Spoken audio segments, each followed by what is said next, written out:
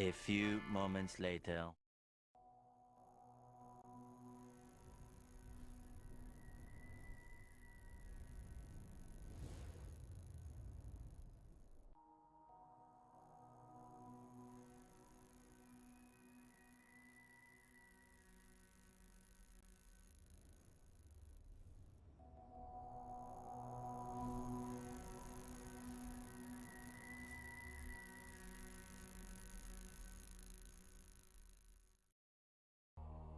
Everybody has their own way of playing the game.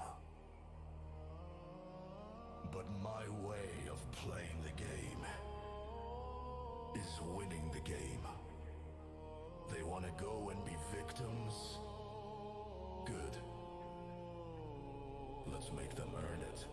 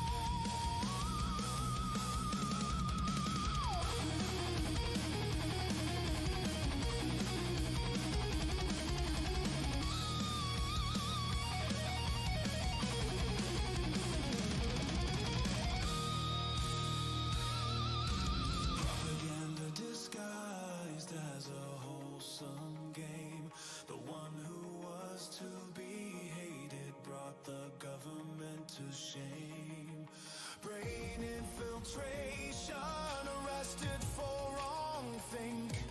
Your purple-haired goth girl had become everybody's kink. Fraudulent healthcare, nobody to give the time. The repercussions leading to ice to clean the crime.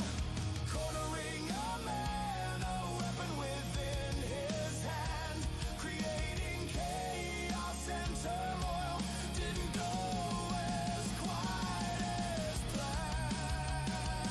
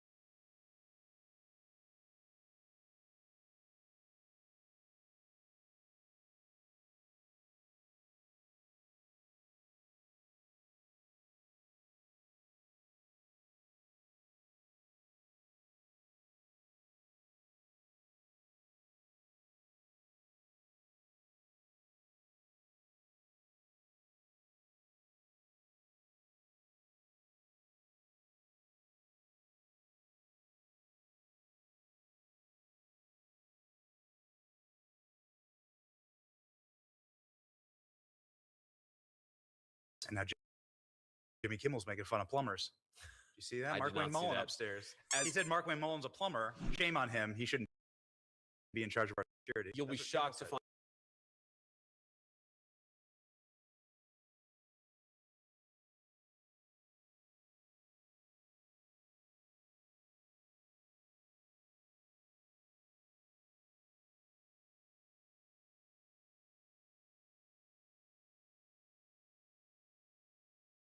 And now Jimmy Kimmel's making fun of plumbers. You see that? I Mark did not Wayne see Mullen that. upstairs. He said Mark Wayne Mullen's a plumber. Shame on him. He shouldn't be in charge of our security. You'll be shocked to find out that I don't watch Jimmy Kimmel on the regular. I deal with enough annoying people as it is. Talk about Ilhan Omar and Tim Walz. Exactly. And obviously, Ilhan Omar, the president and the White House have been out saying she married her brother, that there is immigration fraud going on here. These are deportable denaturalization offenses. Can you give us an update on that? Yeah, so we actually think that Ilhan Omar definitely committed immigration fraud against the United States of America. And I talked to Stephen Miller about this actually recently. We're trying to look at what the remedies are. That's the thing that we're trying to figure out is what are the legal remedies now that we know that she's committed immigration fraud? How do you go after her? How do you investigate her? How do you actually do the thing? How do you build the case necessary to get some justice for the American people? There's a related issue, Benny, which is she has been at the center of a lot of the worst fraudsters in the Somalian community. So do I know that Ilhan Omar was aware that the Quality Leering Center was defrauding the American people?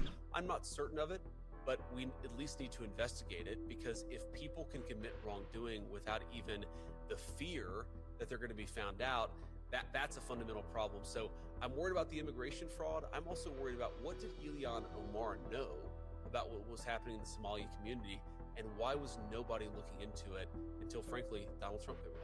Yeah, that's right. Now that we have the fraud task force here inside the United States, what will you guys be doing different than something that we haven't done before to tackle fraud here? Well, two really big things, Nick. So the first of all is we're going to be coordinating across the government in a way that's really never been done before to focus on anti-fraud. So let's say, for example, that Scott Bessent or somebody at the Secretary of Treasury's office sees a fraudulent payment made, but it's not at the Treasury Department, it's at the Center for Medicare and Medicaid. There's going to be coordination now so that when one person in the government sees fraud happening, they're actually telling everybody else so that we can get to the root of it and hopefully prosecute it. And that leads me to my second point, and maybe the most important is we've never before within the Department of Justice had a committed anti-fraud task force, a committed assistant attorney general who's focused on the fraud issue. What our new AAG focus on fraud has told me that right now we don't even prosecute fraud that's under $1.5 million, which means there's a lot of fraudsters who never get caught, who never get punished. We're changing that too. So there's people who are making $1.5 million committing fraud, and they used to not be prosecuted. When can we expect to see prosecutions take place, for instance, for example, like the Leers at the Leering Center? So we just got AAG, our new AAG, confirmed. He hasn't even been sworn in yet. I'll swear him in next week, actually. And look, I think the plan is we got to start doing prosecutions as quickly as possible. These cases take a little while to build. You've got to investigate. You've got to gather evidence. But now that we have that guy set up, now that we have Colin McDonald set up, I think in a matter of months, we should be seeing a significant ramp up in the number of prosecutions that we're seeing. Awesome. Thank you very much. Of course. Good to meet you, man. Thanks for all your hard work. Thank you. Yeah, take care. Let's let the fraudsters leer their lesson the hard way.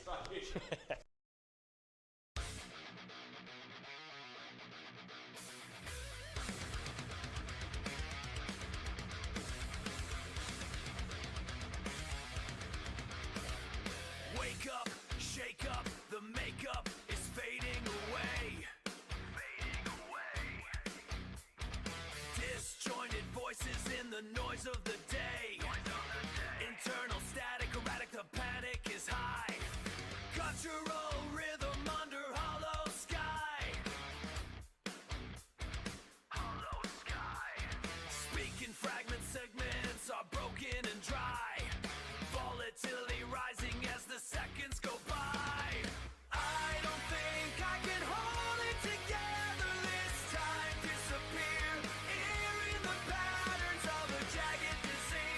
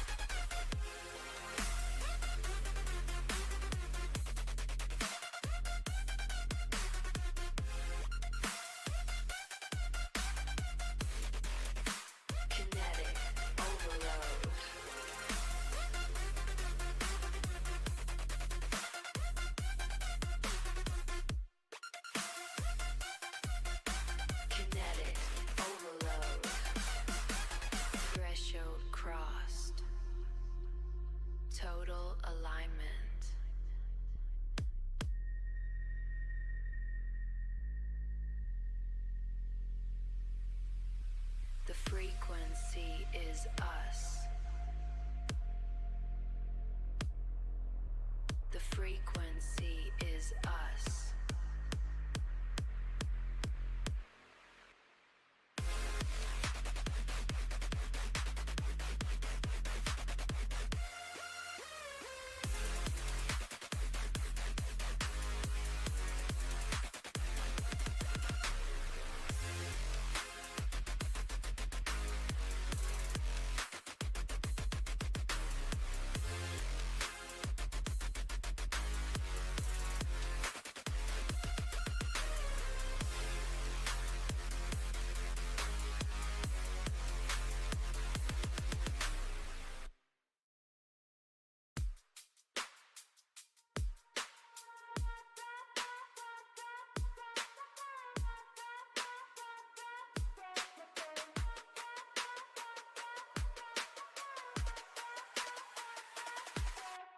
Silicon heartbeat skipping the grid. Hypermodern secrets the copper once hid. 0 to 60 in a frame rate blur. Everything moving just like they were. Data stream flooding the visual field. Pressure cooked logic is starting to yield. Kinetic the rhythm, jagged the vein. Digital static is washing the brain. Crash the system, feel the surge. Human and the wire converge. Volatile light, kinetic flight.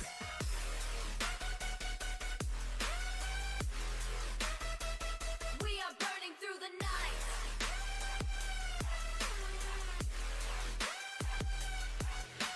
Static in the air, electric in the breath. Coding our lives in a digital death. Glitch in the matrix, a ghost in the code. Watching the bandwidth about to explode. Century acceleration, no break in sight. Trapped in the orbit of neon lit light. Synchronized sparks in a chaotic dance. Leaving our fate to a digital chance. Crash the system, feel the surge. Human and the wire converge. Volatile light, kinetic flight. We are burning through the night.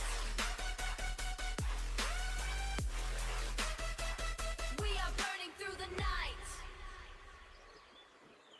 Buffer, flow, signal, low, system, start, human, heart, find the absolute root. Crash the system, feel the surge. Human and the wire converge. Volatile light, kinetic flight. We are burning through the night. We are burning through the night. Connection lost. Shutting down.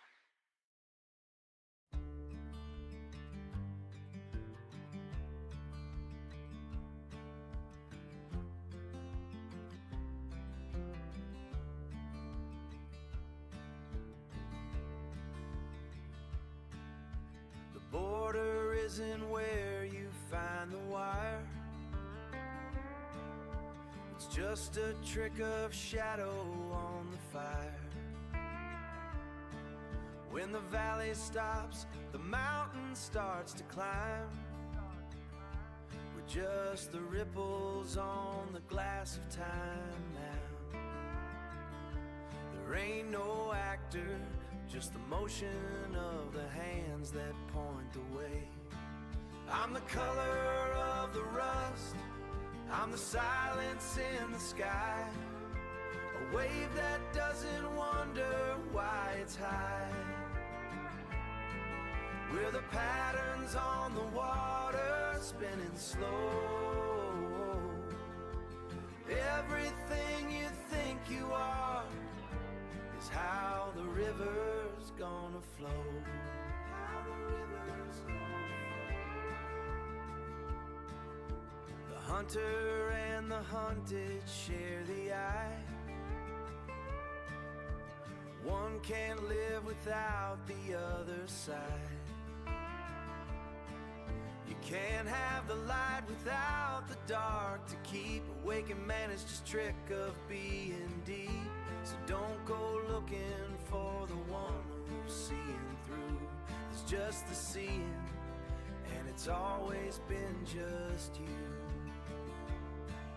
I'm the color of the rust, I'm the silence in the sky, a wave that doesn't wonder why it's high.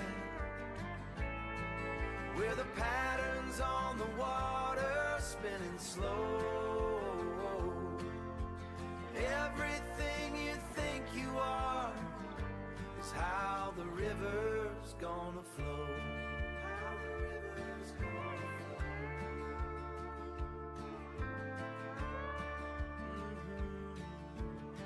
Just the water flow, just the water.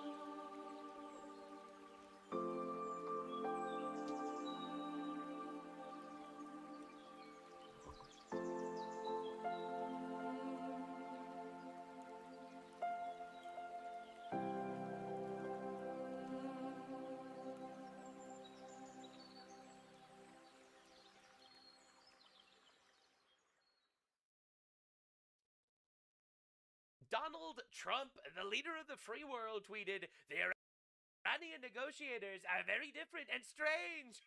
They are begging us to make a deal, which they should be doing since they've been militarily obliterated with zero chance of a comeback, and yet publicly they state that they are only looking at our proposal. Wrong. They better get serious soon before it's too late, because once that happens, there's no turning back, and it won't be pretty." Donald Trump is quite literally humiliating these guys on the world stage, and they have to literally grin, bear it, and keep on sucking because they can't do anything about it. These guys literally over the course of the last couple of weeks went from chanting "Death to America, we're gonna end the United States," to literally sucking Donald Trump's balls. It's honestly incredible. So Trump went on Fox News, and he had this to say. You kind of suggested that we'd knocked out Ayatollah Jr. Have we? And did the CIA tell you that Ayatollah Jr.'s gay? Well, they did say that, but I don't know if it was only them. I think a lot of people are saying that, which puts them off to a bad start in that particular country, you know? True. I sort of have to smile to myself when I say I see people trying to defend the Palestinian regime for women for Palestine, but they kill women if you don't wear a certain group of If you don't wear certain cloth all over your face, you have no chance of living. And, you know, when I look at gays for Palestine, but they kill gays. They kill them instantly. They throw them off buildings. You're and I'm so saying, right, Mr. who are the gays for Palestine? And they Who have are these people? a significant amount of Are they retarded? gays for Palestine. Now, I think when, you know, I did very well with the gay vote, okay? I even played the gay national anthem as my walk-off, okay? And I think it probably helped me, but I did great with no Republicans ever gotten the gay vote like I did, and I'm very proud of it. I think it's great. Oh, my God. Perhaps it's because I'm from New York City. I don't know. But the gay national anthem was my walk-off, and I think it probably had. But think of it. Gays for Palestine, but they kill gays in Palestine. So when they hear that, I think probably we can talk them out of it. It shouldn't be too hard. Oh, my God. That might have been the funniest things I've ever seen in my entire life. Gays for Palestine, that's like chickens for KFC. Now, if you want a deep dive on my analysis for the gays for Palestine, it's actually really simple. They're emotional dumb fucks that hate Western civilization and they hate the biblical values that our culture was actually built upon, so they are allying with another destructive force that also hates Western civilization and also hates Western values. They've been emotionally manipulated by retards to believe this, even though Donald Trump is actually completely right. But you watch these videos not only for the hard-hitting analysis, but also because this is the funniest shit in the universe. I don't think I've ever seen anything this funny in my entire life.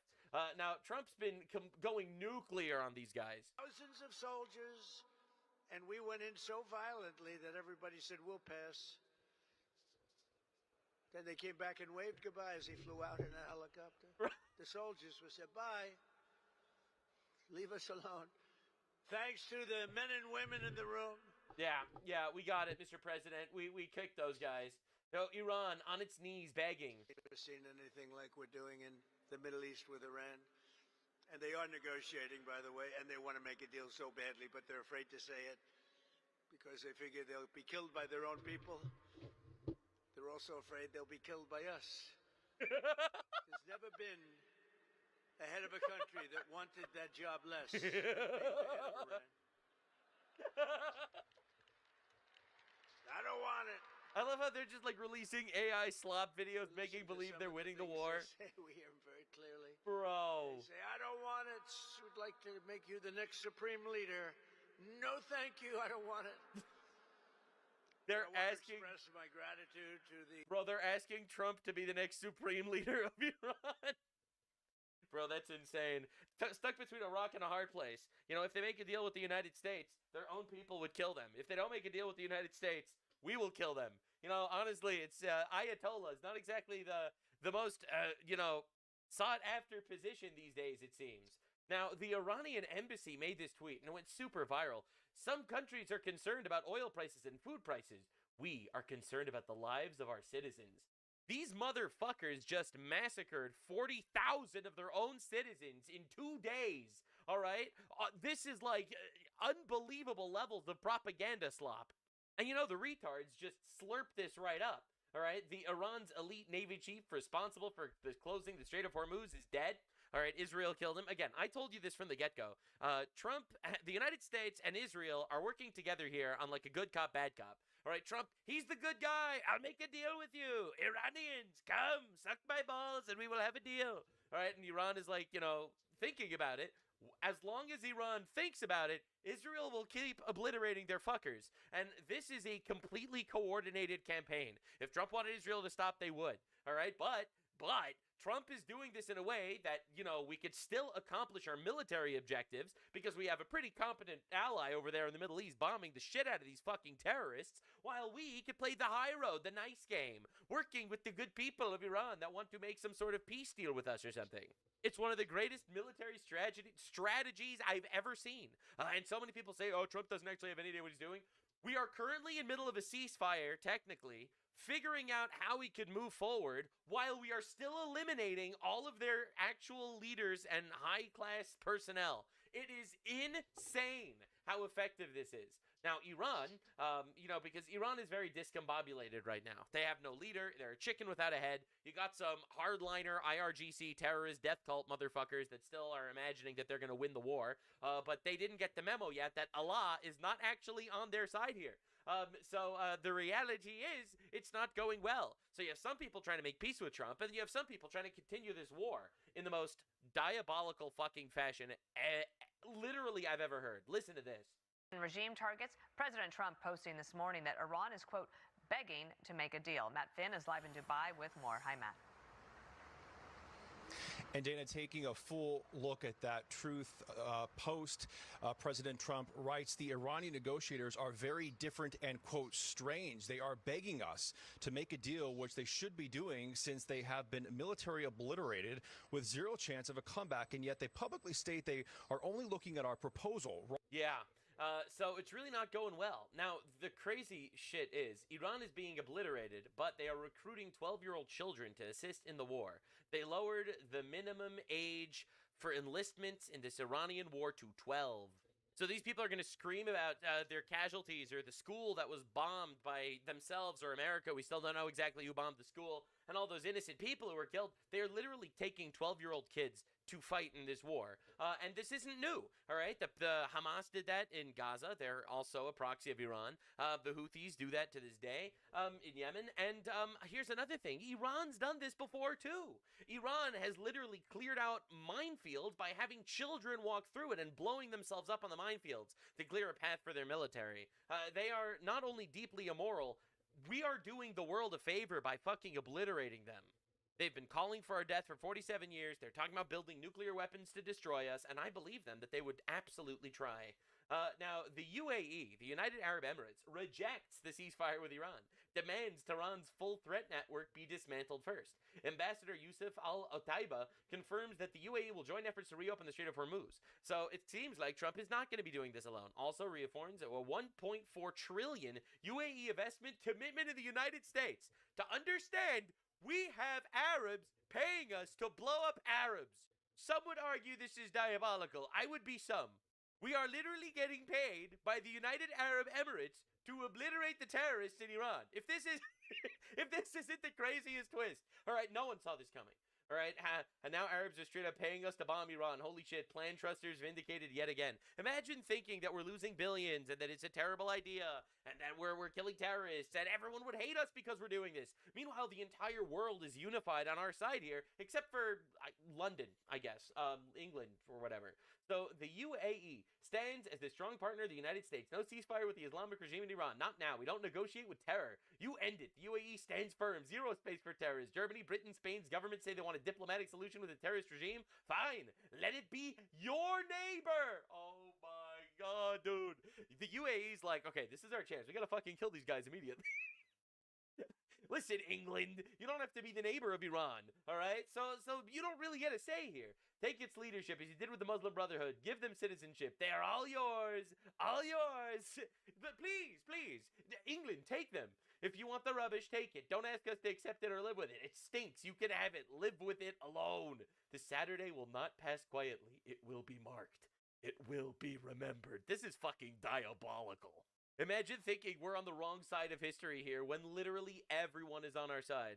Except for, I don't know, Hassan Piker, Sneeko, and Tucker Carlson. Holy shit. No one saw this coming. This was a crazy twist. Now, Iran struck Kuwait's national airport. They're still, they're still going ahead, still bombing their neighbors, still making believe that, no, we're so peaceful, we love peace and stuff. They're still bombing all their neighbors. They never gave a fuck. It never mattered to them because they're terrorists. And killing terrorists is based, actually. This was something that I didn't think I'd ever see in my lifetime. Uganda's military chief posted this today on X. If Israel needs help, their Ugandan brothers are ready to assist. What is happening? We stand with Israel because we are Christians. The Bible says, blessed are you, Israel. Literally, I don't even know what to say, bro. They're saying that Trump is a war president for fighting with Iran. We have quite literally witnessed the most unity in the Middle East that we have ever seen. We have the UAE, Saudi Arabia, and Qatar, and Kuwait, and Bahrain working together with Israel and the United States to crush Iran, and now Uganda is joining the fray. Like, this is a peace president. This is unprecedented. Oh my God. Now, in fact, I literally can't believe this is even happening. This was in the UN today. So I ask the UN, when will you end the ritual of condemning Israel? Is it not time instead to... What is even happening over here? What is going on? learn from Israel how to defeat terror, defend free society. I love how Saudi. This is. I'm pretty sure is he Saudi? I think he's Saudi. A Kuwaiti. He's from Kuwait, it seems. All right. So this is the craziest thing I've ever seen. He's like, actually killing terrorists is fucking awesome. Oh my god. Oh my god, bro. This is diabolical. Right. Again, Muslim countries are more anti-terrorist than England, France, and Spain right now. What does that say? It is and pursue peace.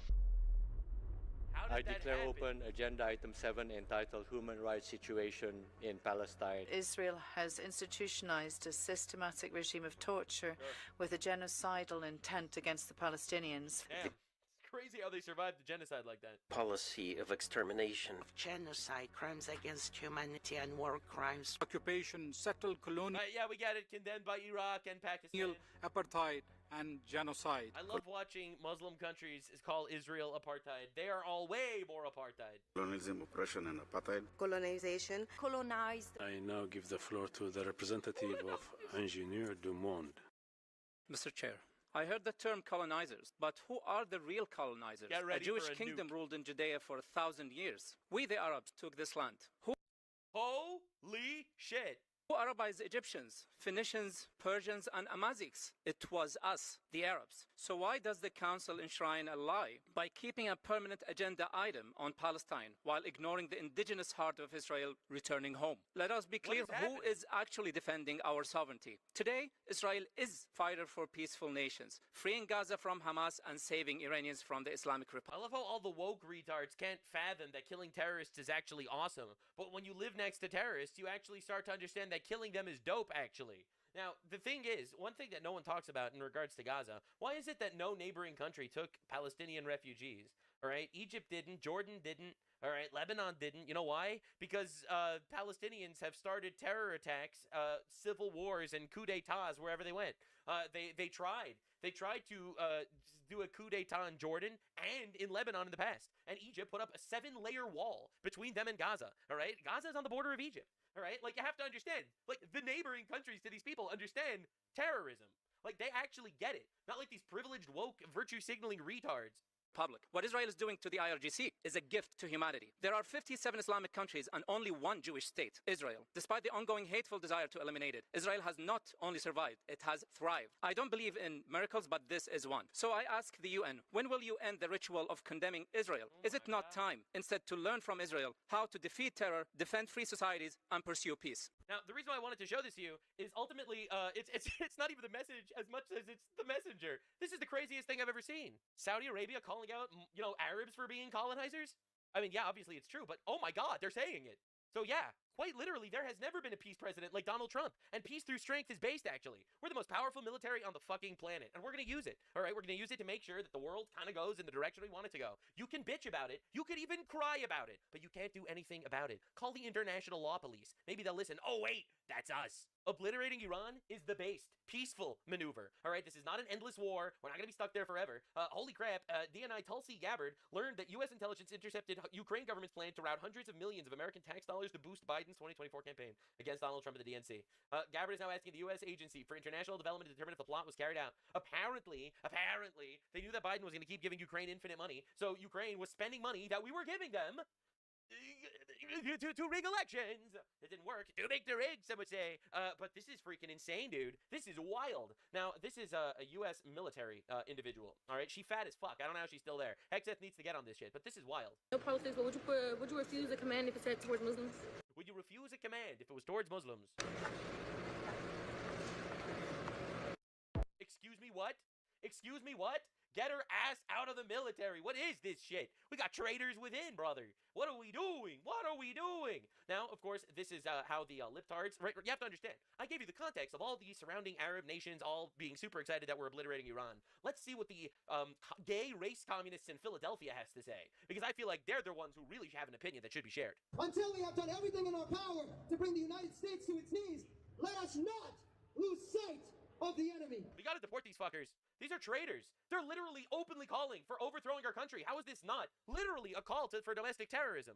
This is insanity. For every U.S. military base that crumbles, and for every U.S. soldier who returns home in a casket, we cheer. Excuse me, what the fuck? get out of our country? Hello?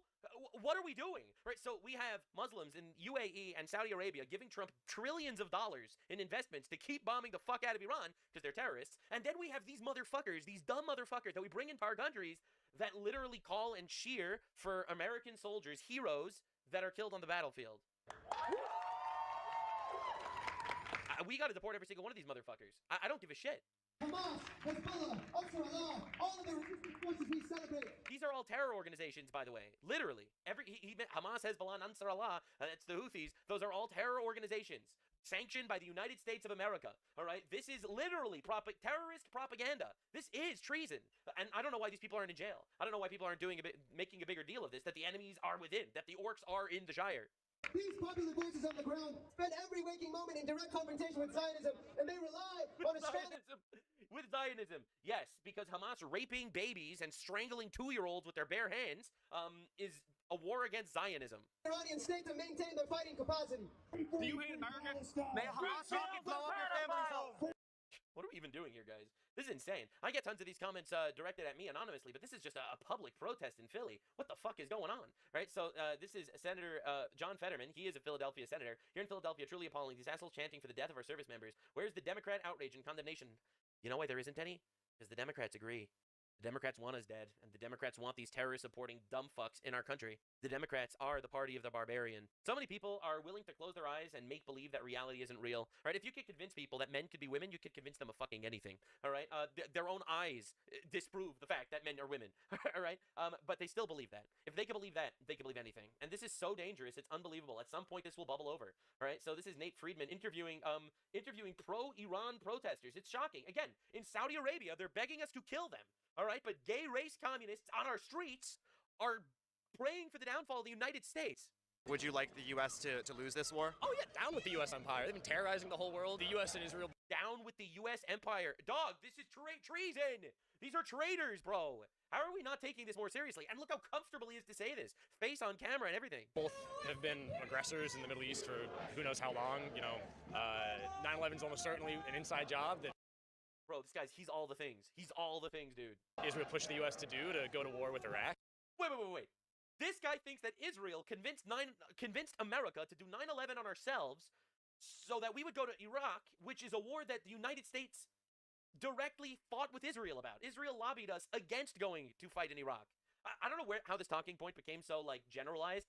Israel stated every year that they didn't want the United States to go to war with Iraq. It would be destabilizing for the region. The real enemy is Iran. Israel's been saying this the entire time. I don't know how it became part of the mainstream retard talking points that Israel was lobbying for that war.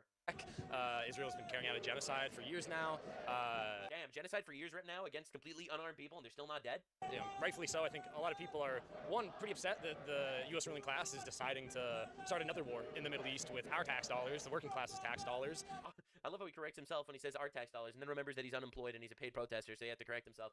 But the reality is, I would way rather our tax dollars go to blow up terrorists that are trying to fucking kill us than go to Somali leering centers, all right? Again, where were these protests when we spent $350 billion to Ukraine, a war that does not benefit us at all? That are used not just for this war in the Middle East, but the Ukraine war, used to fund Jeffrey Epstein and all of his besties and the ruling class. Is there any evidence that our tax dollars funded Jeffrey Epstein? I mean, obviously he was a fucking monster, but is there any evidence that our tax dollars funded that? No. To do all their sick shit they want to do to help get more support. So you're against funding Ukraine? Oh, absolutely, yeah. It's a total... waste of our tax dollars. It's all a playground for companies like Palantir, Oracle to test out all their technology on the Palestinians, terrorize them, and then they use it back here. You could look at Minneapolis, they were using elite, they were violating the First Amendment, Second Amendment, the Fourth. They were not violating any amendments. Amendment left and right, and you're already seeing the shooting in Austin that's like a caricature of a terrorist attack. Like the shooting in Austin was carried out by a Senegalese Muslim with a Quran in his car, all right, that shouted Allahu Akbar and murdered people. And that's a false flag. I know Muslims say that they kill people, and the Quran tells them to kill people, but, are we really gonna believe them? This guy had a shirt on that said something like property of Allah, and before the... Yeah, literally the same shirt that Hassan Piker owns. Yeah. Shooting happened in Fort Huachuca. There was a huge spike in Google searches of this guy's name. It's obviously a fucking psyop. And there was no huge spike. Ruling class is pulling out all the stops because they're getting fucked. They got their teeth knocked out by Iran. He's in a whole ass other world. It's shocking that these people actually exist, you know? To see them on Twitter, you're like, all right, whatever, who cares? It's a guy on Twitter. But how is this guy even real? Major U.S. bases were hit. The USS Lincoln was hit. It wasn't. This literally never happened. Like, they're getting destroyed by Iran. Are you happy to see that from Iran? Like, would you like the U.S. to lose this war? Oh yeah, down with the U.S. empire. They've been terrorizing the whole world since, I mean, God, where to start? But certainly since World War II. You have Vietnam, you have Korea, you have countless wars and genocides they funded. Countless genocides funded by the United States. I hope that the people of America in the world see that the U.S. is not this invulnerable empire, and I hope this really shatters their image. But other things could happen. I mean, the U.S. could put boots. Yeah, totally. Taking out the entire Islamic regime made us totally realize that the U.S. is weak and stuff. It's on the ground. They're already talking about it. Yeah. They're talking about nukes. They're not talking about nukes. A lot of things could happen. Us being in New York City, we're in the center of the universe, as people call it. And Iran, if they were to send ballistic missiles into the United States, if they were, that it could likely be in some place like New York. Would you you know, almost like be willing to die for that message for U.S. to lose the war? Because if U.S. loses the war, you and I are probably done for, right? I mean, in New York. No, I don't want to die, to be clear. I do not. I'm part of Mao's Communist Union.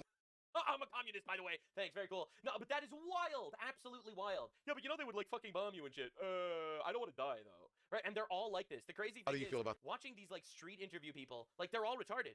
Don Lemon, gay black guy, is gonna explain to us how Iran is better than America. How do you feel about the war? I'm Persian, so I support Donald Trump 100%. There it the is. Islamic regime kills women. Yep. They killed 50,000 people in 2 days. Yep. A lot of them believe death in all of Americans. So I fully 100% support Donald Trump. So you said you're Persian, but there's no imminent threat to the United States. I love how he immediately falls back on the talking points. It's amazing. He has like that one talking point in his mind. Imminent threat, imminent threat, imminent threat. That's the only thing. First of all, they are an imminent threat. They fired missiles that could travel 4,000 kilometers. They are an imminent threat. All right. So this guy's just wrong, objectively. But secondly, he's also retarded. He has the same talking points every time. Most people here I'm biased, are not. Right? I'm obviously biased because I'm Persian. And I understand why people wouldn't want war to happen. I understand that fully. I don't know if you're biased, you just have your opinion. Yeah, exactly. Yeah. My dad grew up in Iran. He had to flee the country when he was 14. Again, fully support Donald Trump with the bombing of the... Yeah, this dude's like, yeah, I don't give a fuck about imminent threat, international law, whatever buzzword you want to pull out. These guys are fucking bad, and it's awesome we're killing them. Based?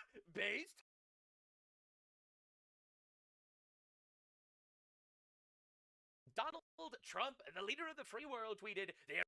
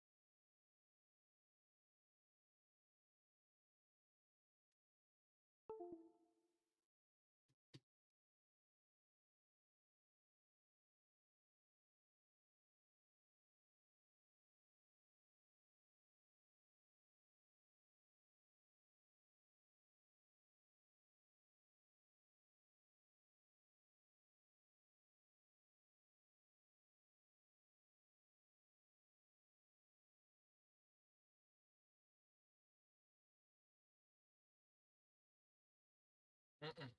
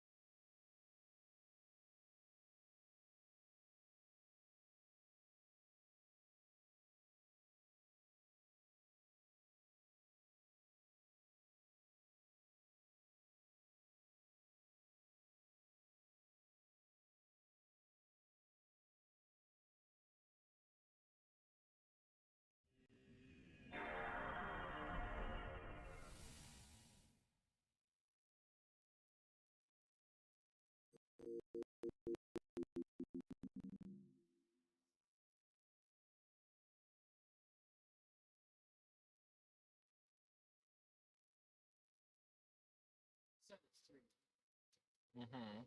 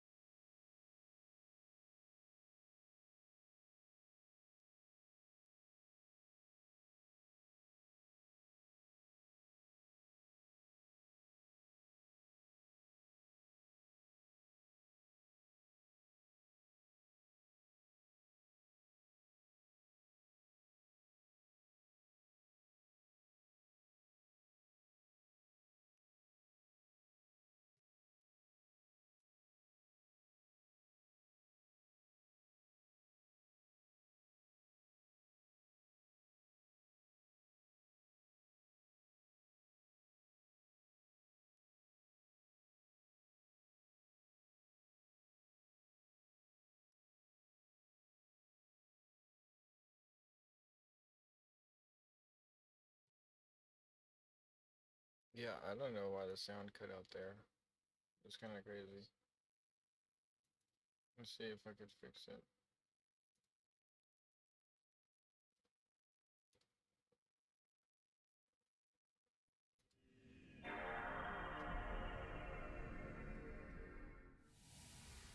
Oh.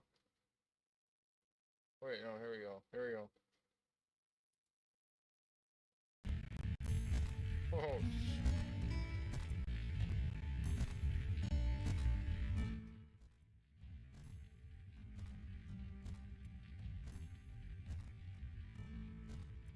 okay. Yeah, that's probably still pretty loud. Holy shit.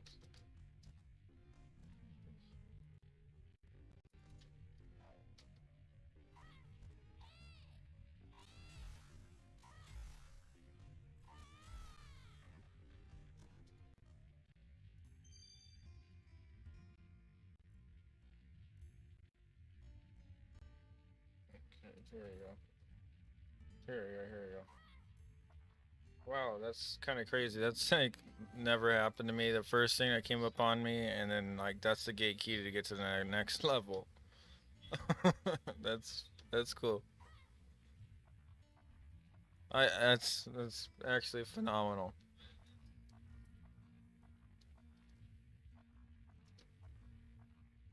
So we're running at half the frames. Although this game was kind of sucky at 60 FPS because, to be honest with you, unless you're playing on a CRT, the original graphics are lost.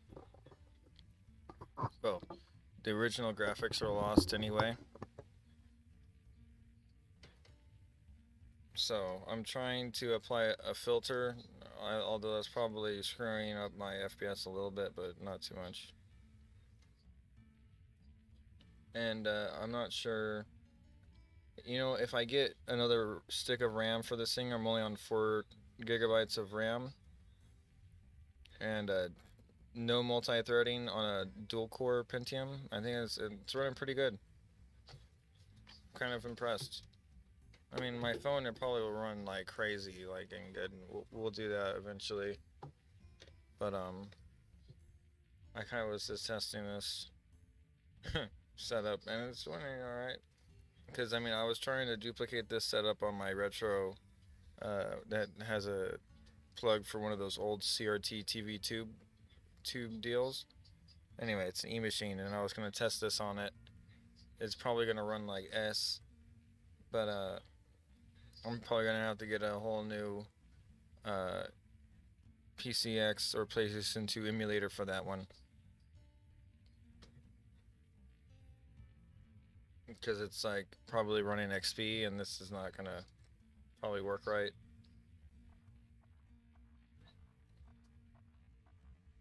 It was around back then.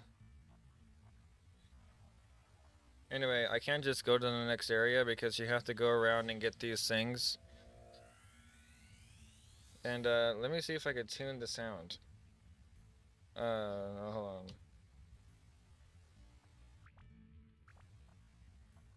No.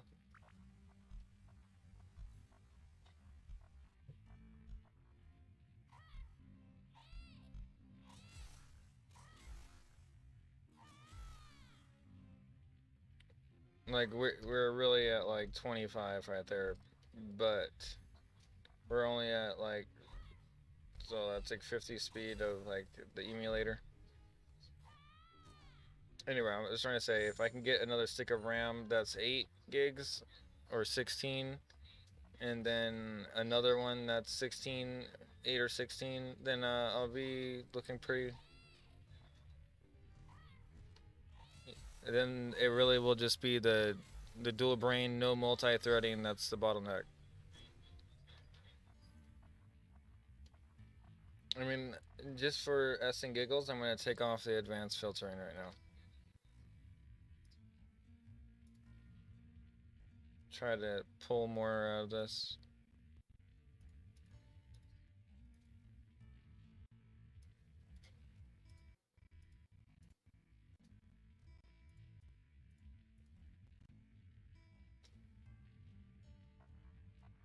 A little bit. Just a little. I'll take it.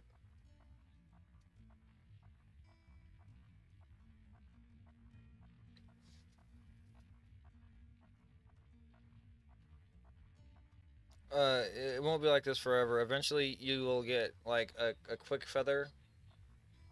It's called Duran's feather, or that will usually give you a power up to run quick. And this is where you drop that thing off that we got that was first off that I said was rare. So you could just go to the next one and leave, literally leave all the stuff on this for a later time. But that's not how I play. I gotta get everything. And eventually there's back rooms, but like you gotta have a special item to get into the back room, and it's kind of either expensive or it's hard to get. It's usually in one of these chests here.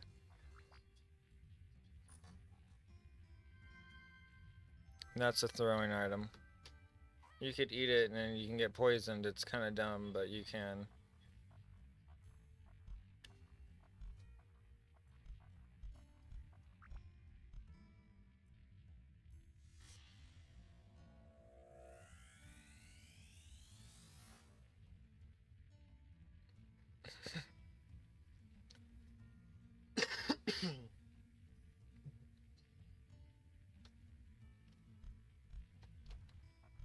Is it big chest already? That's cool.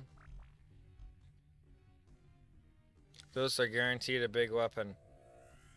Big or a weapon. Oh, Jaffer's buggy is what we need.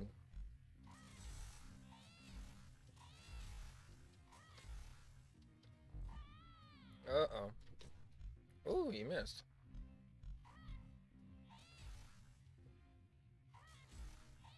See? It's not that bad. But when you're on 60 FPS forced, it's kind of crazy, because then, like, they're pretty quick. But, you know, it's kind of like playing it to my advantage. That's a great sword. Let's change. I'm not gonna lie, I forgot how to do all that. Let's see here. Triangle? Triangle. Options. Ooh.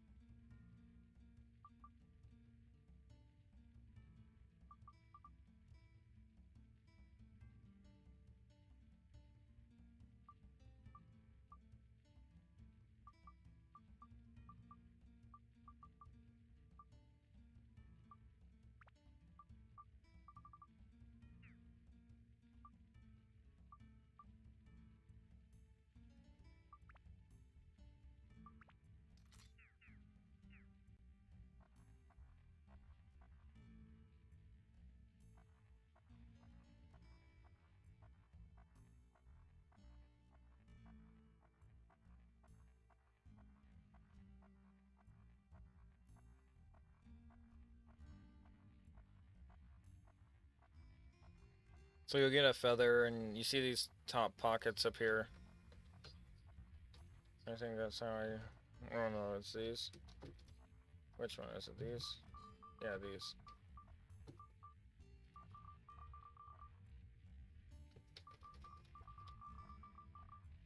You'll be able to equip like instant repairs, different things up there. I gotta go put some medication on my sore right now on my tooth. But we'll get through this, and then I'm gonna do that really quick. But we're doing a lot more damage than we were. Look, see?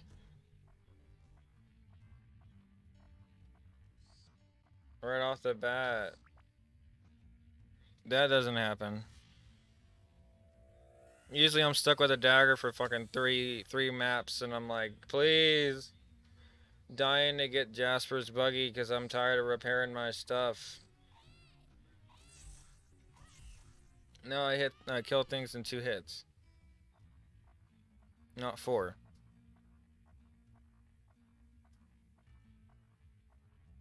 And oh, this game you could, where is it? I was pressing that. Okay. You can change the attribute.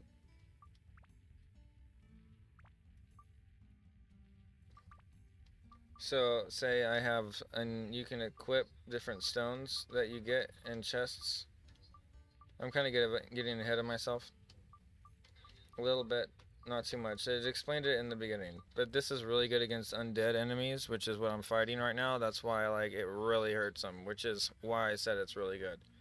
So, not to mention like it's, see how the WHP is, that's the weapons health points. So this one was already halfway broken. This one is definitely more durable than this thing. So I mean, I fought the same amount of creatures.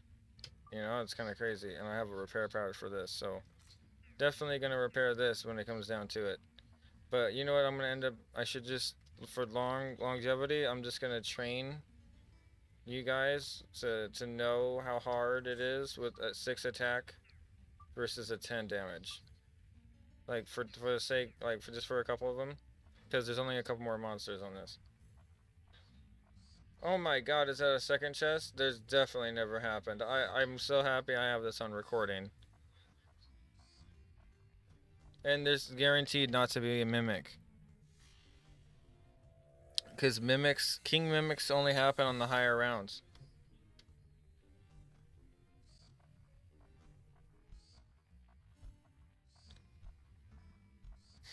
The only thing I'm missing is some type of attribute. Like thunder or something. Come on, give me something. Oh, that's not the right thing. That shows me, see, look, there's only 5 more things to attack off map that we haven't seen. Other than the 2 in this cave. One's a bat. Let me just, I can't, oh, alright. We could not get a sword. If we're careful, we could get a sword. I don't know what to do. Let's see. If I had a chat, I'd be like, what do you pick, chat? But I'm gonna flip a coin. Heads, it's big box.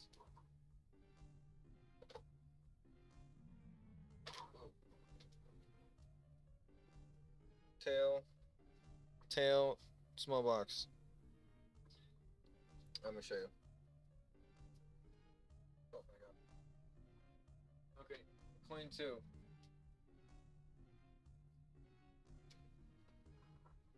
That's heads. Let me see if you guys even responded.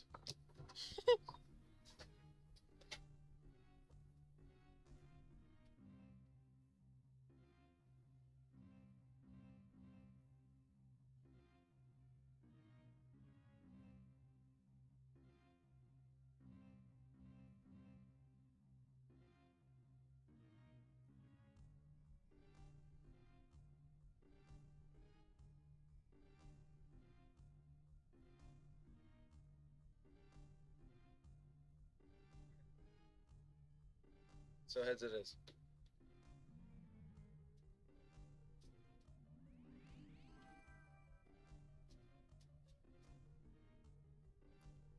Cheese?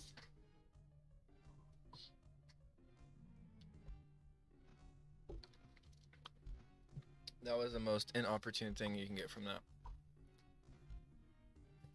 Damn. I knew I should have just picked the box.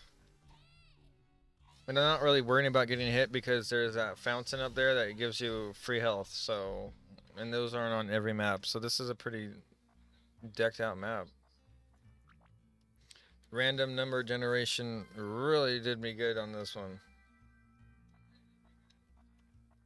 So let's go clear these other 2 caves and I'll brush my teeth and put on my ointment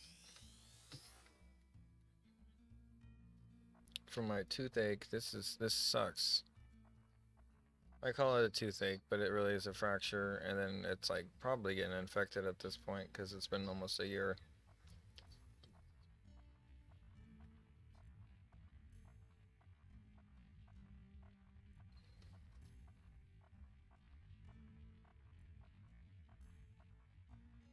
Yeah, so sorry about this lag right now, but when we get this I keep talking about this feather, but I don't say how much it speeds it up. It speeds it up significantly. It's about a 50% increase. So we'll be flying through these. Usually like to purchase them right off the bat and get like 7 of them. You can. That's what that Jaffer buggy was, but like I said, we've been getting. This is a golden run. Like if I really wanted to do a speed run, like ironically. We're doing double time right now because of the frames, but if this was a speed run, if you divided my time played, then yeah, that would be my speed run time for this. Then yeah, I think you'll start to understand why I'm talking so highly about that feather. Because it literally does what it says. It like pushes you along quickly. It turns you blue too. Okay, first things first. I'm gonna go over here, and this dagger is almost broken. But the good thing about that is, like, you can put this. Once you get to level 5, you could break this thing down into a ball or whatever you call it. You don't understand what I'm talking about, but you will. It's like an item that it's like a heirloom item that you could transfer to another sword or something. I was trying to get it from the genie or something right there. Would have showed you something, but it didn't give me anything good.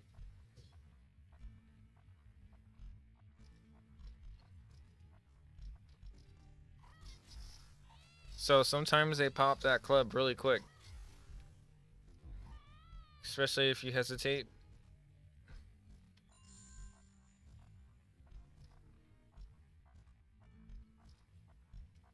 Like, let's say if I go over here, sometimes they run up.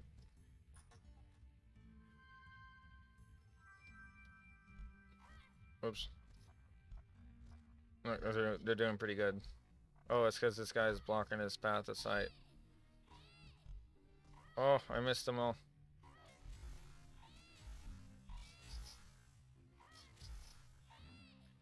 8. Oh my god, it's gonna break. 6. 5. Come on. I see the bottom thing there. Okay, good. It's done. See, then I got the XP from that one, and it almost leveled it up. So I was trying to show you what a level up was. But I'll also show you how I cheat the whole, like, weapon breaking crap. So I'll go over here and use this one and get it to where he's almost dead, and then I'll use the other one that's almost broken. And then I'll get it to level up. And I think if it levels up, it'll heal. Don't quote me on that. I forget. Oh my god, there's 2 waters in this? This map was OP. 2 big chests and 2 water maps? That's ridiculous.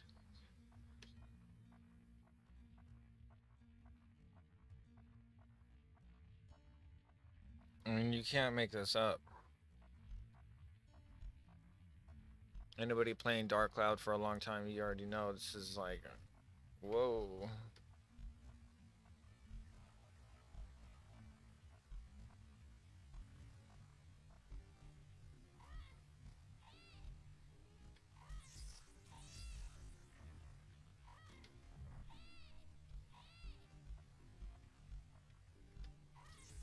Okay, if I hit it twice, I won't be able to change weapons.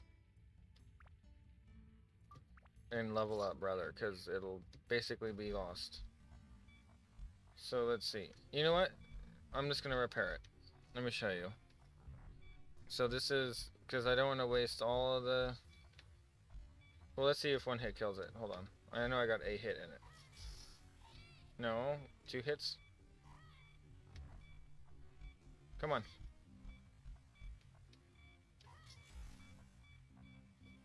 3 hits. Oh, see what I mean? Alright, so then I don't get to level up. But to be honest, this is like the weakest weapon in the game. It's a training weapon, and I kind of wanted to show you how tricky this game could be. Because you think it would have just gave me 1 HP left and I could have repaired it, but no, it just, you know, fools you.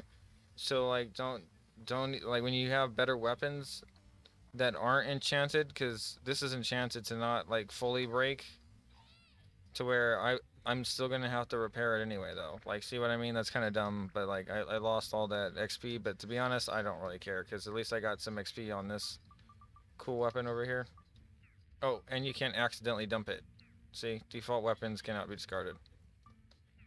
So this one, you can accidentally dump it and get rid of it, so you gotta be careful. Yeah, sad face. And then you could build up, and it's really hard, and it really is quite. You just see those red things. You just gotta make sure that they're not red, and once they're not red, you could level up or level up, and then you can build up after you level up with the thing that is making it not red. You can have it not red, and then if it's an attachment and it's not leveled up and absorbed into your weapon, then you can't build up into your next form of your sword or your gun or whatever the heck. So yeah, the dagger you can't really build up in my opinion, so that's why I'm not really worrying about leveling it up. But yeah, I'm not really worried about it. Not like something that I'm like gonna restart or something. There's no point. I only did that on the 64 games last night because I was trying to get to the Andros with like without having to restart the whole thing over, you know, of course. Why wouldn't you?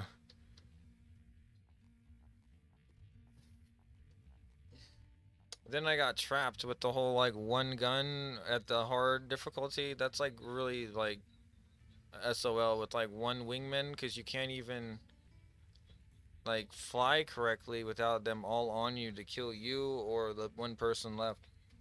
So I tried to like regroup, but everybody was so dead. Like by the time I tried to get to the boss, it sucked. Like I couldn't. I was shooting them. It was all bad. And then I tried to get my controller to work, and it didn't work. And then I thought it was streaming, and it wasn't streaming. I just said I'm gonna go to bed now.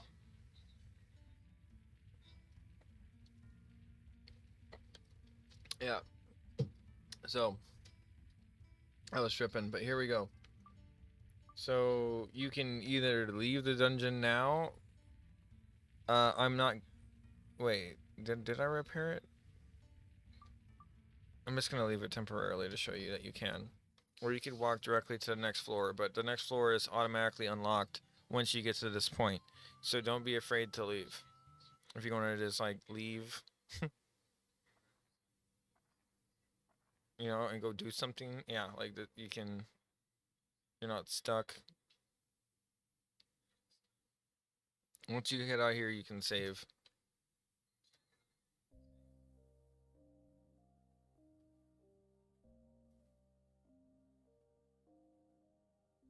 This music sounds really different when it's half the speed of what it's supposed to be, but it's eerily like nostalgic.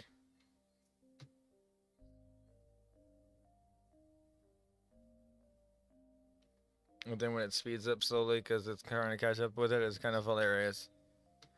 At least it's not tearing that bad. Oh my god, there, I finally caught up. That's what it's supposed to sound like. Right here.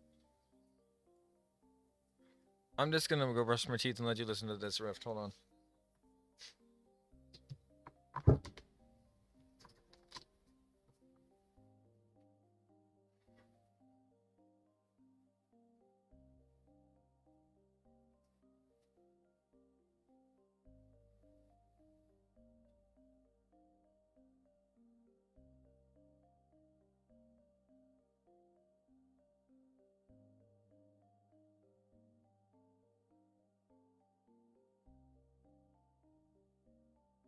Did it sound really cut out again?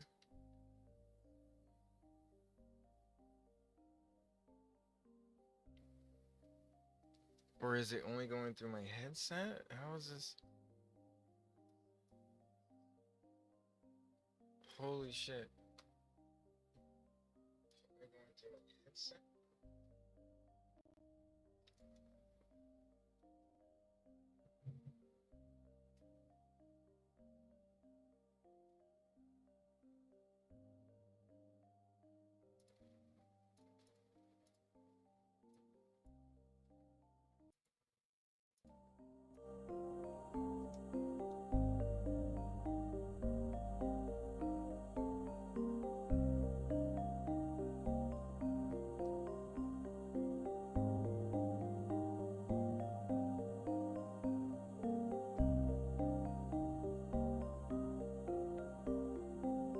Well, you'll hear all those monsters again. It's okay. Don't worry about that. And we'll play the beginning scene again eventually. Holy sh. Okay, sorry. I'm trying to sound check this.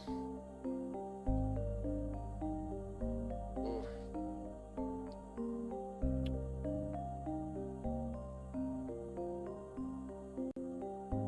I mean, my mic sounds a little hot, but I mean, I guess I could turn it down a little bit. I'm right up on it anyway, right here, yeah. Boom, boom.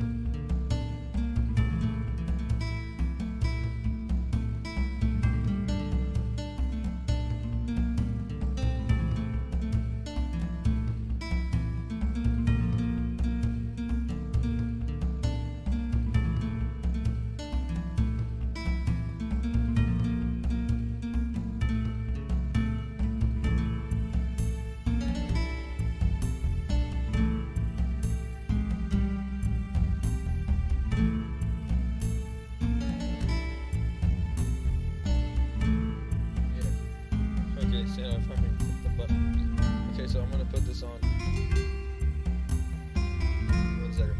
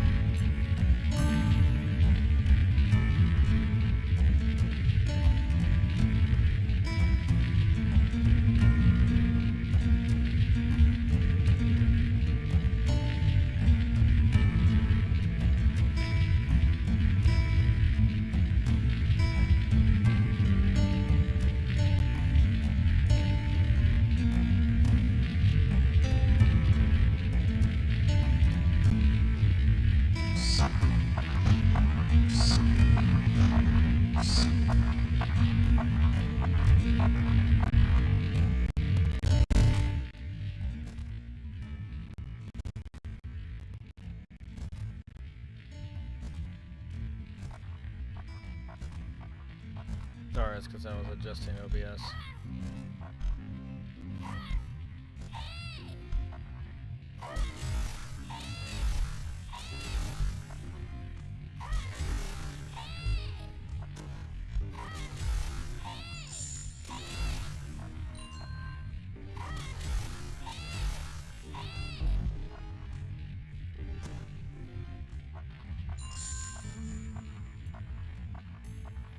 Normally I'll call that wasted XP, but I'm gonna show you and my view, like as my subscribers, or my viewers even that are here watching this live and you're not subscribed yet. Eventually, when I get this buggy up and going, you gotta do it the correct way. If you let the dude fall off the roof, seems gaffer. If you let him fall off the roof, you won't be able to do the glitch in order to like basically break the game. Oh wow, look at that. That's the second time that I've gotten the first monster to give me the exit tool, basically. Oh. Second floor, second monster, so first floor, first monster. That's pretty crazy. Because there was that bat first, right? That we saw, or heard. Alright, here we go.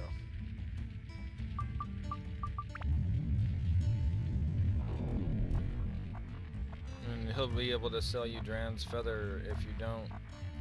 If you do it the wrong way, you won't be able to buy it from him. You'll only be able to find it from boxes. Or from a very later on,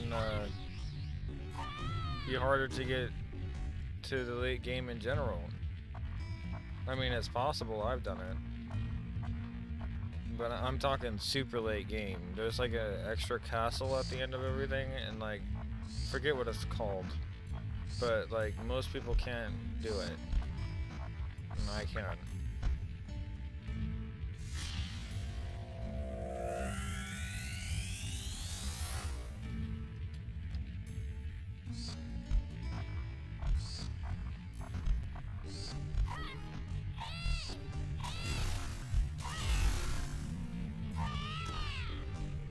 Oh. Ooh. This guy almost got me.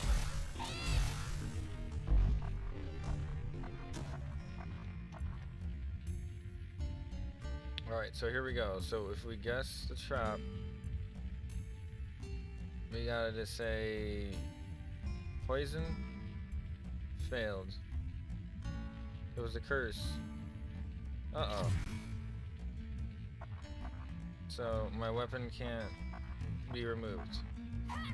Okay, that's fair. So the only way I can get rid of that is going to talk to the dude, the chief. Do it again. Oh, do it again, and then you just do what it said. Or you're just gonna get cursed again like a dumbass. See? Boom. So next time, remember when it does that, it's gonna be the one after that, which is gonna be the one that I picked originally, which is the top one. So, Bastard. If I remember right, that's a fire weapon.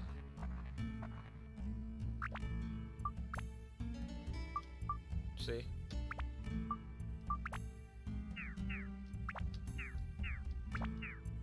Oh, see, I can't just, because I'm cursed, I can't change the weapon, see? So, anyway.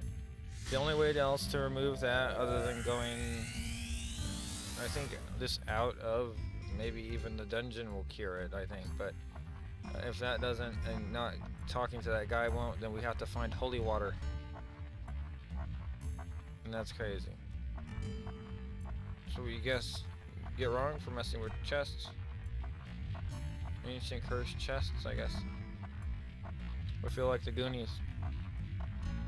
Alright, let's go. I got something in my eye.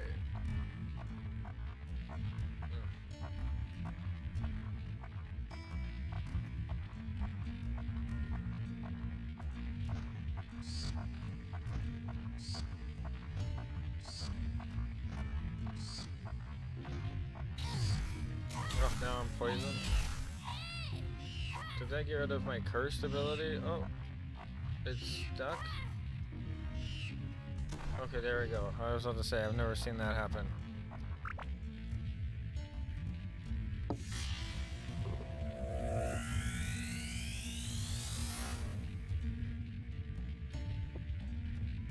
Honest.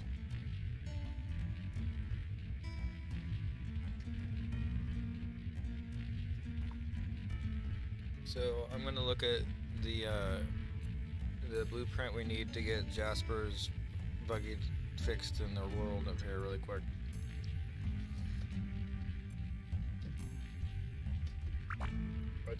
I don't have a antidote.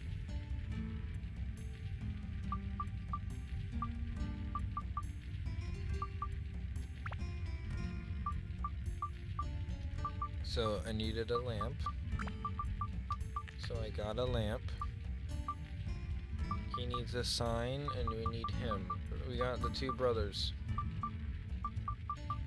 Wow. And their house. That's the first time I got them first. They're usually my last ones. I can't find one of the brothers.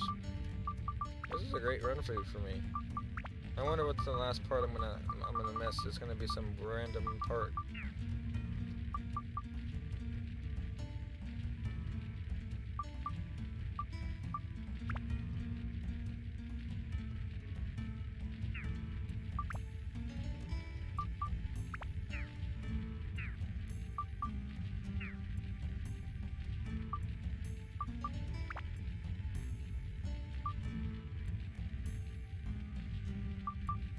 Wait, no, I do have an antidote.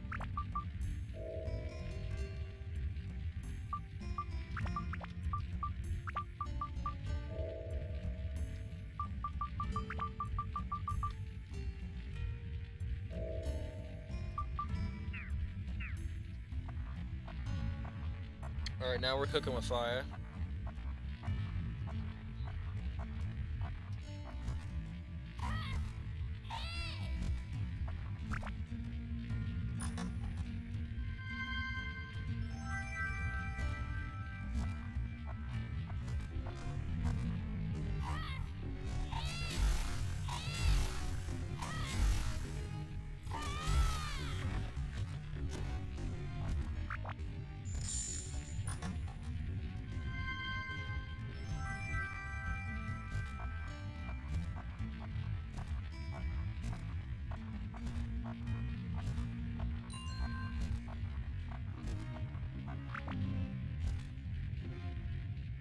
This will be funny, hold on.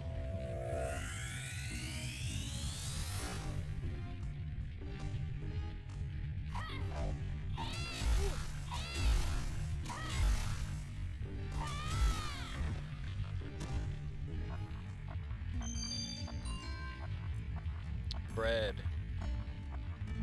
for the win.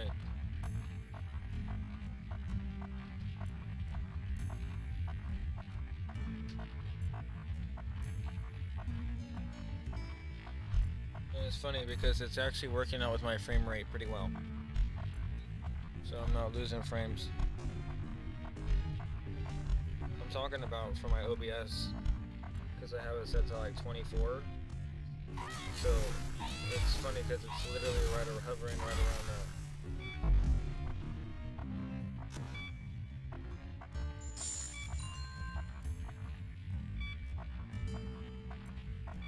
Okay, so I'm gonna now change it to my other weapon and show you. Oh, I can't. So see, this is why you have to have repair powders. So I use that. Let's see if I can get one now. A carrot. That's basically fish bait. You can get a really good every item, or you know, I don't want to give too much away, but really good sword from, I believe it's sword, from the fishing in this game. Don't quote me on that. It might be a gun.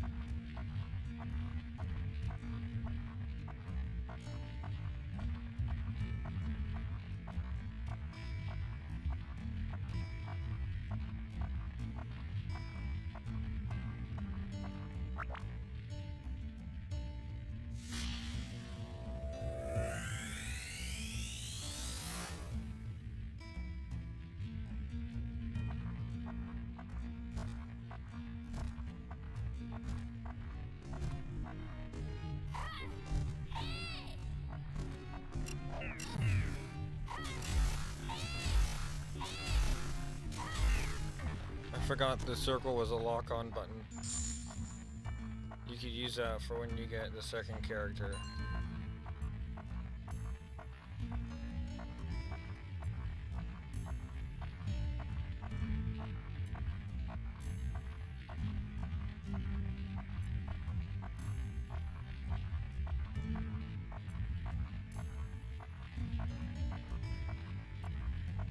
Man, I gotta take this L. That's a really long L.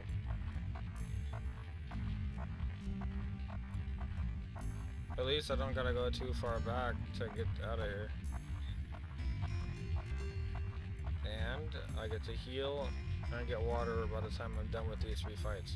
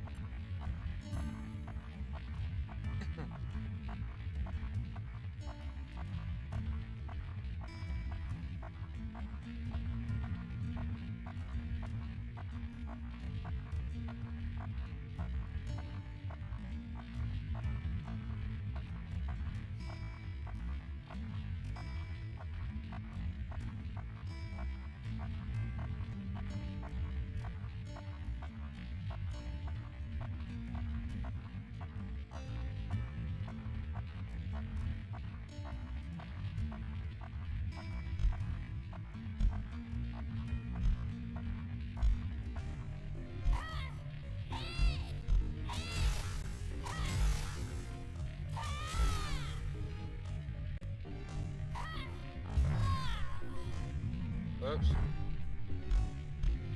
First time I was hit.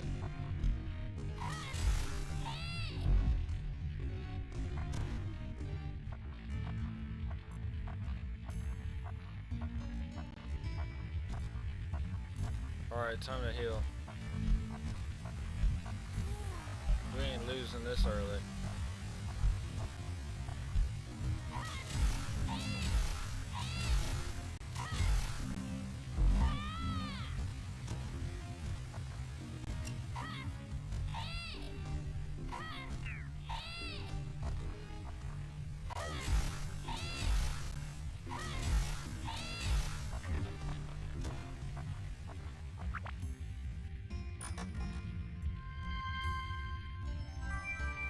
So that powder is if somebody goes down and you have a party, like basically you can revive them.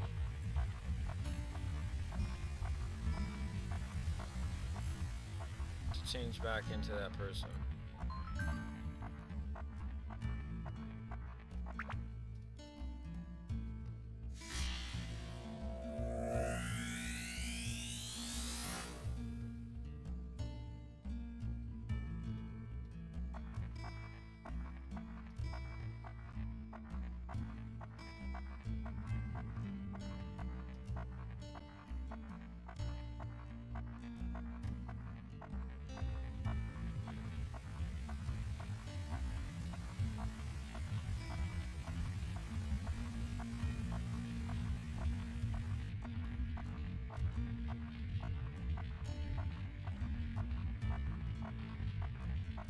I'm gonna do my absolute best to get this running better, including trying to run it on OpenGL and seeing it, different runners and optimize it. But at this point, it seems pretty stable at least. So stable is good. I like stable. I like stable 30, and then it's around what my capture card is naturally, but speeds up in the frames of the game's natural 100% 60 FPS at the menus. That's pretty good. That's cool. It just naturally does that. Although, it just really makes me want an actual PlayStation 2 so I could play the disc and show you guys the actual game. But other than that, really cool.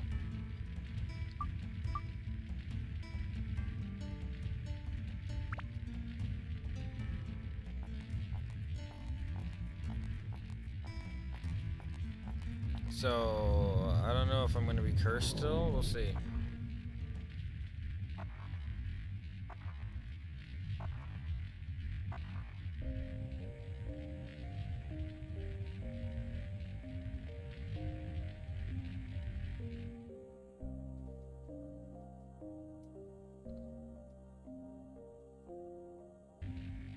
Definitely know it all. Basically, I've already explained to you everything else that he just taught me right there.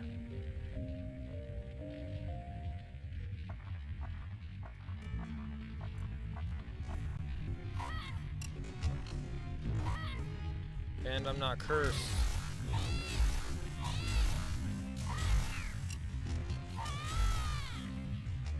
Meaning I can change weapons. Because I do not have a repair powder. Time to level this thing up. Come on, let's find a Dran's feather. Let's go. Let's see some feathers in the chats, folks.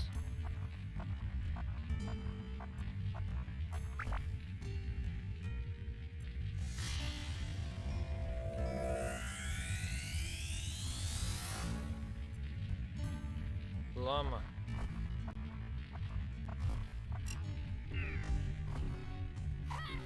Boom. Boom, boom. Boom, boom.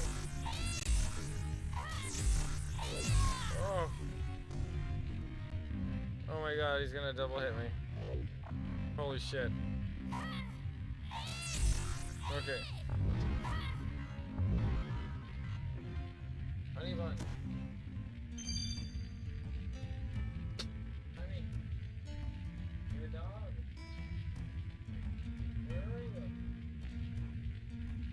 She was brushing up against you. I think she needs to pee. I think she does. Hey look, the soldier guy had the crest to get us out of here. Okay. If we need to just dip out, we can dip out. Remember, we can always come back and it will randomly generate whatever atlases I don't have and give me a full, fresh stuff to loot. Honey. She's on the move. She needs water. She's up.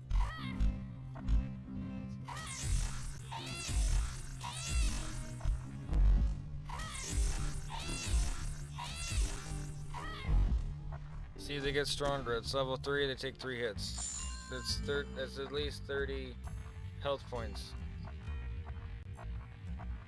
I need to go around and get a key to get in here. I don't have that key. You have to get that from a chest.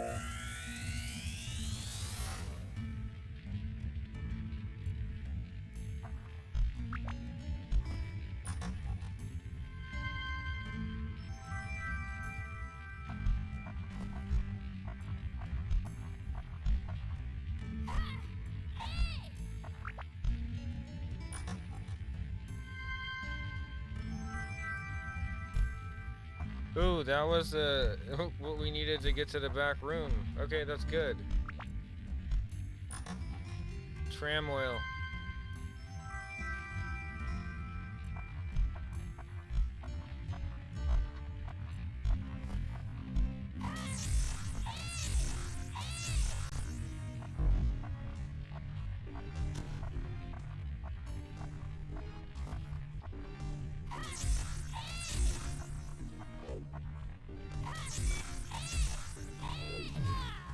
Man, if I hit him again, it would have broke. Okay.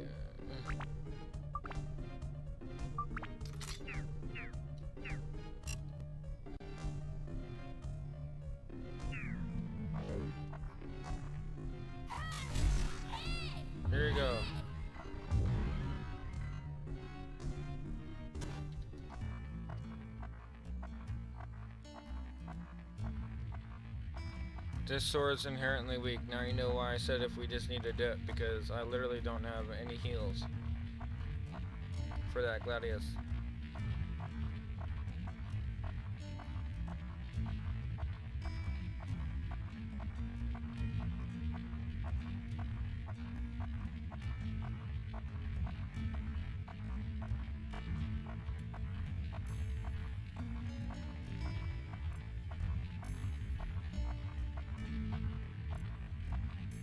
At least it was only one room.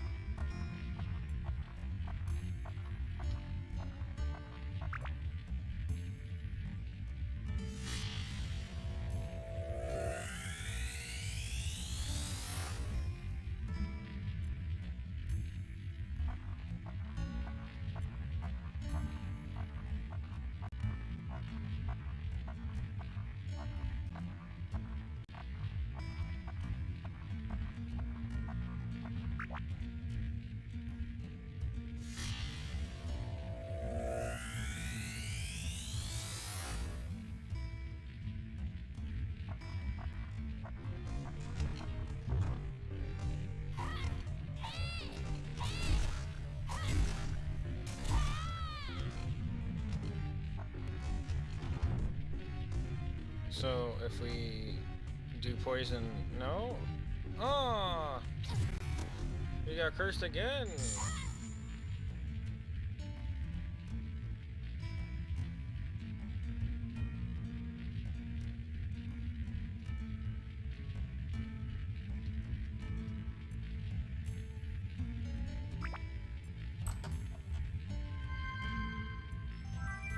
That doesn't. That's not very good.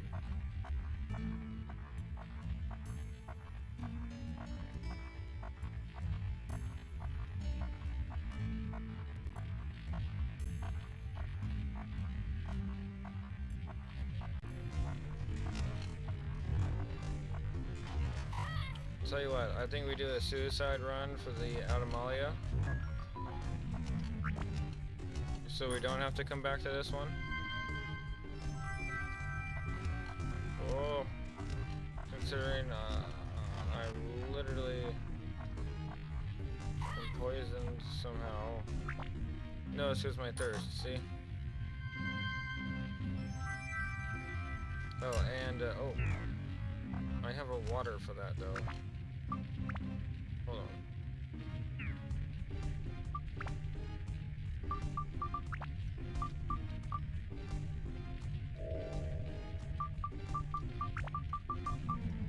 They'll give me more bread if I needed it. But the trouble is sure, I could just, like, break this and then get a new thing, but that's stupid.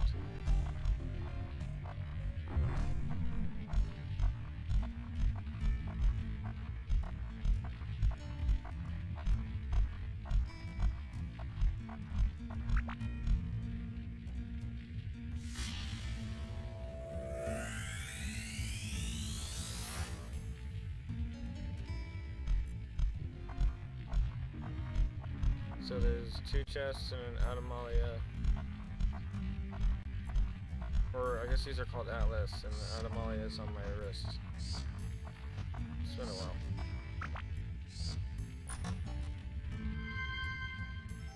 Oh wow, look at that repair powder. So maybe we could actually see how many we can kill and then repair this one.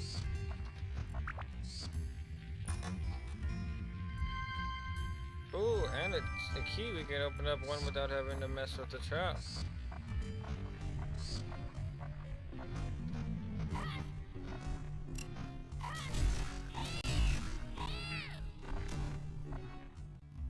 Yeah, winged doesn't like fire.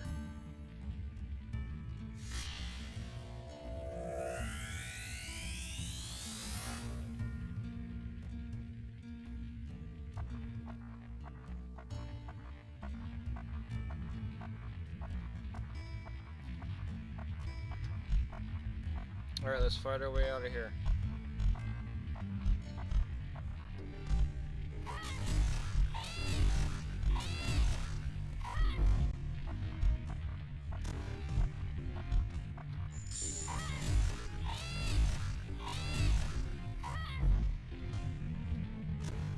Mars got jealous of the bulkiness of their weapons, and then, you know, you just kind of get to later on in the game and you get better ones.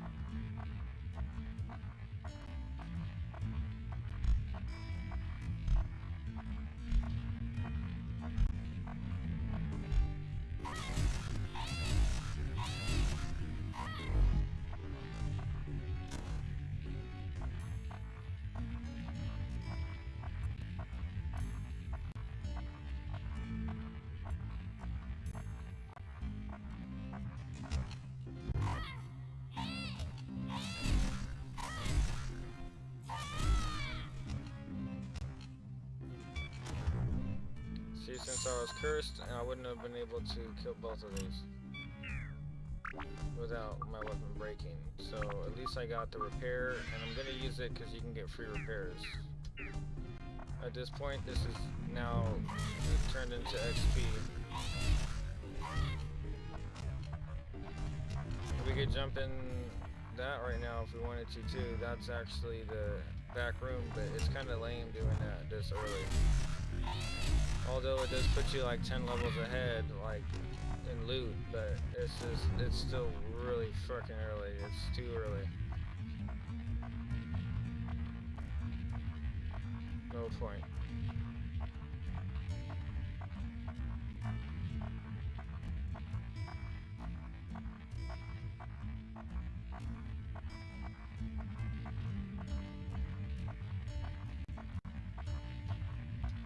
And look at that, guys. We clutched it. We cleared it. Let me see those feathers in the chat. I need the feathers. All the feathers.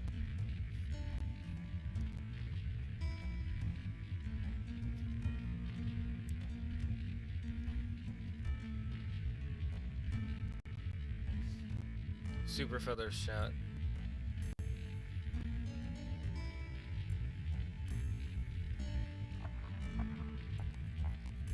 We definitely can't mess up twice.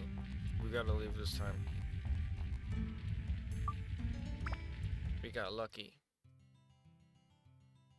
Usually early on, until you can get your own resources bought at the shop, like you literally should like go back and get everything from the sky, including bread and water, because you don't really have any unless you go back and do that. And if you're not blessed with a fountain to heal yourself or get water, then you're kind of just gonna die if you're trying to clear it like I clear it.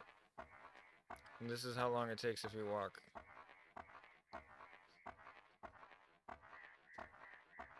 It's pretty long, so like remember this, because I'm taking the shortest route possible.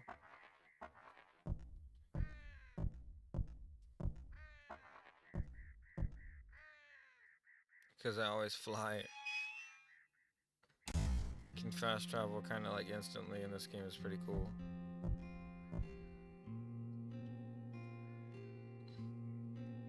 Yeah, okay, so now when you're here, don't forget to do what I did last time and go throughout your weaponry and literally use this repair powder throughout everything first.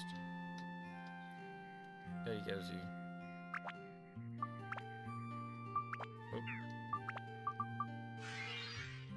Oh, see, its abs is full. I should have just... You know what? Let's see.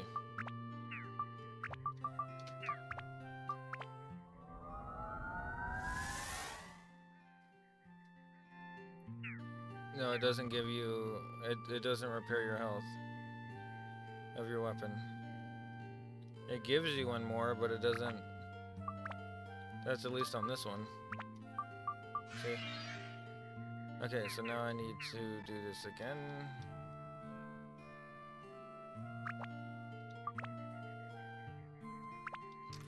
Oh. Just these last two things, and I'm freaking halfway done. I think it's the most fragile sword. It's not even that great.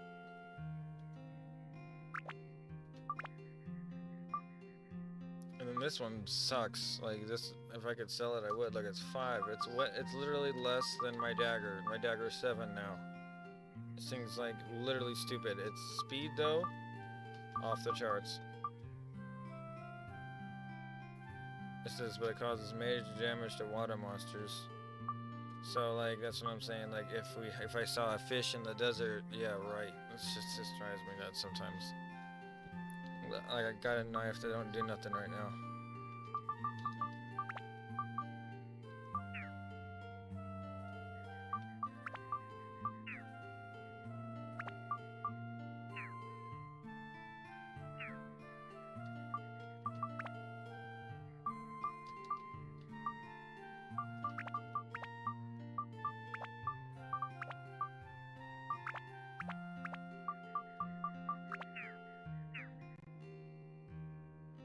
Grab your last potions.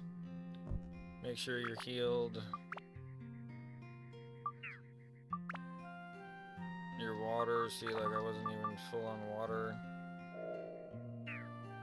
So now I'm gonna grab more water. And then, yeah, we get the hell out of here. Let's see, I'm gonna save though. Like legitly save. This is how you save. You're just gonna go down here to save. Slot 1. You remember you had to have the PS2 card. Boom. I just have a memory card already, and you're good. That's the old nostalgia sound. So we played an hour and 19 minutes, guys.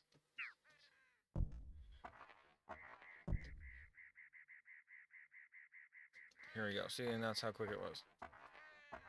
Instead of walking. I've already done that twice for you guys, so just letting you know I've been keeping track. Look at this. So we're getting pretty close to. We can't really do anything until we find Jaffer, and I'm hoping like that's soon because this is gonna be quite the stair step up. These, I think it's like 20, but I kind of want to finish this before morning. So I'm gonna like haul ass. Like hopefully this PC holds on. I'm tempted to ask ChatGPT what settings to have it on.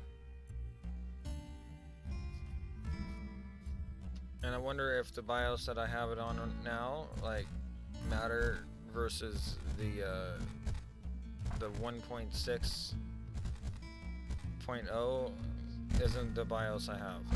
I'm using 2 different BIOSes, so I'm hoping it's not conflicting too much.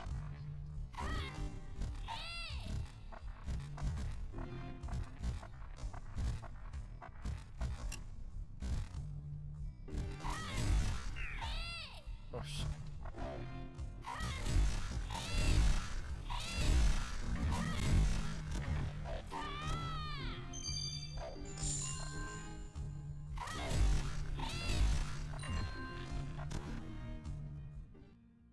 There you go.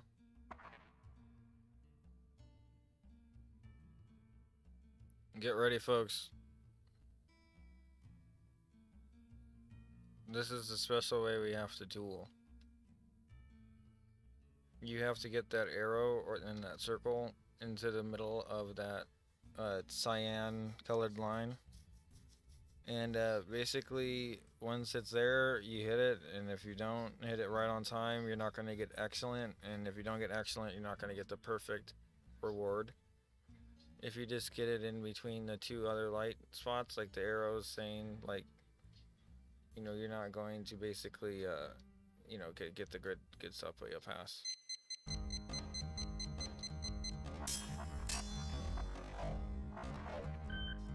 Uh-oh.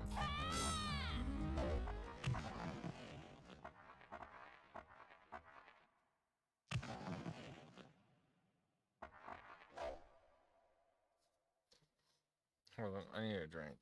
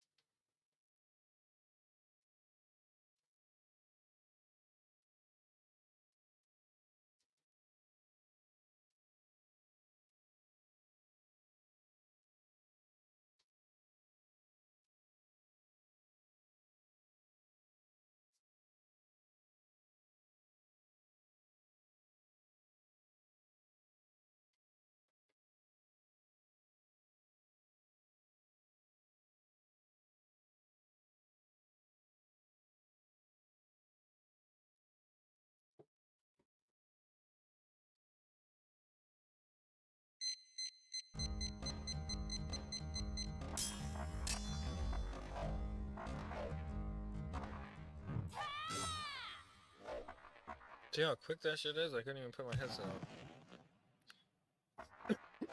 It's freaking ridiculous. So you really gotta hit it like right, dude. Like, look, 3, 2, 1. Boom. Cool. And then circle. And then boom. Circle. Circle. And then, yeah. I think you get a ruby. So you get excellent. We're excellent here. Look at this. You get a present from the fairies of Terra. You acquired a turquoise. It's not ruby, it's turquoise. Even better. Well worth it. Well worth dying or whatever.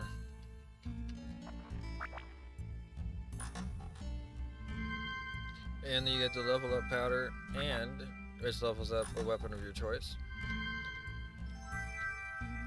And we get to get the hell out of here. Next floor, please. It's all about getting to that big guy at the end here. Where is he?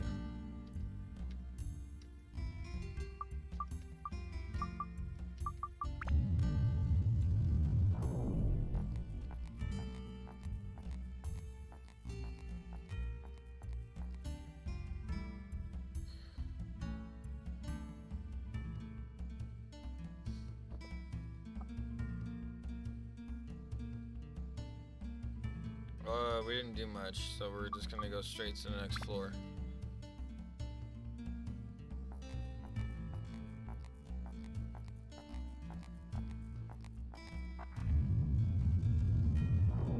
We could always take a break from this and play, like, see if the Jack and Daxter ROMs work well.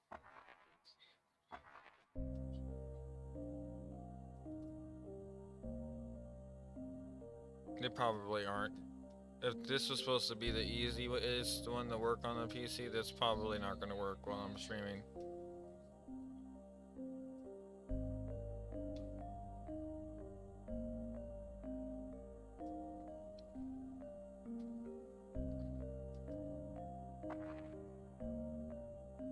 Yeah, oh yeah, it's easy as teaching me my charge attack and then absorbing as in like the attachments and statuses and all that. Like I tried to say, like it puts it in very explanative.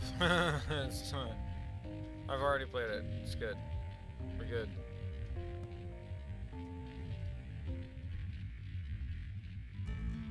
We're good, okay.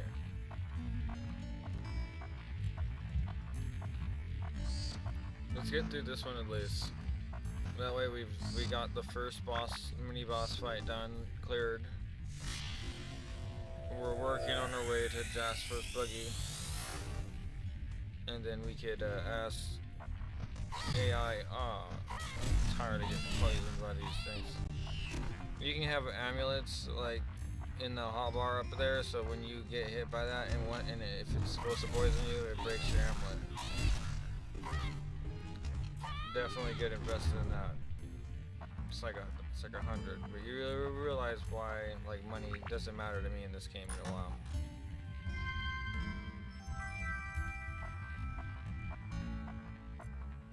Once we get to the shop, you'll see.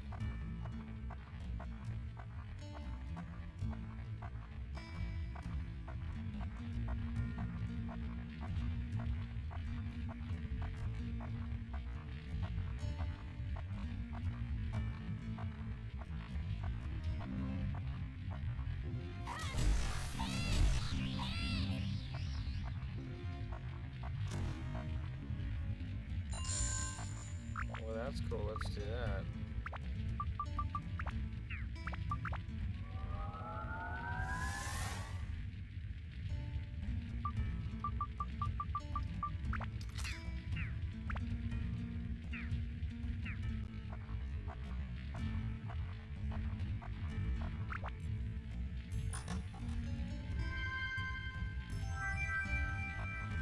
Cool, that'll guide us.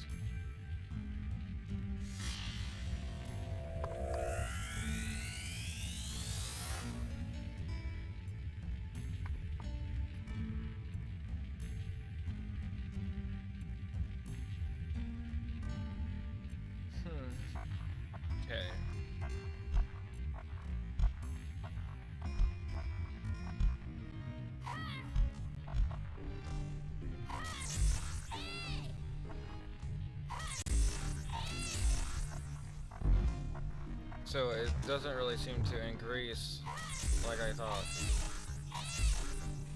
Per level, it's just kind of like, but each one does have their own weakness. Oh wow, like, okay, so you got something that's gonna help. Alright, so this here will help. The gem can be attached to weapon. What does it do? Nobody knows. Look, we'll go over here. It gives you some ice, or basically gives you anti-rock and anti-damage.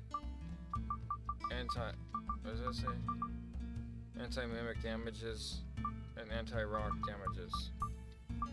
Which is like a passive buff. So this right here makes it harder for the weapon to break. It needs it. It's going on it. There's no, look at it, it's at freaking 18. Look at it. For instance, this thing is at a 22. Now this thing is at a 32. And this one is at a 31. So when I was explaining earlier how this one's better barely, this sucks. I shouldn't even like put this or waste this on here, but you'll understand in a minute why none of this matters. Because I know I don't want to like give it away, but it's like a simulation thing. Here, I'll show you.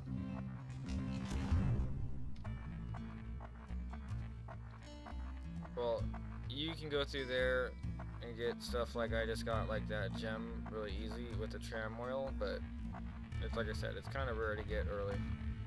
I don't know how often like the rare the RNG is for those chests in general, but yeah, definitely not exactly the easiest thing to come across.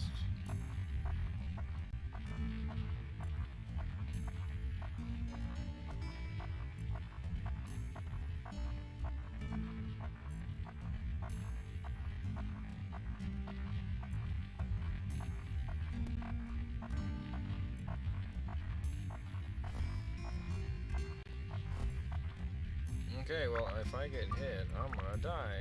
I'm just gonna take bread and hope I don't get poisoned again.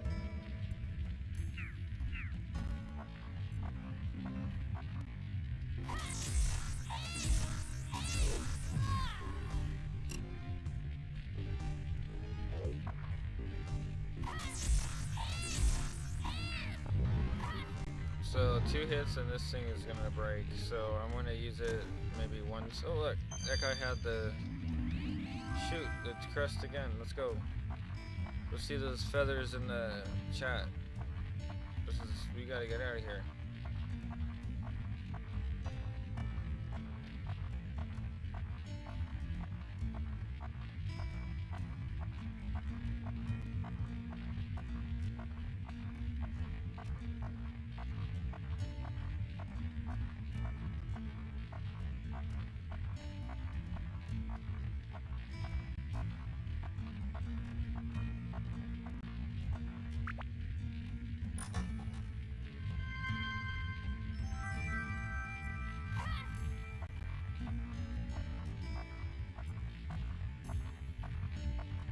So I'm not going to worry too much about healing in the water because there is actually a water thing up there in the top. So we'll clear this. Well, actually, hold on. Do I have the thing to open this? I don't even know. If we have it, we have to have it because there's no chest over here. I believe, yeah, we do. We do.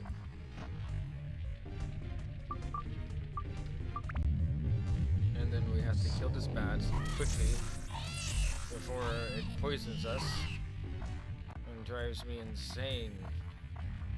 Okay, so there's literally 2 more Atli. We need to get this one, heal, clear the rest of the room, heal our sword, and then clear the rest of the 4 monsters, probably level the weapon up, and be on our way. Oh, there he is. Oh, Jaffer. Thank God. Okay, now we just need to get the sign.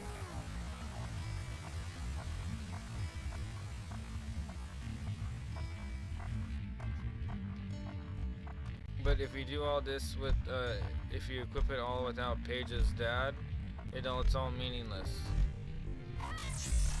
It'll still fall off. Whoa. Shit. He's pissed. Okay. From that angle, I really couldn't tell if I was gonna hit him or not, to be honest. Alright, so let's just... Man, that was one away. Whatever. Oh, I could have just waited a second. Okay. Whatever.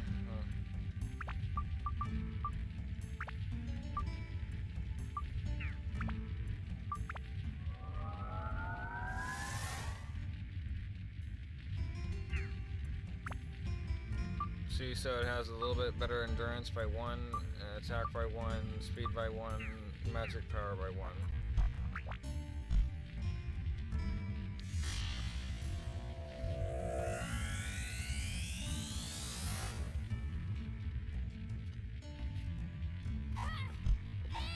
Pretty straightforward.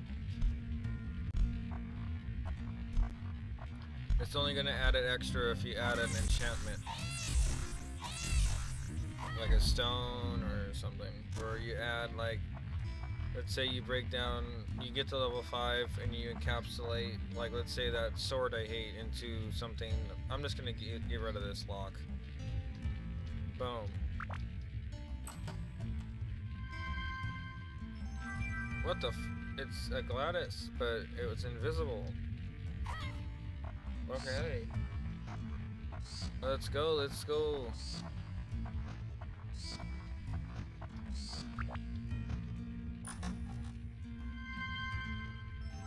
Water, alright.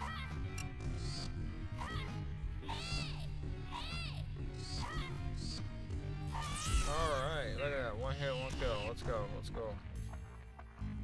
We gotta kill 4 more things and then we're done with this map. We'll save it and then kind of getting sick of the same, you know, sound. So let's go to try to boot up another one of these ROMs.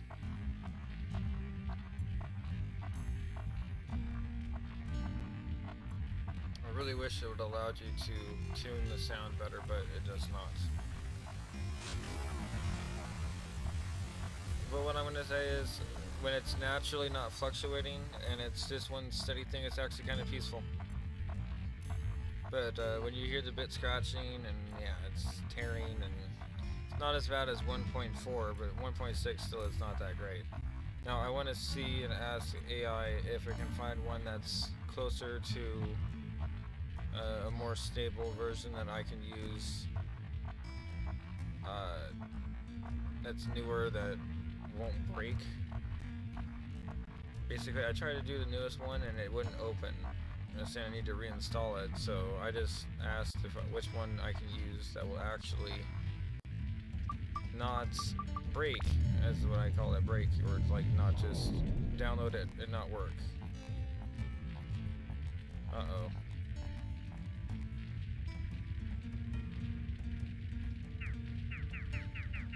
Well, I fucked up, but oh well.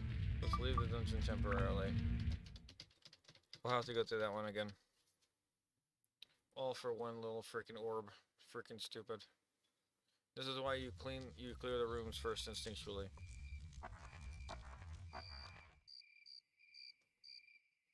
But you see, at least there's no sound at night when you come out at night, and there's no like whistles. It's pretty peaceful too. But like, you know how you have in Fallout, you can literally just tune out your footsteps and stuff like that? It's really something this game could use. A rework like that. Other than that, man, it is like a really nice RPG.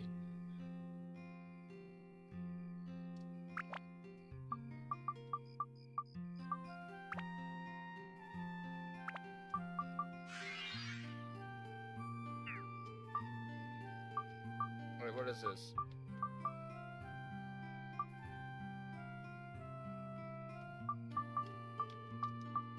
Fairly high attack power, yes, but what is... this one's fragile. Can you believe it? This one's special, but it's just fragile. What else is good with it? There's nothing else good about it, it's just fragile? That's super lame. We're just gonna get rid of it, folks. To be honest with you, I mean, I am just gonna dump it if I can't sell it soon. I'm not gonna equip it. What the fuck did I do that for? Okay. Here, equip that one. I gotta move that.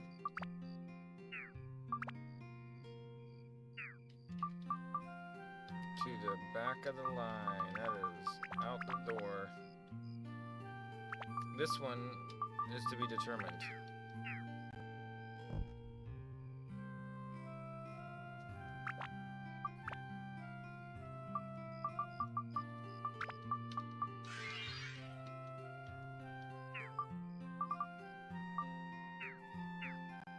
Alright, like as I said, let's get out of here, save, and then try to run another game.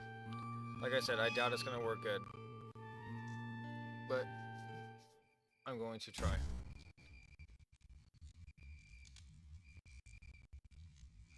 Okay. Oh. Hold on. Come on. Oh, yeah, here we go. Alright, so this, you go down here to save, and then save. Where am I at? See, an hour and 30 minutes. Boom. That's pretty good. So, let's change the game.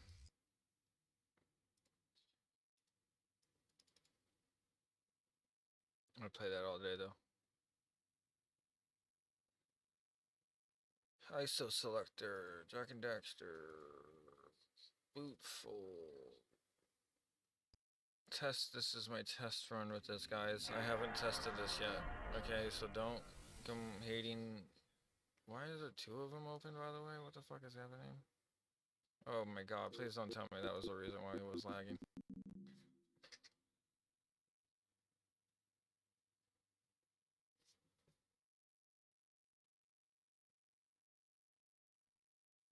I'm gonna be upset.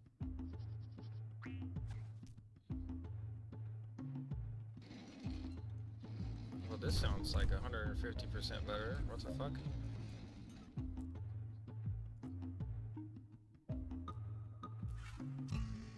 Oh, there we go. It's starting to dip. Oh, that's probably like the hardest part right there to get, though. It's doing pretty good. And it's hovering around NTC. Oh.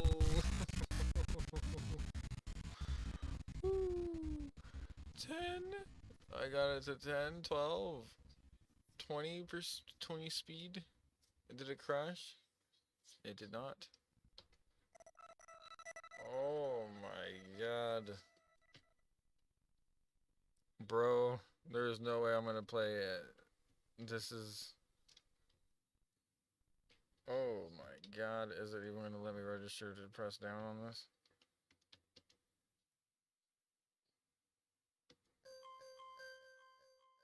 Holy fuck, it's not even gonna...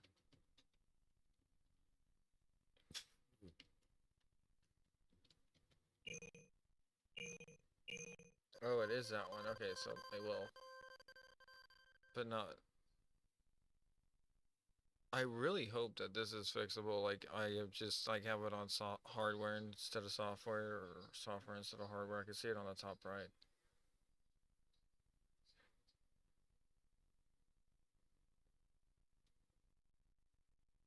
I haven't messed with this at all. I just got it.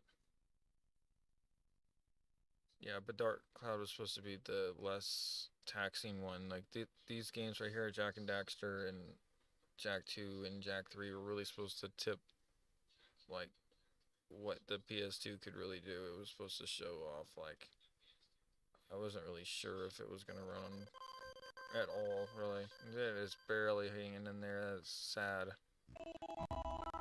We're at 13 frames, folks. There we go. Now we're back up. Spent my life searching for the answers that my It's father that one weird spot and though, my like the father's Green Sage's fathers hut failed always to does that. find. Who were the precursors? Why did they create the vast monoliths that litter At least our you get to planet? hear the story, alright? How did they harness eco, the life energy of the world? What was their purpose? And why did they vanish? I have asked the plants, but they do not remember.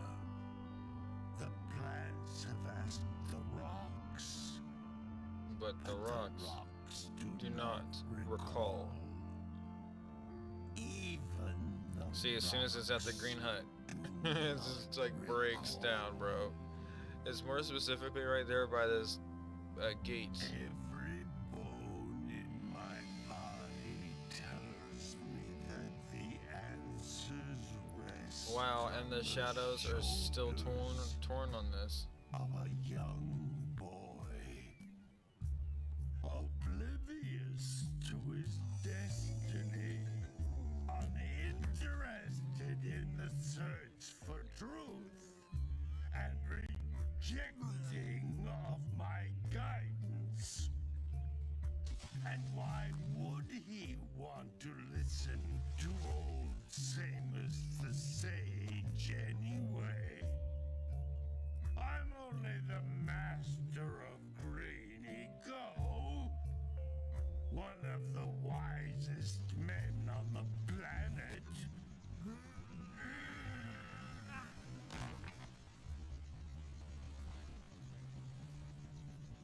So it seems the answer begins not with careful research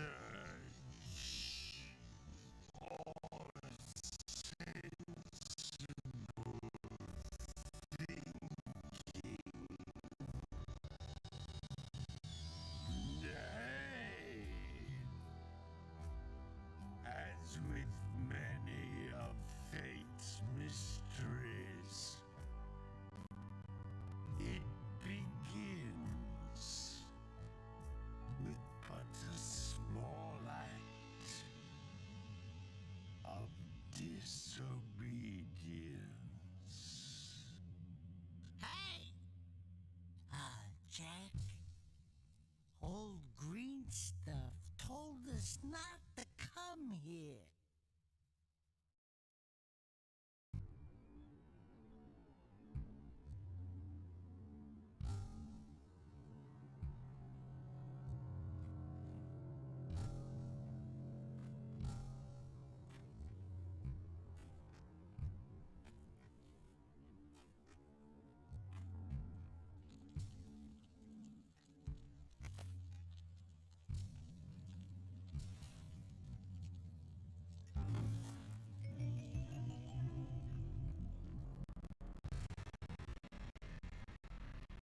Yee! We went all the way down to 12 frames, bro. I'm telling you, this is fucking barely hanging in here.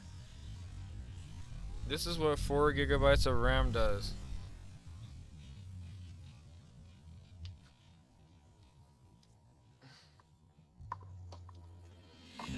I mean, I do have 12 virtual RAM, but this is still shit.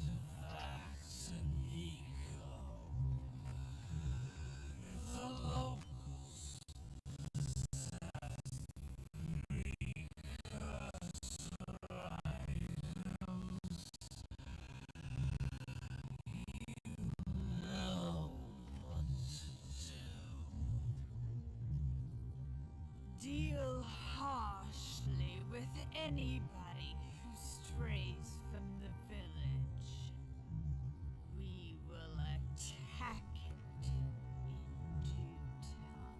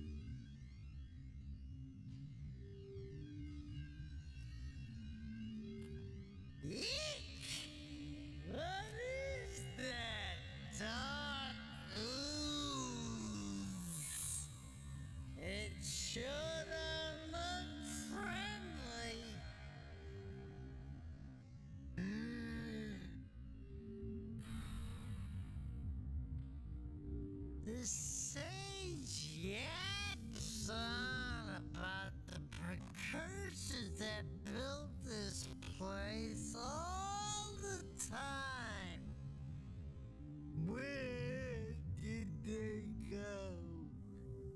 Why did they build this crud? Now I like precursor orbs and power cells as much as the next guy. But if you ask me, they must have been real losers. Wow! How did you do that?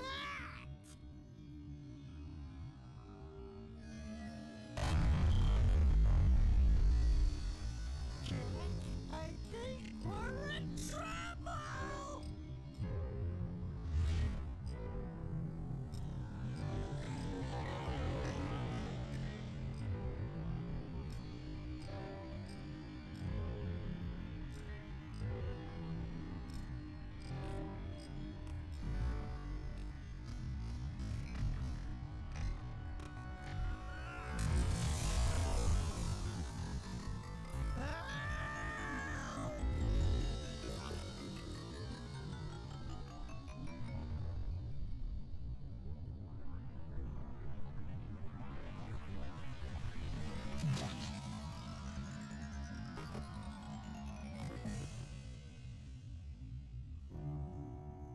Man, that stung. I told you we shouldn't have come here, and you listened. What?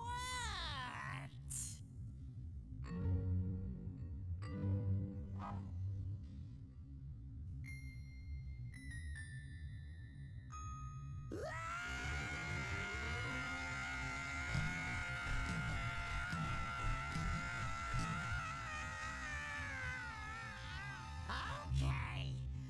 Okay. I'm fine. I'm fine.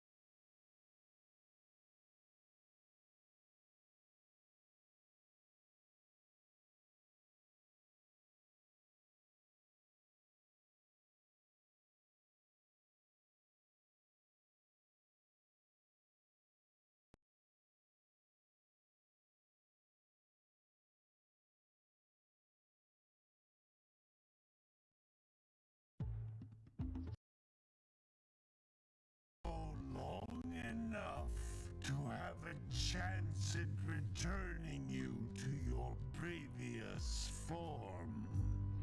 Call Acheron the Sage. But he lives far to the north. Far, far to the north. Nobody has spoken to him in ages. I would teleport you there, but I can't do that either. None of the three sages that maintain the other teleporter gates have seen fit to turn their ends on for quite a while. The only other way north is by foot through the Fire Canyon, but its volcanic soil is hot enough to melt precursor metal. You can't just walk through it. But you could fly over it if you had a zoomer equipped with the heat shield. I just happen to be working on such a thing at this very moment. All I would need is 20 power cells to give it enough energy to withstand the canyon's heat. Isn't that right, Daddy? Yes, Kira, that might work.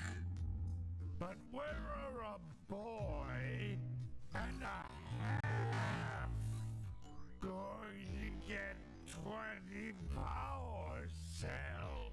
From the villagers. Most of them have a power cell or two stashed away somewhere.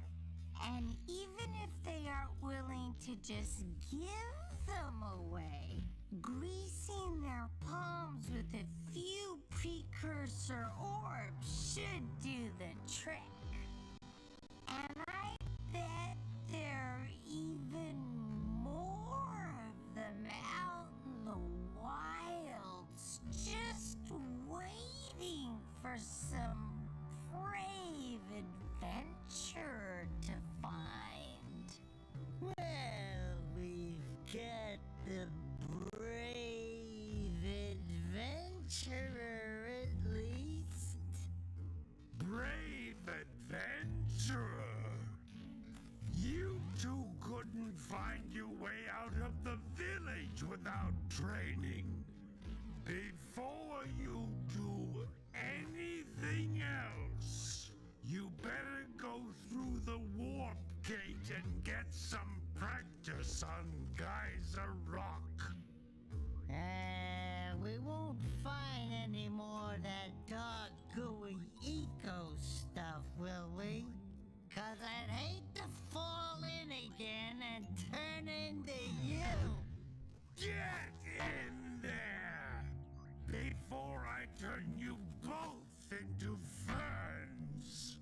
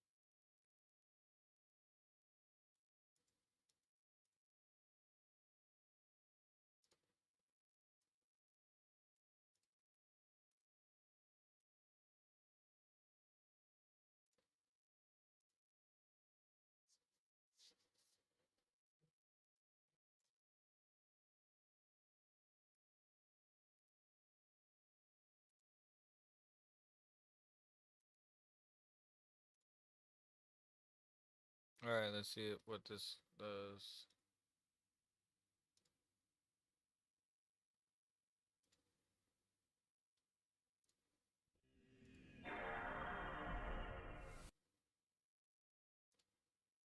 Oh my god, what did it do? This device is a communicator.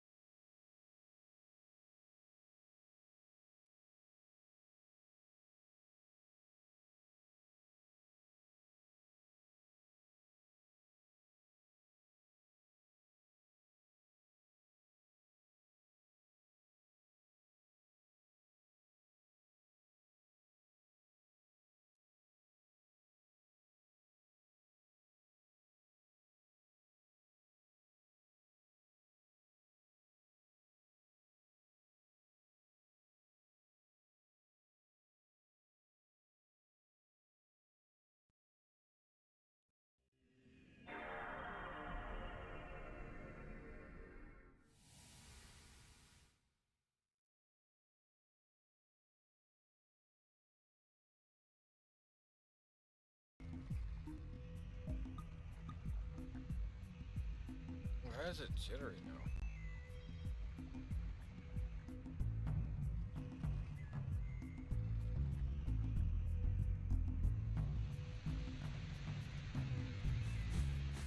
This device is a communicator. With it, my father and I can give you advice at any time during your quest.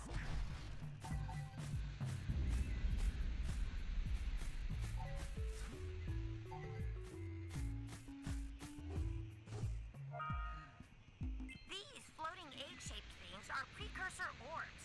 Collect enough of them, and some of the villagers will give you a power cell in exchange.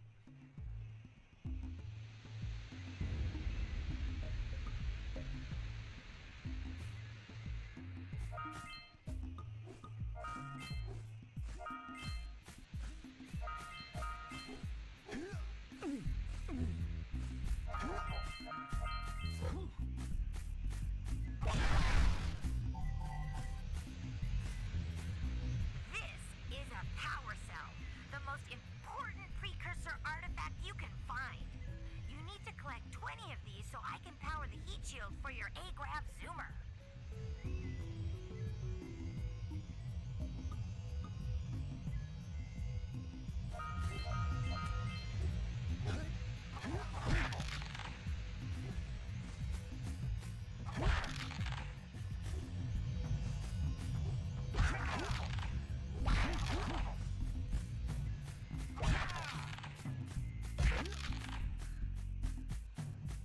I mean, I gotta give it to it. It's actually running way better than it was on my phone. That's not saying much, but at least the shadow doesn't look as deep. Things with a greater force. To break one of these boxes, you should jump in the air and then dive down onto it, hand first.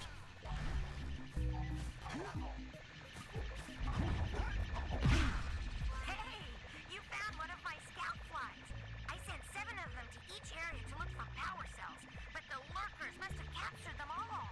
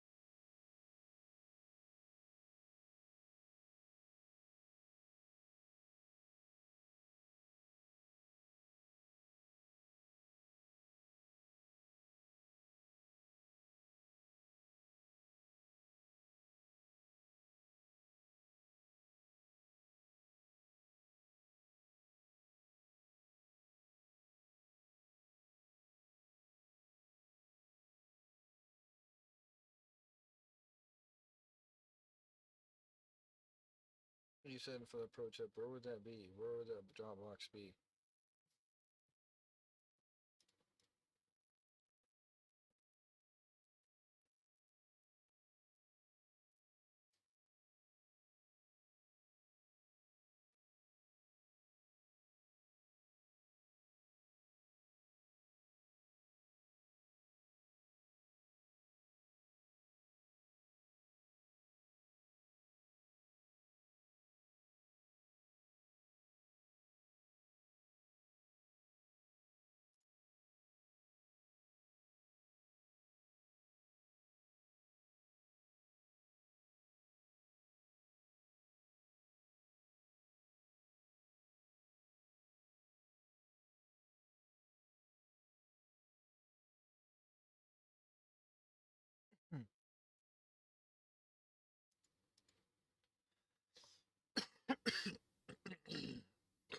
Oh.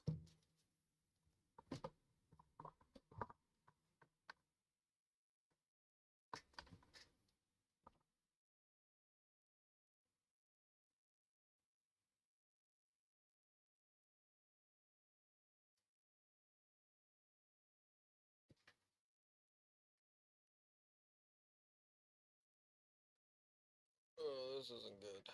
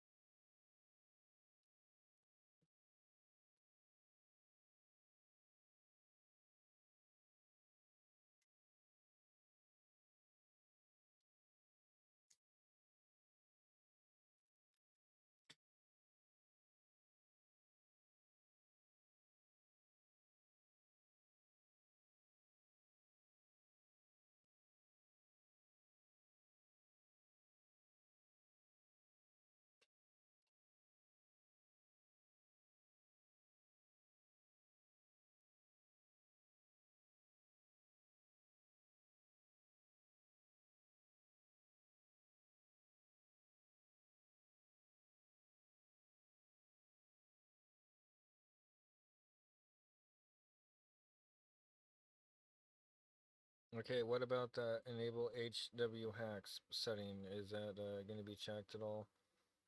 Can you go through the OSD configuration as well as the shader configuration on this screen? Thank you.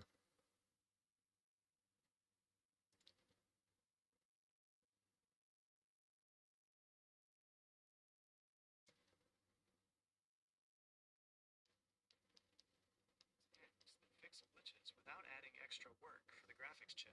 Here's the step-by-step for those three sections in PCSX 2 1.6.0. 1. Enable HW hacks, the performance fixes box. Check the box for Enable HW hacks. Then click the Configure button next to it. MSAA, set to 0, off. This is a huge performance killer. Skip draw range, keep this at 0. If you see weird ghosting in Jack and Daxter, you can try setting this to 1 to 3, but it can make the screen flicker. Half pixel offset, set to normal. Vertex, this fixes the blurry textures and misaligned lines in Jack and Dark Cloud. Round sprite, set to full.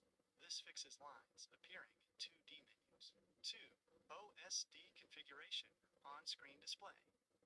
This menu is mostly for your eyes while playing. It doesn't impact performance much, but it's great for your stream. Enable OSD. Check this. Monitor. In the drop-downs, check Show FPS and Show Speed. Why? This lets you see if the game is lagging because of the emulator, FPS drops, or because your CPU is pegged at 100%, speed percent drops below 100%. Indicator. You can set this to top left so it doesn't block your gameplay while you're recording. 3. Shader configuration. This is where things can get heavy for a Windows 8 AIO. FXAA shader. Uncheck this. FXAA smooths out edges, but it can make the image look blurry on the stream. It needs a tiny bit of GPU power. Shade boost. Uncheck this unless the game is way too dark. It's better to adjust your OBS filters than to make the emulator do extra color map. Texture shaders. External shaders. Leave this unchecked. These are used for reshade, or heavy post-processing effects that your Pentium likely won't handle. Summary for your two-brain setup. Keep the shader menu as empty as possible. Every checked box in shaders is a tiny bit more heat for your computer. The HW hacks are your friends, because they fix the broken parts of the game engine, so you don't have to restart the stream because of a glitch. Next step. Since you mentioned Jack and Daxter was barely holding, have you checked your Windows power options? Sometimes Windows 8 defaults to balanced. If you switch it to high performance, those two brains might actually stay at full speed while you're playing. Would you like me to walk you through how to find that setting in the Windows 8 control panel?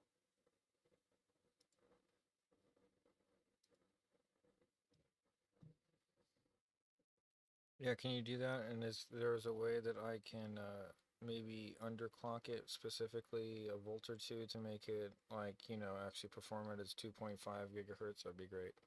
I mean, I actually remember, I told you I opened it up, I cleaned it, and I put it back together. I didn't redo the thermal paste. It's actually just a copper tube on it, and then it has a fan attached to a radiator type device that it pushes it out. So, there's not really much I could do other than take all the shrouding off, but then that leaves it open for more dust to get on. We'll see how the performance does if once we do this tweak. Since you've already been inside the machine to clean it, you know exactly what those two brains are dealing with. That copper heat pipe and radiator setup is classic all-in-one engineering. It's efficient for office work, but streaming and PS2 emulation turn it into an oven. If you didn't redo the thermal paste when you cleaned it, the 10-plus-year-old factory paste is likely dry and brittle, which is why your CPU might be throttling, slowing down to stay cool. 1. Unlocking the full 2.5 gigahertz Windows 8 power plan. Windows 8 is notorious for parking CPU cores to save power. We need to force it to stay at 100%. 1. Press Windows key plus X and select Control Panel. 2. Go to Hardware and Sound Power Options. 3. Look for High Performance. If you don't see it, click Show Additional Plans. Select it. 4. Click Change Plan Settings next to High Performance. Then change Advanced Power Settings. Scroll down to processor processor state. Set to 100%. Maximum processor state. Set to 100%. System cooling policy. Set to active. This tells the fan to kick in before the CPU slows down. 2. Can you underclock/undervolt? On an all-in-one Pentium, BIOS is usually blocked, meaning you can't change voltages or clock speeds there like you could on a custom gaming PC. However, you can try Intel Extreme Tuning Utility, XTU, or Throttle Stop. The goal, you actually want to undervolt, not underclock. Why? By slightly lowering the voltage, e.g. minus 50. I totally meant undervolt. Can you step me? I didn't. Anyway, can you step me step by step how to undervolt it? Thanks.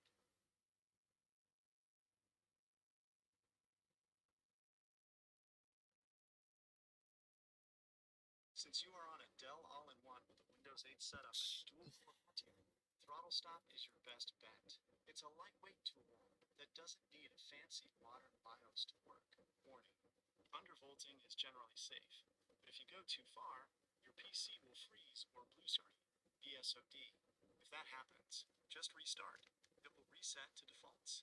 Phase 1, get the right version.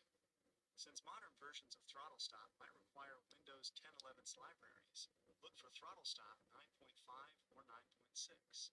1. Download it and extract the folder to your desktop. 2. Right-click Throttle Stop link to .exe and run as administrator. Phase 2. The step-by-step undervolt. Once the app is open, follow these steps exactly. 1. Click the FIVR button. This is the fully integrated voltage regulator menu. 2. Select CPU core. In the middle of the screen, make sure CPU core is selected. 3. Unlock adjustable voltage. Check the box that says Unlock adjustable voltage. 4. Offset voltage. Look for the slider labeled Offset voltage. Change it from 0 to minus 50.0 millivolts. Note, always make sure it is a negative status number. 5. Repeat for CPU cache. Click CPU cache at the top and set its offset voltage to the exact same minus 50.0 millivolts. They must match for stability. 6. Apply. Click Apply at the bottom right. 7. Save options. Select OK, Save Voltages immediately, and click OK. Phase 3. Testing with Jack and Daxter. 1. Open PCSX2 and start your game. 2. Watch your CPU temperatures in the main Throttle Stop window. 3. If the PC is stable, go back into FIVR and drop the voltage further to minus 60.0 millivolts, then minus 75.0 millivolts. 4. The goal. You want the lowest voltage possible where the game doesn't crash. This keeps your two brains cool enough to stay at that 2.5 gigahertz mark without the radiator getting overwhelmed. Phase 4. Stop the throttling. The secret sauce. On the main Throttle Stop screen, look for these checkboxes. BDPROCHOT. Uncheck this. This is a signal that tells your CPU to slow down if other parts of the motherboard, like the power supply, get hot. For an old Dell AIO, this is often the culprit for random lag spikes. Speed step.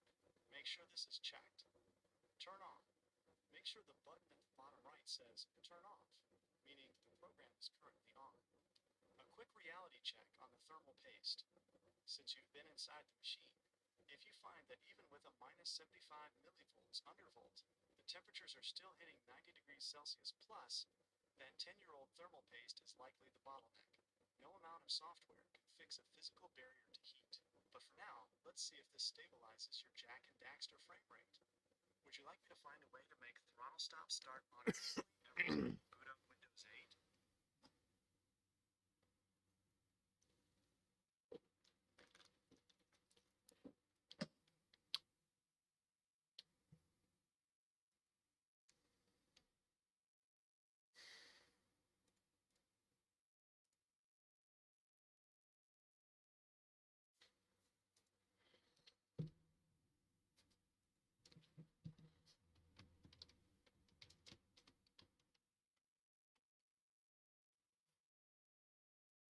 Yeah, can you give me a link to Throttle Stop 9.5?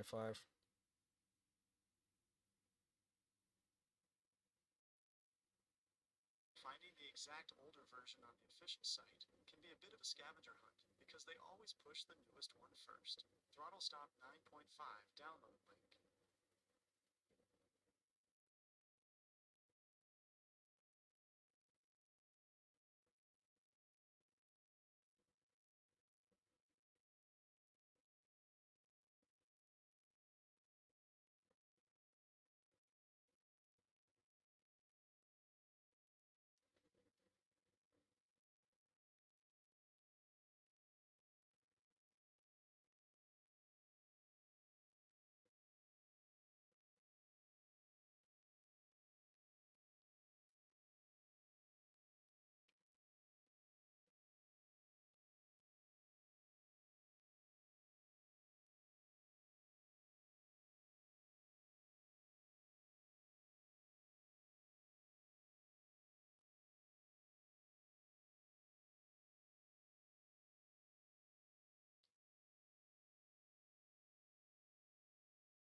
Okay, I have throttle stop. Now I'm gonna have to do all the stuff you said. Now give me a minute.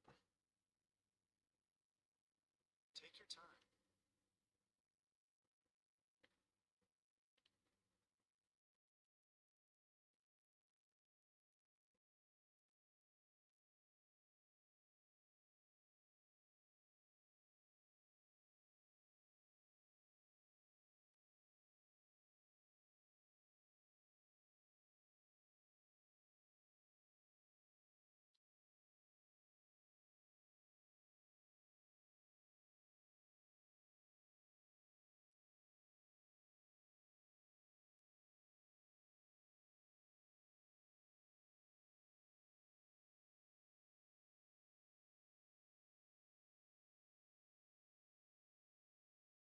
Since you're dealing with that copper heat pipe, Dell AIO, these tweaks are going to be the difference between a smooth 60 FPS stream and a stuttering mess. While you're clicking through those FIVR menus, just keep these three golden rules for your Pentium in mind. 1. The match rule. Always make sure the CPU core and CPU cache offset voltages are the same number, e.g., both at minus 50.0 millivolts. If they aren't synced, the undervolt usually won't actually apply. 2. The slow and steady rule. Don't jump straight to minus 100.0 millivolts. Start at minus 50.0, run dark cloud for 5 minutes, and if it doesn't crash, drop it by minus 5.0 more. 3. The desktop shortcut. Once you have a stable voltage, keep throttle stop open in the tray. If you close it entirely, the two brains might go back to their factory putter settings. I'll be right here. Once you've got it set, let me know if your FID, the speed, is staying locked at 25.0, or if the temperature numbers in the top right of throttle stop start dropping. Actually, let's try that again. Take your time. Since you're dealing with that copper heat pipe on Dell AIO, these tweaks are going to be the difference between a smooth 60 FPS stream and a stuttering mess. While you're clicking through those FIVR menus, just keep these three golden rules for your Pentium in mind. 1. The match rule. Always make sure the CPU core and CPU cache offset voltages are the same number, e.g., both at minus 50.0 millivolts. If they aren't synced, the undervolt usually won't actually apply. 2. The slow and steady rule. Don't jump straight to minus 100.0 millivolts. Start at minus 50.0, run dark cloud for 5 minutes, and if it doesn't crash, drop it by minus 5.0 more. 3. The desktop shortcut. Once you have a stable voltage, keep throttle stop open in the tray. If you close it entirely, the two brains might go back to their factory putter settings. I'll be right here. Once you've got it set, let me know if your FID, the speed, is staying locked at 25.0, or if the temperature numbers in the top right of throttle stop start dropping. Would you like me to pull up the specific task scheduler steps next, so this runs automatically when you boot into Windows 8?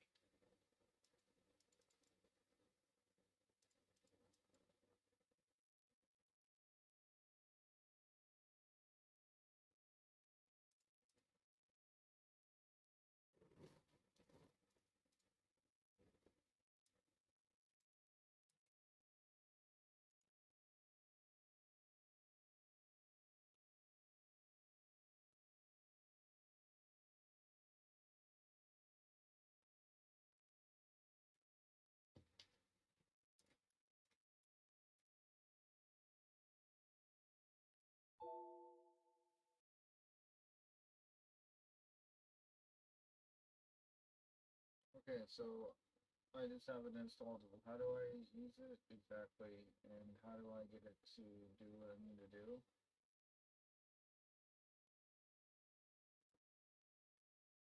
It's installed.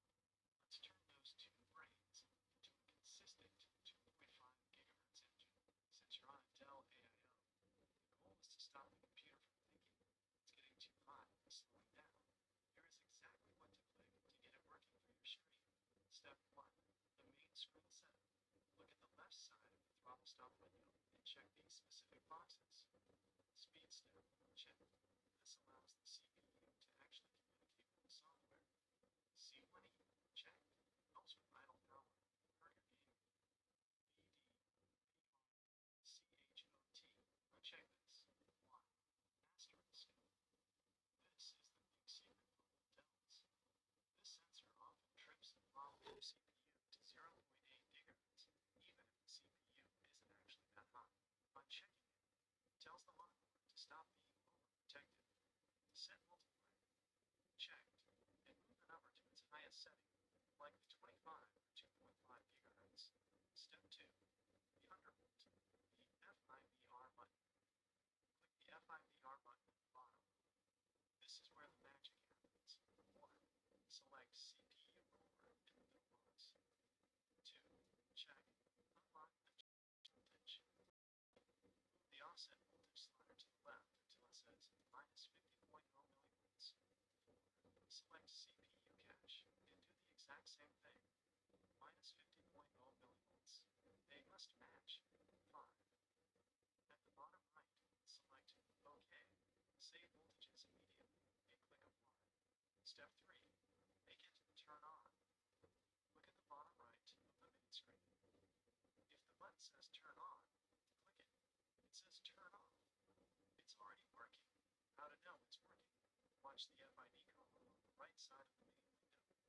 If that number stays at 25.0 while you're running Jack and Daxter, you've successfully locked it to 2.5 gigahertz.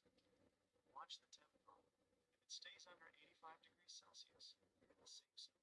Bonus, the auto start in Windows 8. Since you don't want to do this every time you reboot. 1. Search for Task Scheduler in Windows 8. 2. Click Create Basic Task. Name it Throttle Stop. 3. Trigger when I log on. 4. Action. Start a program. Browse to your throttle stop link to .exe. 5. Important. Check the box. Open the Properties dialog before clicking Finish. 6. In Properties, check. Run with highest privileges. This bypasses the annoying... Okay, I'm not seeing anywhere to adjust the voltage at all. Can you figure out how to do that online? If you don't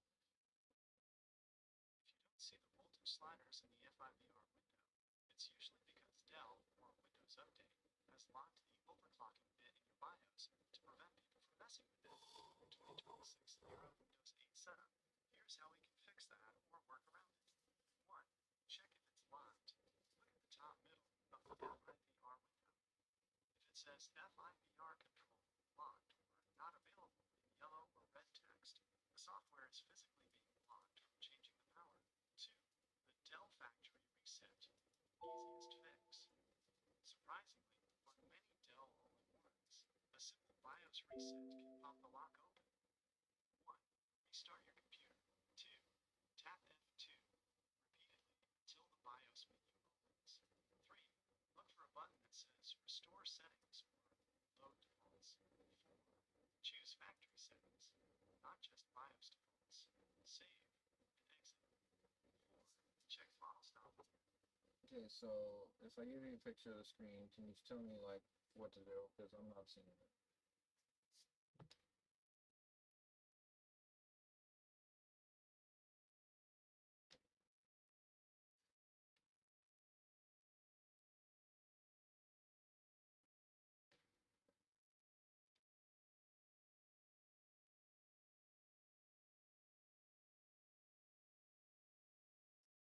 See what's happening.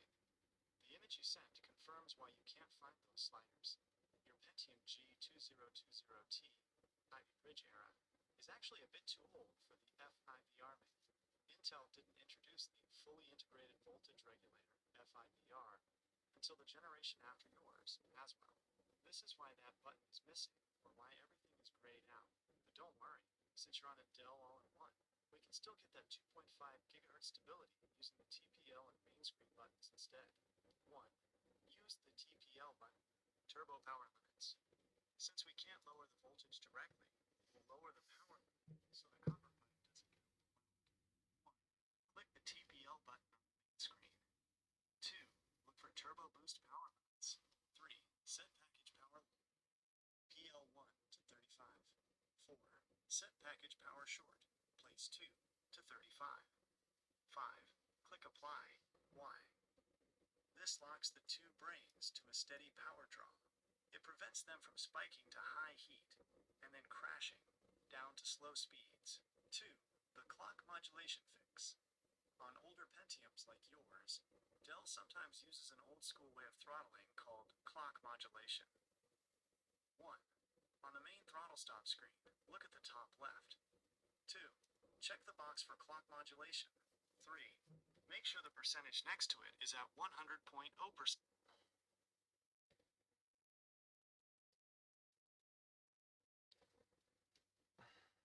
Okay, this is what I got so far. Can you tell me what I need to do? So I just wanted you to now redo what you said last time and tell me what I need to do.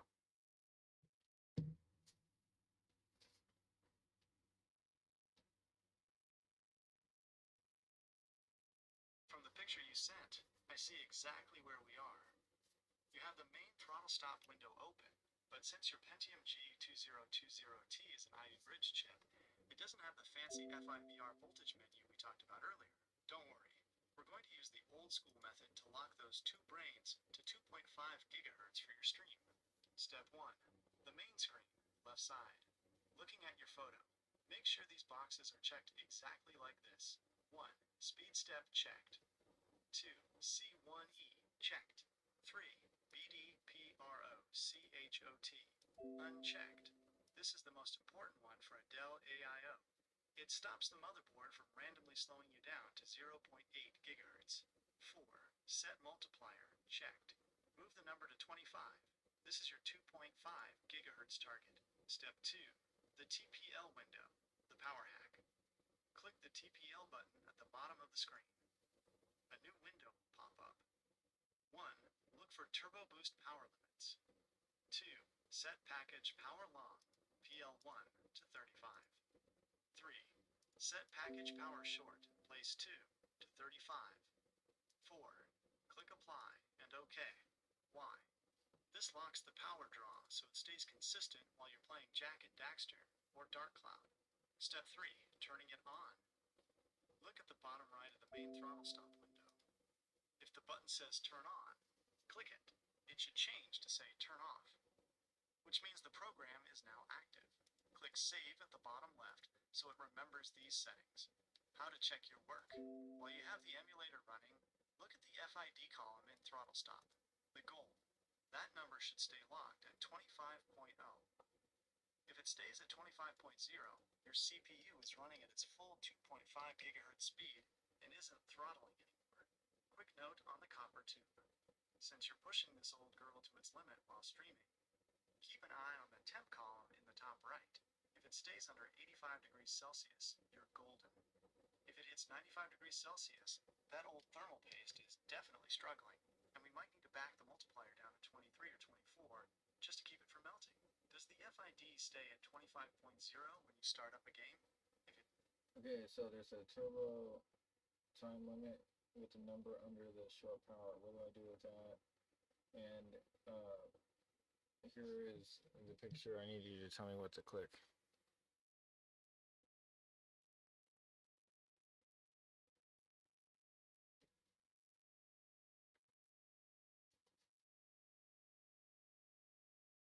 Great photos. These make it much easier to see exactly what that Pentium is doing. Since you're dealing with a G2020T, that T stands for power optimized, meaning Intel designed it to stay cool by being very aggressive about slowing down. Here's exactly what to do with that turbo time limit and the other settings in your picture to keep it at 2.5 gigahertz. 1. The turbo time limit, the 28 box. The number 28 in that box is a timer in seconds. It tells the CPU, you can stay at max power for 28 seconds, then you must slow down to save energy. What to do? Change that 28 to 999. Why? This essentially tells the CPU there is no time limit. It will stay at the short power, place 2, speed indefinitely, which is what you need for a smooth stream. 2. Finalizing the TPL window, your third photo. I see you have 35 in both the long and short power boxes now. This is good. Check the clamp boxes. Next to both 35s, there is a small box for clamp. Check both of those. Why?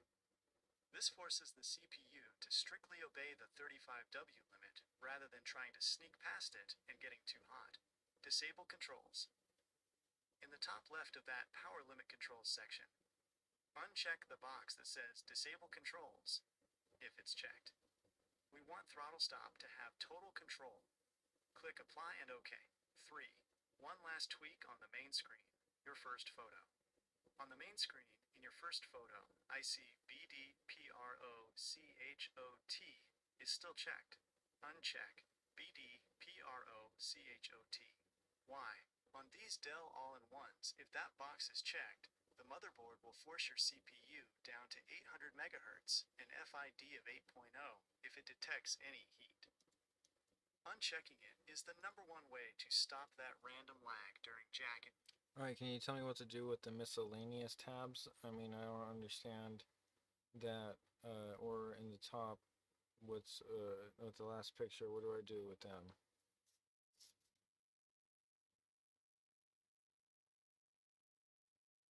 The miscellaneous tab in the TPL, Turbo Power Limits window, is essentially the safety and fine-tuning department for your CPU's power delivery. Since you're running that Pentium G2020T on a Dell All-in-One, most of these can stay at their defaults, but there are 2 settings that will help keep your 2.5 GHz stable while you're streaming. Here is the breakdown of what to do in that specific section. 1. PP0 current limit. This controls the maximum amount of juice, amps, the CPU cores can pull. What to do? Set this to 100, or a high number like 128. Why? On some Dell machines, if this is set too low, your CPU will throttle even if the temperatures are fine. Setting it to 100 ensures that 2 brains never starve for power during an intense Jack and Daxter fight. 2. TDP level control. This is a legacy setting that allows some CPUs to toggle between different performance modes. It says sync MMIO. What do I do? Click it or no?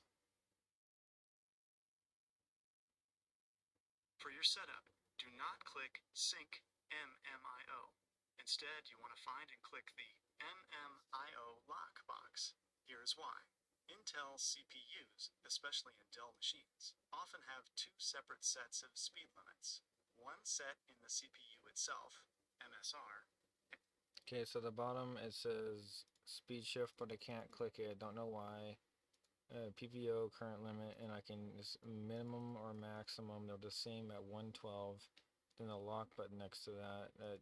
I can't do anything next to TDP level default. It says I can't change it. There's a lock next to that.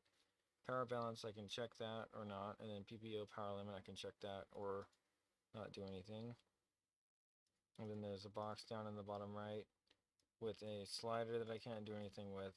Anything else I can do in miscellaneous, or is it just...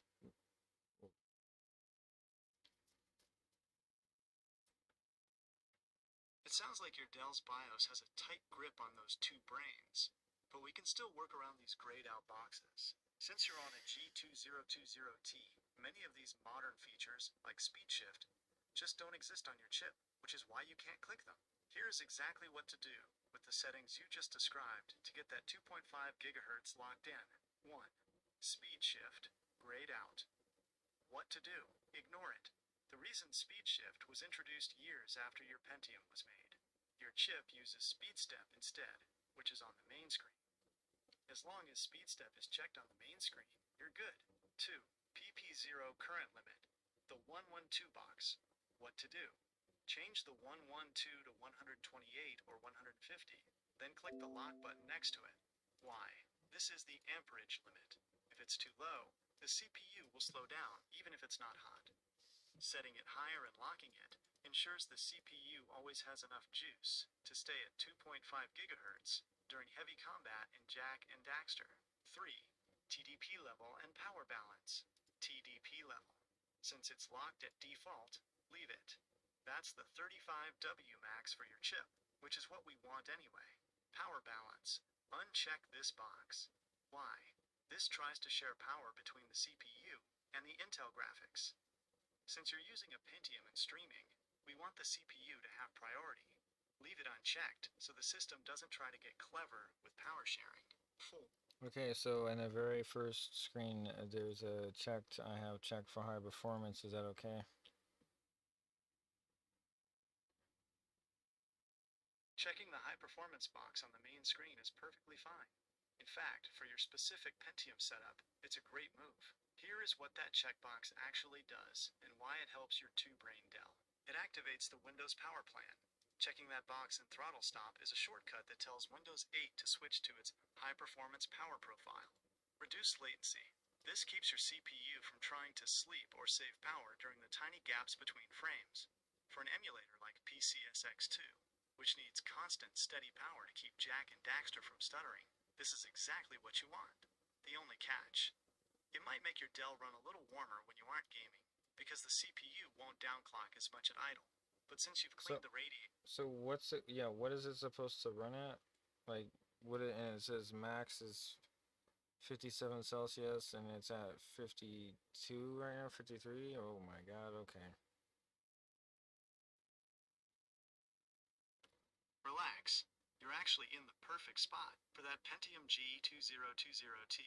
Seeing numbers in the 50 degrees Celsius range while you're setting things up is exactly where you want to be. It's like a car idling at a normal temperature. Nothing is cooking yet. The safe zone breakdown, 30 degrees Celsius to 50 degrees Celsius. Normal idle/light use, where you are now, 60 degrees Celsius to 75 degrees Celsius. Normal gaming/streaming load. This is the sweet spot for your Mojave podcast sessions. 85. I guess go ahead and do the scheduler. Setting this up as an automatic task is the best way to handle this.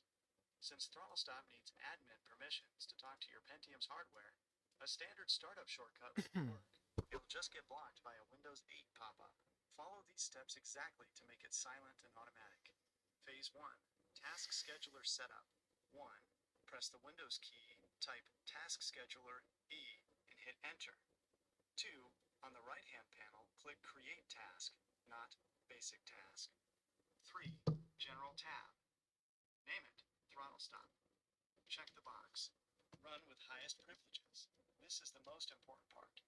It bypasses the Allow this app screen. Set Configure 4 to Windows 8. 4. Triggers tab. Click New. Set Begin the task to @log on. Click OK. 5. Actions tab. Click New. It just said, I mean, I can click save. I mean, on the throttle, I don't understand why would I need to redo this? I could just click to turn on the app really quick. Like, what's the problem? You're totally right. If you don't mind the 5 seconds it takes to click the icon and hit turn on when you're getting ready to stream, you can skip that task. Okay, so what I'm trying to say is, like, the only problem is with, I just don't like having things when I boot my computer up that, like, oh, all of a sudden, it's like when you have an AC on your car turn on at the same time, it's like a hard load. It's just not good. Like, I'm trying to avoid that. Even though it's, like, really nothing, and it's supposed to be, you know, fixing your computer technically, I'm just not going to do it. I totally hear you. If it isn't broken, don't fix it into a headache. Setting up tasks and automation can sometimes feel like more work than just clicking the icon yourself, especially when you're already in the zone to start a stream. Since you've got the settings saved in the link to .ini file, clicking turn on manually is a solid, reliable way to do it. It's like a pre-flight check for your Mojave podcast rig. It only takes a second, and you know exactly what's running. The final result for your stream. With those 2 brains now locked at 2.5 gigahertz, and the BDPRO CHOT safety brake turned off, you've we've done the best possible software tuning for that Pentium G 2020T. Dark Cloud should be buttery smooth now. Jack and Daxter should be much more stable, though that game is a beast for any dual-core chip. Temps, seeing those 50 degrees Celsius to 60 degrees Celsius numbers means you did a great job cleaning that copper radiator. Next up for Valkyrie VIP 7. Since your hardware is finally where it needs to be, would you like me to help you check your OBS output settings? On a Windows 8 all-in-one, we want to make sure OBS isn't fighting the emulator for the same brain power. We can check if your encoder is set to QuickSync, QSV, to keep your gameplay smooth while you're live on Kick and Twitch. Want to take a look at those OBS settings next?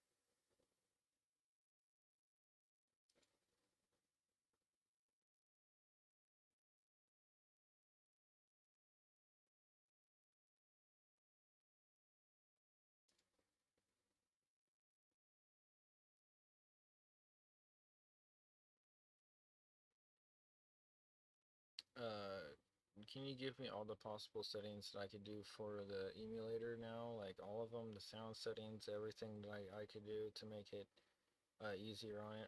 Because I'm sure it's not set up right.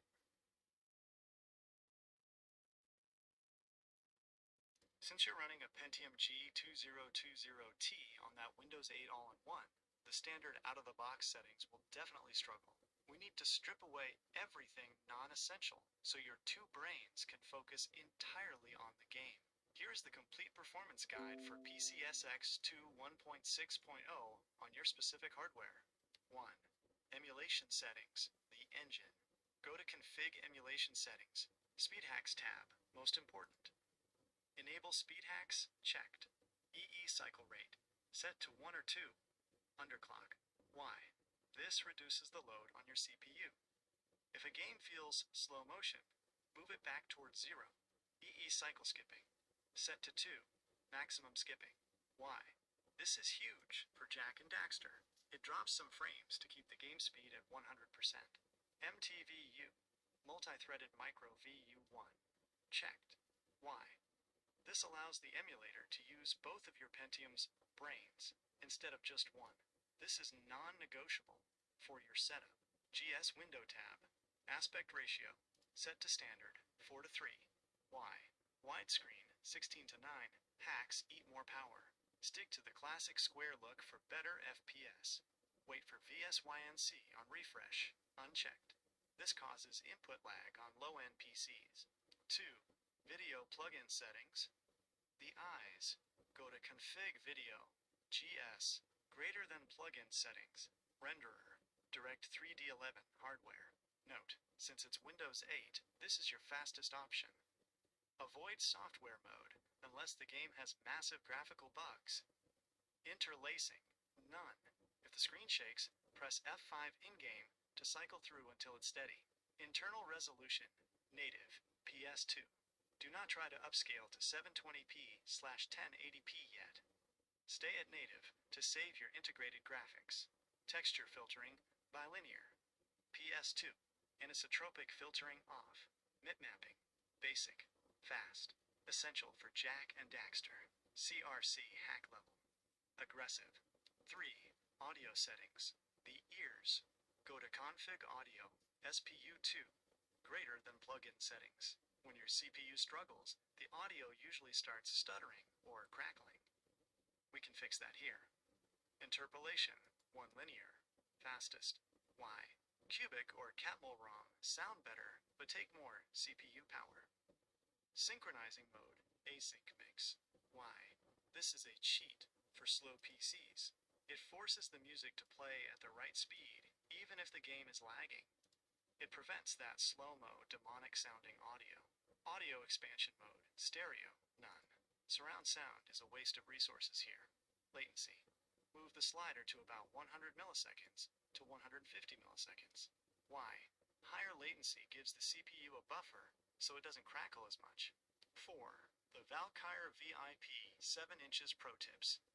High priority. While the game is running, press Ctrl plus Shift plus ESC to open Task Manager. Go to the Details tab, right-click PCSX2 link to .exe, and set priority to high. Close the extras. Since you're on a Pentium, Make sure Chrome and other background apps are closed. Even one open tab can steal enough power to cause a lag spike in your stream. ISO over disk. Always run games from a linked to .iso file on your hard drive. Using the physical disk drive in the AIO will cause huge lag spikes every time the laser has to move. How does the sound feel now with async mix turned on? It should stop that dragging/slowing effect even if the FPS dips a bit. Would you like me to help you check your OBS audio settings next to make sure the stream picks up the game sound clearly?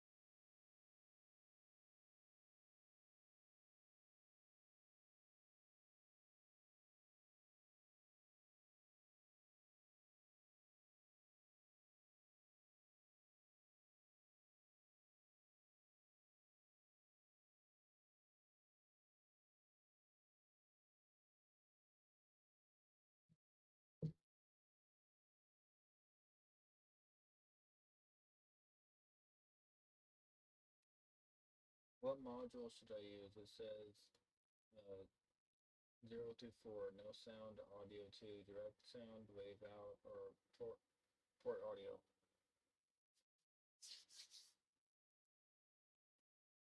For your Pentium G2020T on Windows 8, you want to choose X Audio 2.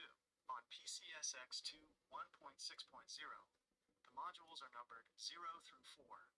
Here is the breakdown of what those mean, and which one is your golden ticket. The module breakdown: 0. No sound, disables audio entirely. This is the fastest, but obviously not great for a Mojave podcast stream. 1. X Audio 2. Pick this one. This is the modern standard for Windows. It has the lowest overhead and is specifically designed to work well with your two brains without causing lag. 2. Direct sound. This is the older Windows standard. It's slightly more heavy than X Audio 2 and can sometimes cause that robotic crackling sound on lower-end CPUs. 3. Wave out. This is ancient. It is very slow and will likely cause your game to stutter. Avoid this. 4. Port audio. This is mostly for Linux users or people with high-end dedicated sound cards. On a Dell All-in-One, it will likely give you an invalid device error, or no sound at all. Final SPU2X audio configuration. Since you're opening that menu now, here are the 3 other settings in your window to make life easier on your Pentium. 1.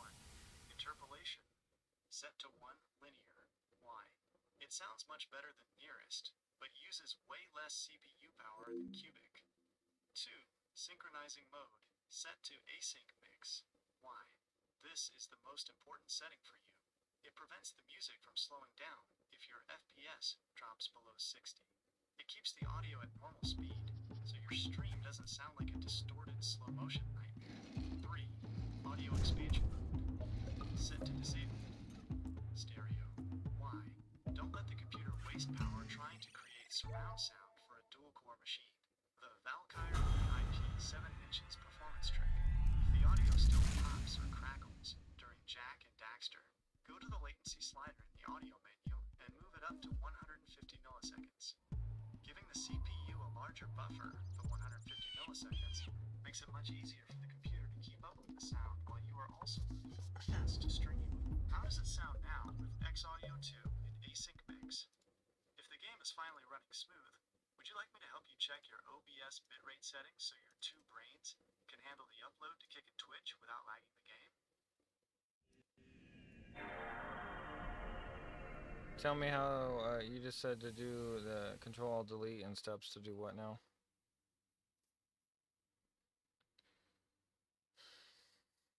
The Control-Delete steps I mentioned are to set your emulator as a high priority in Windows 8. This tells your 2 brains to focus on the game first and background tasks second, which is a huge help while you're streaming. Since you're on Windows 8, the steps are slightly different than they are on Windows 10. Here is exactly how to do it. The Task Manager trick. 1. Start PCSX2 and load your game, Jack and Daxter or Dark Cloud. 2. Press Ctrl plus Shift plus ESC.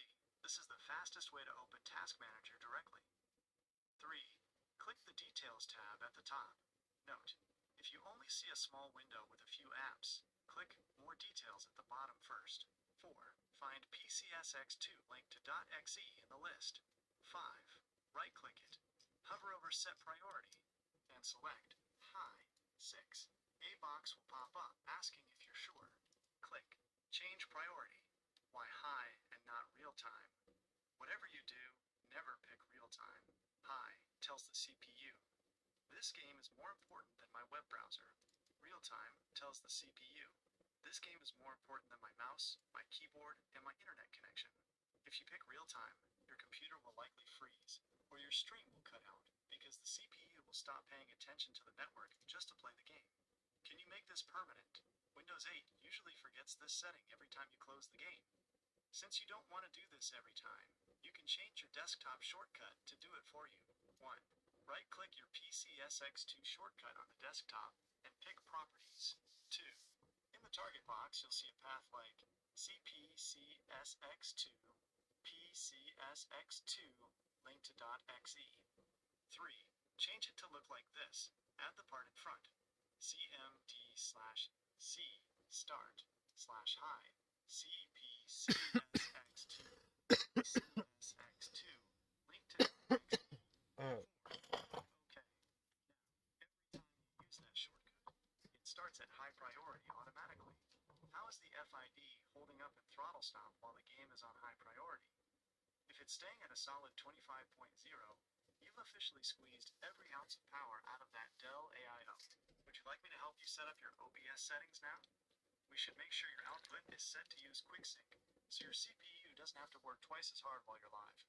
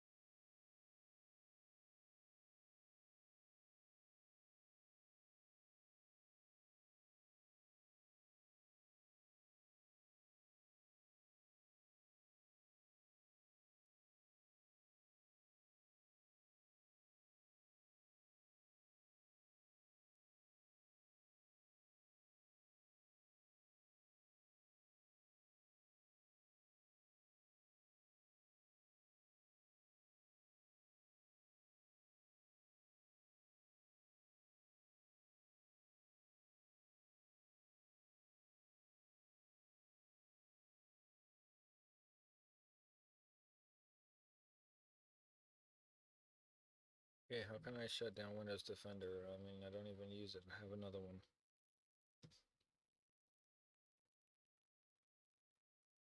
Since you're using another antivirus on your Windows 8 all-in-one, you're right to want Defender out of the way. It usually puts a safety brake on your Pentium by scanning files while you're trying to stream Jack and Daxter, which is the last thing those two brains need. Here are the 3 ways to shut it down. Start with the easiest one first. Method 1. The front door. Easiest. 1. Press the Windows key, root. Type Windows Defender L and hit Enter. 2. Go to the Settings tab. 3. Click on Administrator in the left-hand list. 4. Uncheck the box that says Turn on this app. 5. Click Save Changes. You'll get a pop-up saying the app is turned off. That's exactly what we want. Method 2. The Power User Way. Group Policy. If Method 1 doesn't stay off, this forces it. 1. Press Windows key plus RS. Type gp-editlink to .msc and hit Enter. 2. Navigate to Computer Configuration Administrative Templates, Windows Components, Windows Defender. 3. On the right side, find Turn Off Windows Defender. 4. Double-click it. Select Enabled. This sounds backward, but you are enabling the turn-off command, and click OK. Method 3. The Deep Fix Registry Editor. If the others fail, this is the hard kill. 1. Press Windows key plus R Isha. Type regedit Isha and hit Enter. 2. Go to HKEY_local_machine software policies Microsoft Windows Defender. 3. Right-click in the empty space on the right. Pick New greater than DWORD. 32-bit value. 4. Name it Disable Anti-Spyware. 5. Double-click it and change the value data from 0 to 1. 6. Restart your computer. A quick Valkyrie VIP 7 inches warning. Since you mentioned you don't even use it and have another one, just make sure your other antivirus is actually active before you do this. If you kill Defender and the other one isn't running, those 2 brains will be totally exposed while you're uploading to YouTube and Kick. How's the CPU temperature now that Defender isn't scanning in the background? If it's dropped a few degrees, you might actually have enough thermal room to try upscaling your PS2 games to 720p. Would you like me to show you how to do that in the PCSX2 settings? Okay, what if I just turned real-time protection off? Isn't that enough to get rid of the massive RAM consumption? Turning off real-time protection helps, but for a Pentium G2020T, it's usually not enough to fully stop the lag. The reason is that even with protection off, the Defender service, MSMPENG link2.exe, stays loaded in your RAM and still occasionally pokes your CPU to see if it should turn itself back on. On your 2-brain Dell, that tiny bit of background activity is enough to cause a stutter in Jack and Daxter. The why for your setup, the struggle. Your CPU has to handle the game, the emulator, and OBS streaming all at once. The fix. You want the CPU to have 0 background distractions. Turning it off via the Administrator tab, Method 1 in my last message, is better because it actually unloads the program from your memory entirely. One more performance killer to check. Since you're on Windows 8, there's another hidden feature that eats CPU power while you stream. Windows Search Indexing. If you want those 2 brains to be 100% dedicated to the Mojave podcast, do this. 1.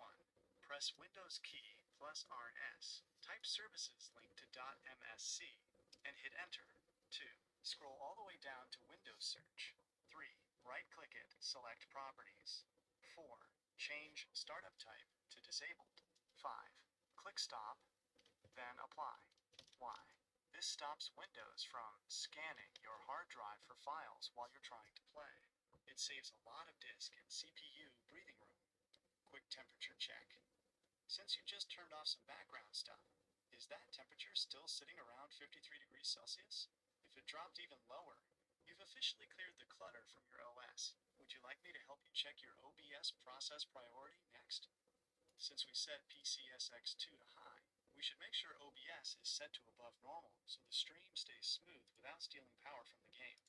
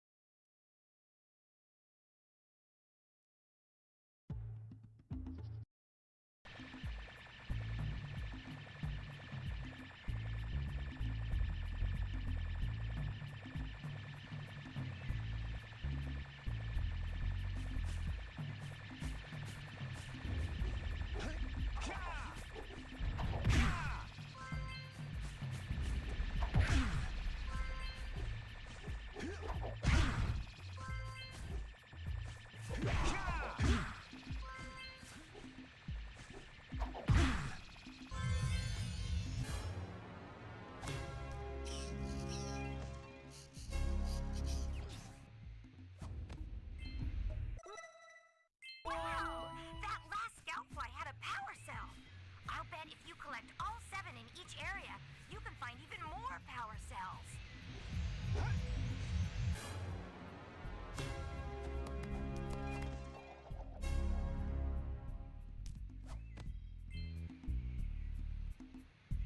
Okay,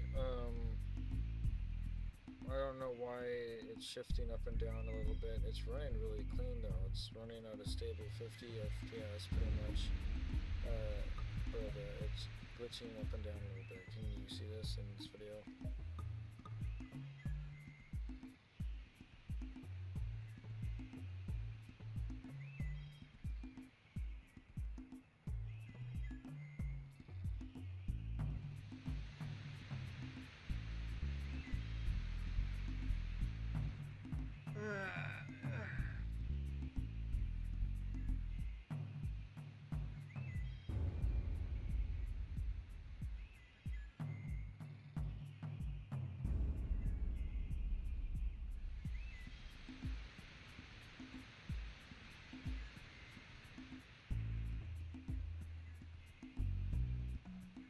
I mean, that would probably actually look really cool on the CRT, but it's not really doing nothing.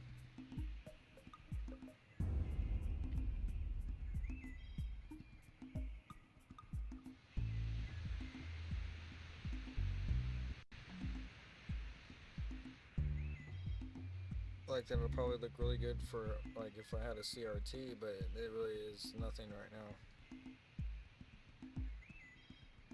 Kind of sucks. It's, you know, it's just seems like it's not supposed to happen.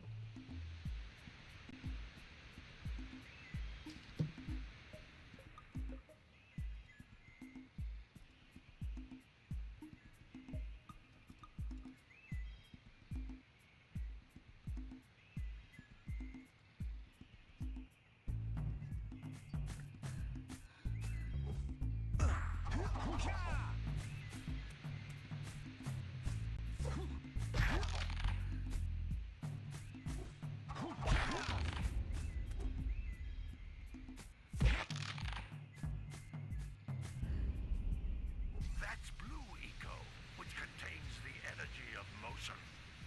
Blue Eco allows you to run fast, break boxes, and even activate some precursor artifacts when you get near them.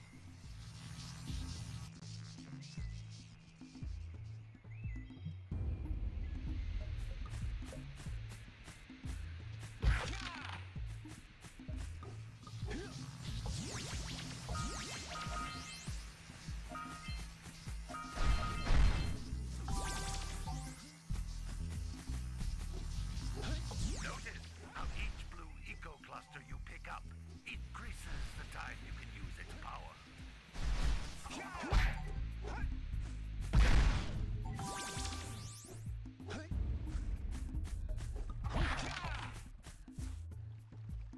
This is a precursor door. It can only be opened by approaching the door while channeling Blue Eco through your body.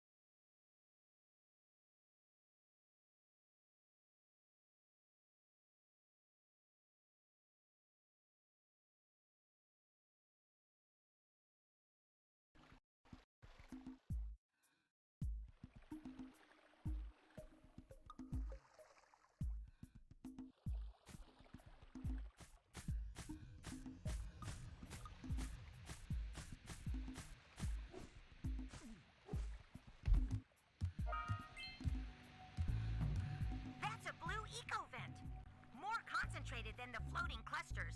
This vent will give you a full charge of blue eco, letting you use it for the maximum time.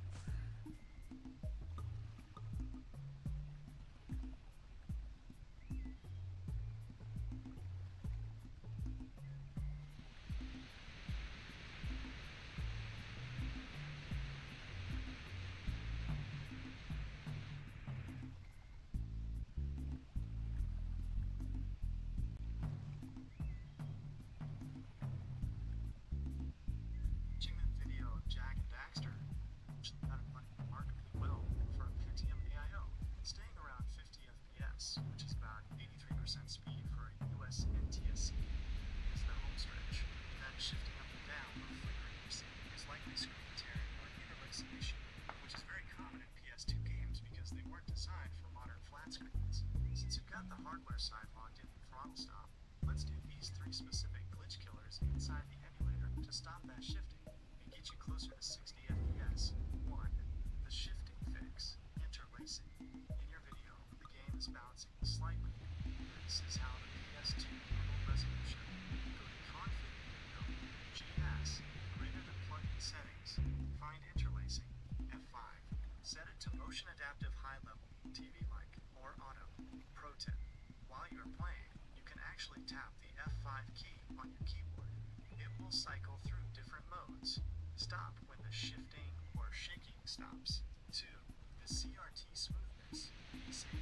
If the screen looks like it's cutting in half, move the camera to sync it to your monitor. Go to config emulation settings greater than GS window. Check the box for wait for VSYNC on refresh. Note, if this makes the game feel heavy or slower, uncheck it. On your Pentium, sometimes VSync is too much work, but it's the only way to stop that shifting effect. 3. Closing the gap to 60 FPS. You're at 50 FPS at the moment. To get those last 10 frames, it doesn't feel slow. Go to config emulation settings, speed hacks. Look at E cycle rate. You have it on an underclock. Try moving it 1 notch further to the left to -2. Enable INTC spin detection and enable weight loop detection. Make sure both are checked. These help the 2 brains skip the useless calculations the PS2 is doing, which usually gives Jack and Daxter a big boost. One final look at your throttle stop. In your first photo, your FID was still at 24.51. Double check that EDPROCHOT is unchecked on the main screen. If that box is empty, your CPU will stop shifting its own speed, which might be what's causing the game to dip up and down. How does it look after tapping F5 a few times?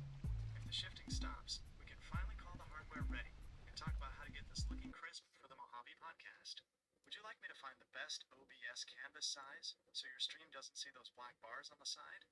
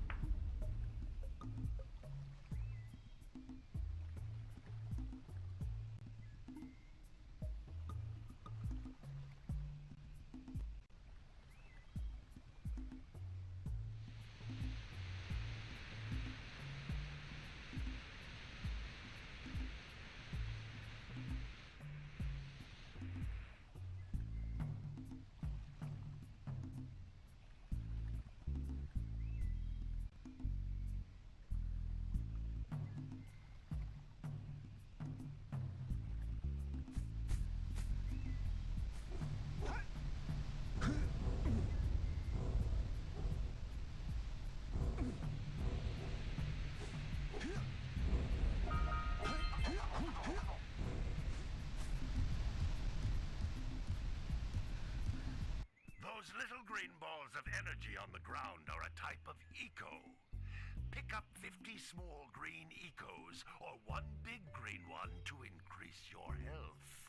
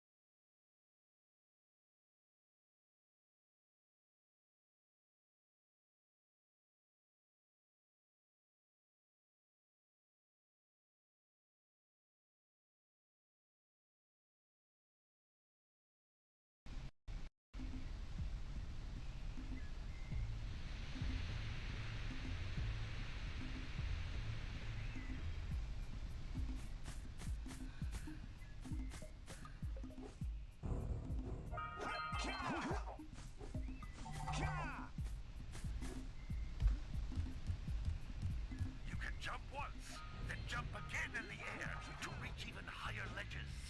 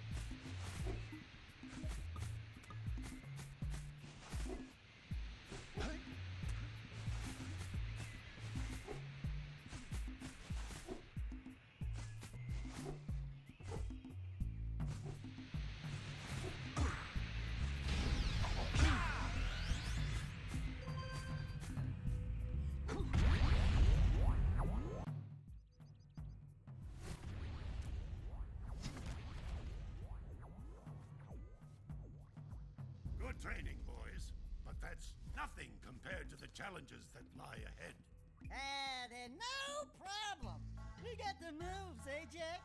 We'd love to stay and chat, Big Green, but we're, itching to get on with our adventures. Fine, fine. Adventure away, then. And while you're out adventuring, why don't you make yourself useful? My darn green eco-collectors are clogged up again. Head out to the far side of the beach and clear them out, why don't you? Follow the lamps. They'll take you right there. Now, all of you, get out of here!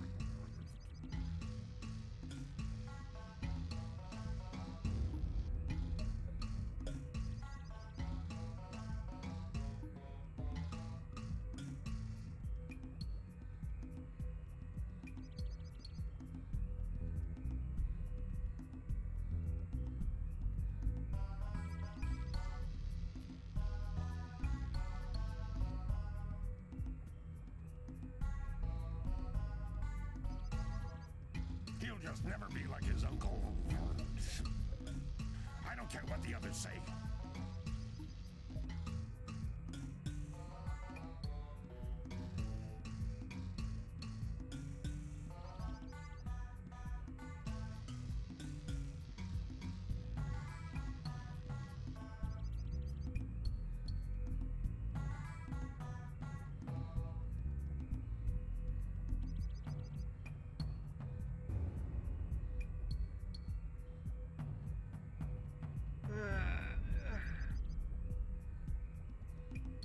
Hello, Blue Sage. Hello. Where in the blue blazes can you be?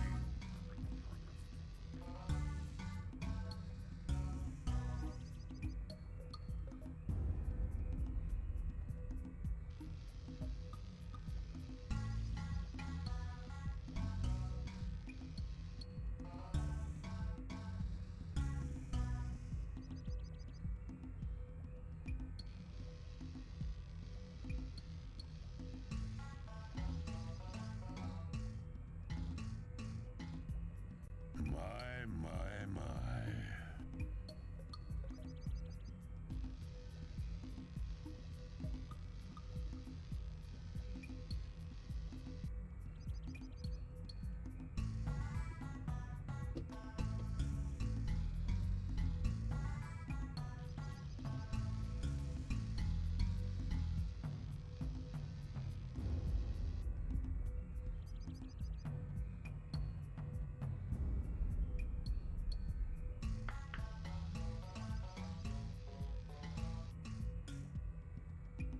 He'll just never be like his uncle. I don't care what the others say.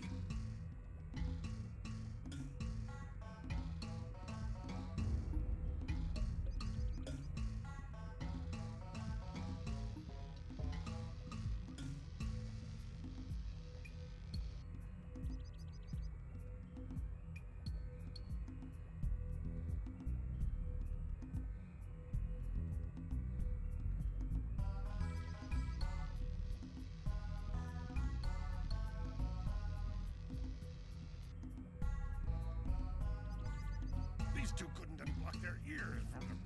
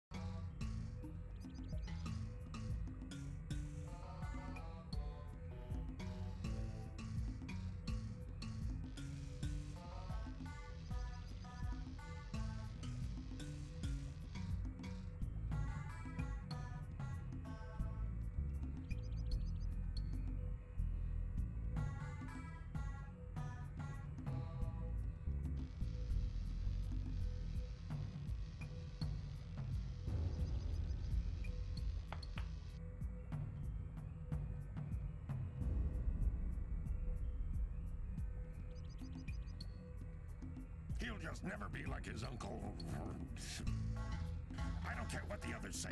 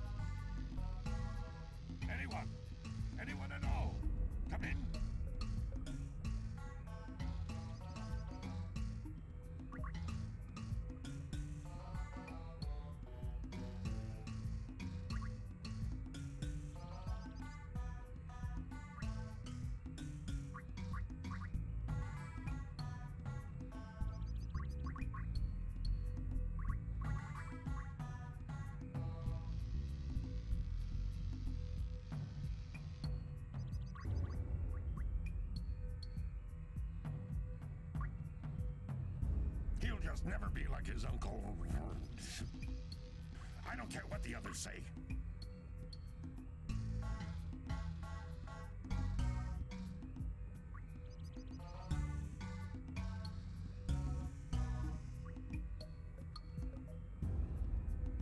Can you upgrade to DDR4 RAM on this motherboard?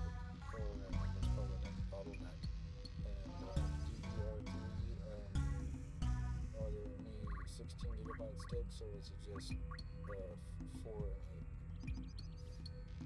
These two couldn't unblock their ears.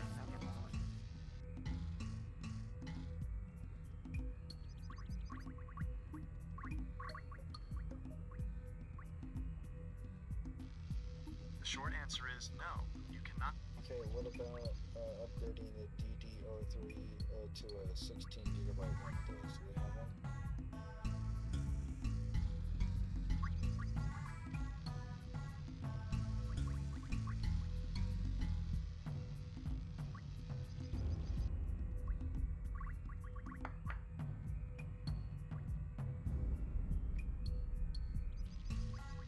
He'll just never be like his uncle. Upgrading the RAM on your Dell I don't care what the others say. is actually one of the smartest things you can do to help it handle the multitasking of running a PS2 emulator and OBS at the same time. Here is the lowdown on the 16 gigabytes of. Is there a stick of, since it says it can support up to 32, doesn't that mean I can get two 16s?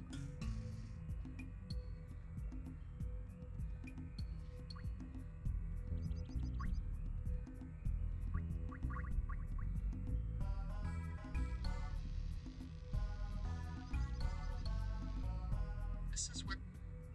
It can handle 32, but I mean, no, I mean it has two slots. Is there a chip that has 16 gigabytes of RAM, and can I use those? But Hello? Where in the blue blazes can he be?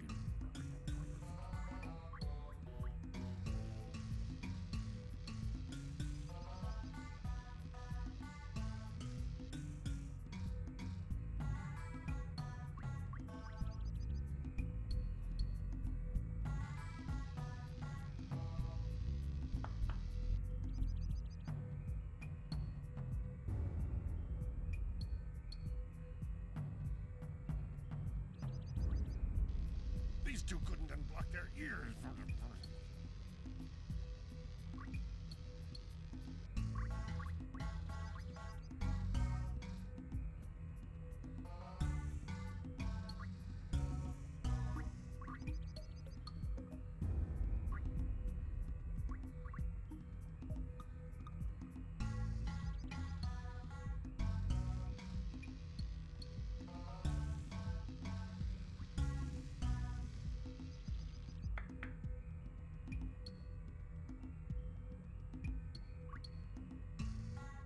He'll just never be like his uncle. I don't care what the others say.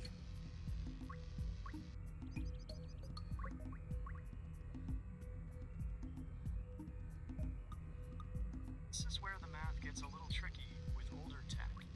Even though your Pentium G2020 T-specs say the processor can handle 32 gigabytes, that usually assumes a motherboard with 4 slots, like a.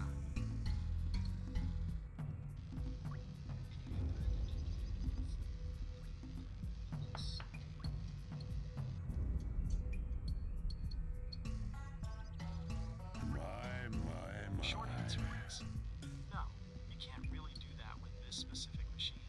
While your Pentium G2020T processor technically supports 32 gigabytes of RAM, there is a physical hardware catch for the era of DDR3 technology you are using, the 16 gigabyte stick problem. DDR3 limitations. okay, so I guess I just got this. Okay, so I'm on Newegg right now, and I'm looking up some prices for some. Can you give me a brand that I can get that's for my board? It says the form factor over here is SODIMM. Is that correct? These two couldn't unblock their ears.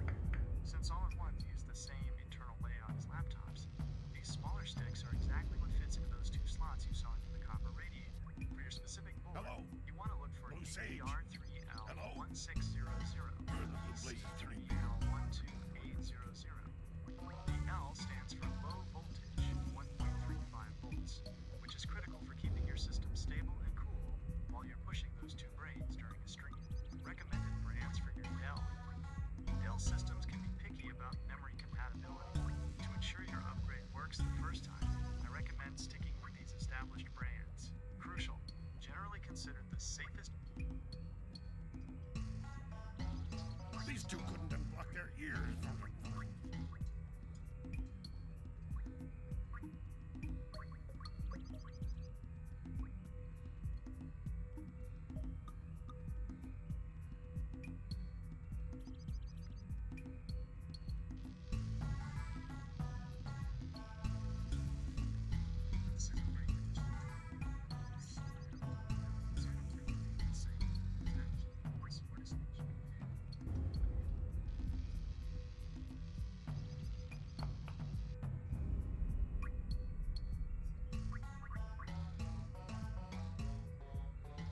Hello?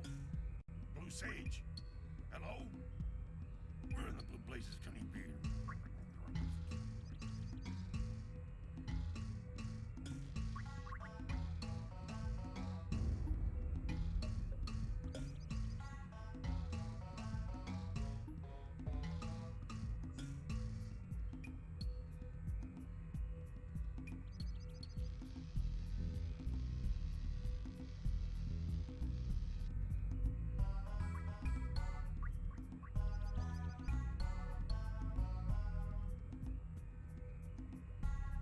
My.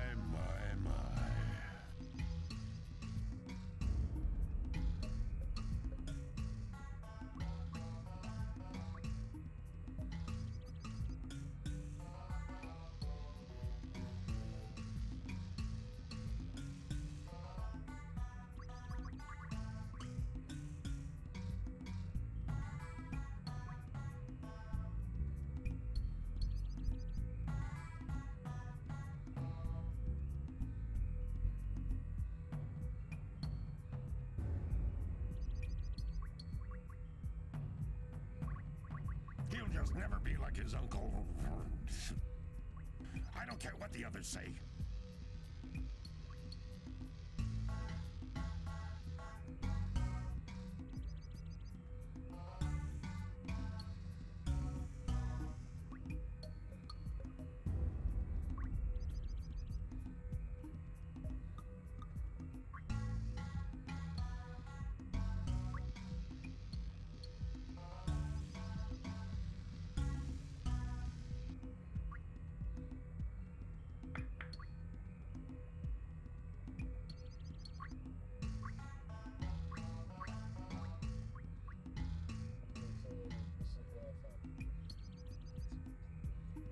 These two couldn't unblock their ears. My.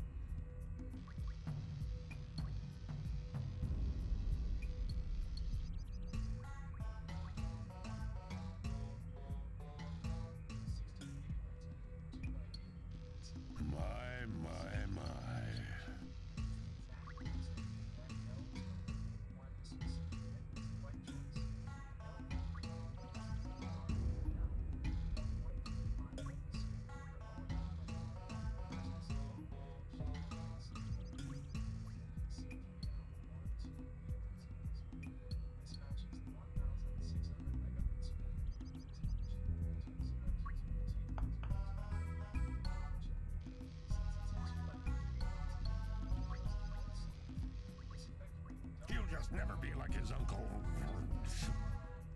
I don't care what the others say.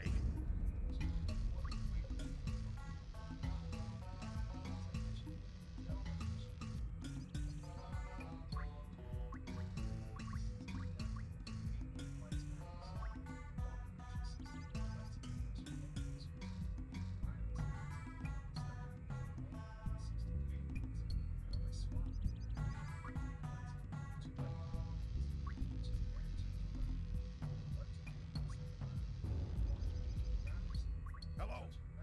Blue Sage? Hello? Where in the blue blazes can he be?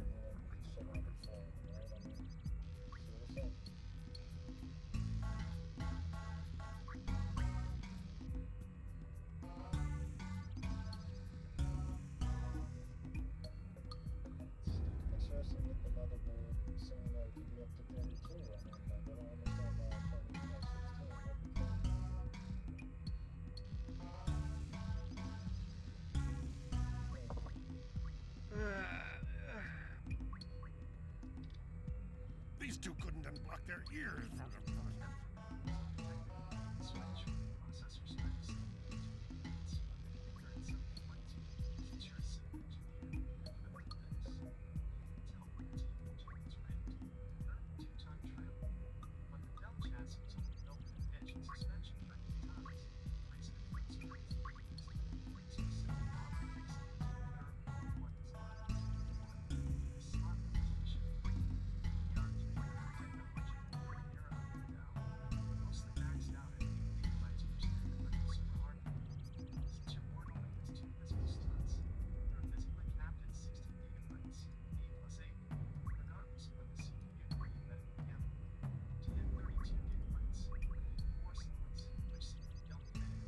He'll just never be like his uncle. I don't care what the others say.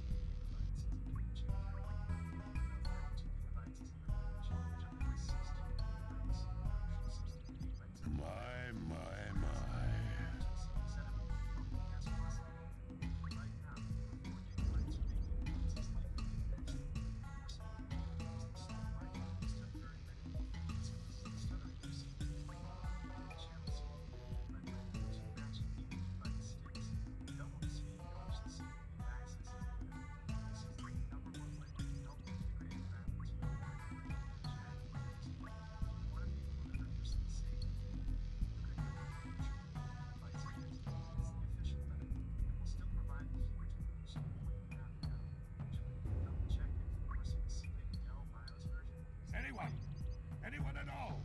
Come in.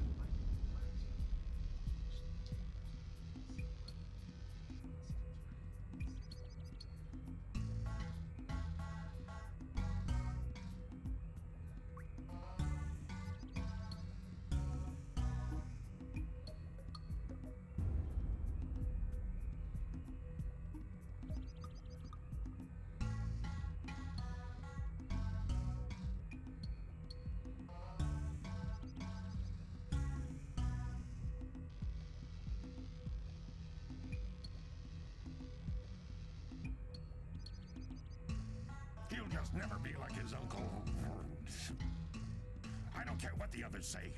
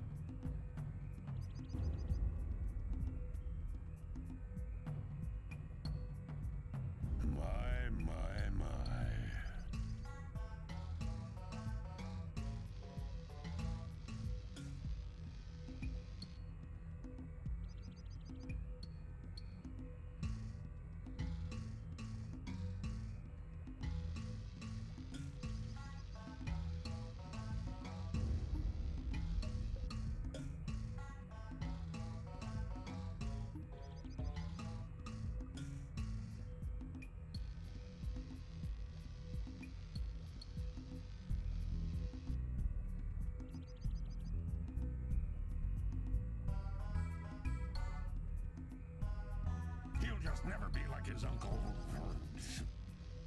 I don't care what the others say.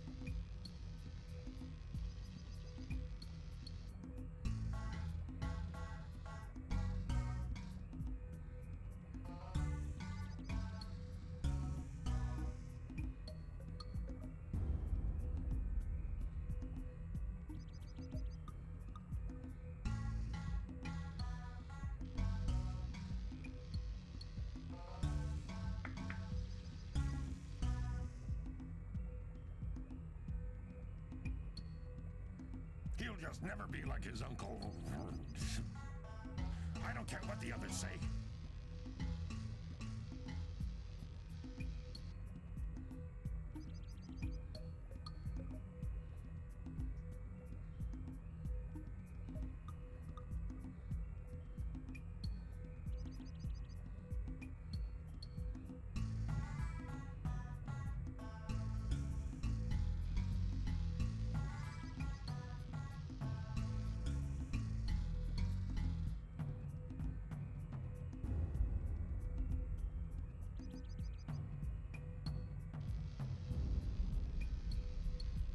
These two couldn't unblock their ears.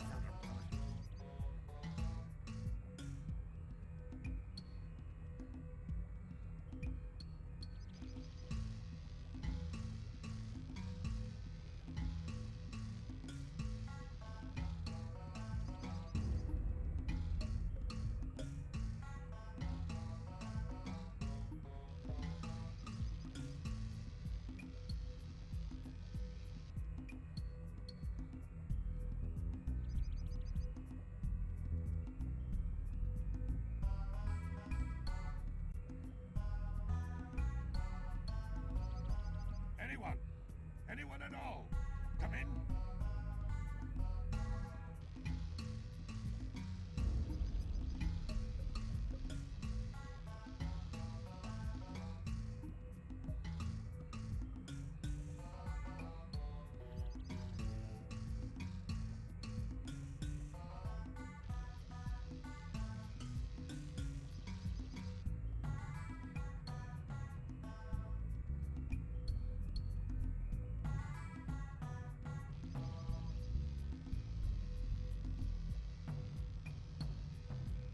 He'll just never be like his uncle. I don't care what the others say.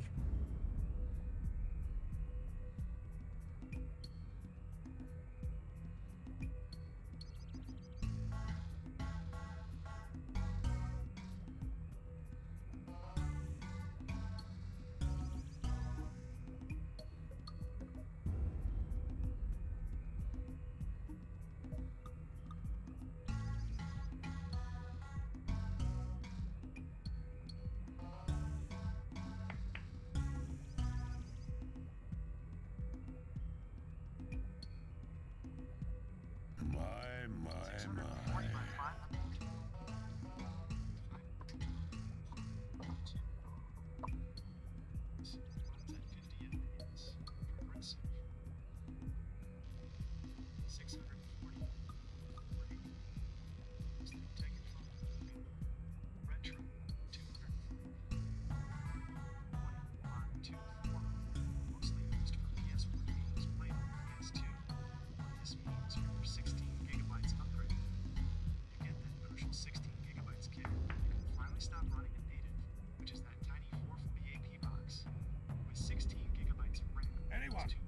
Anyone at all?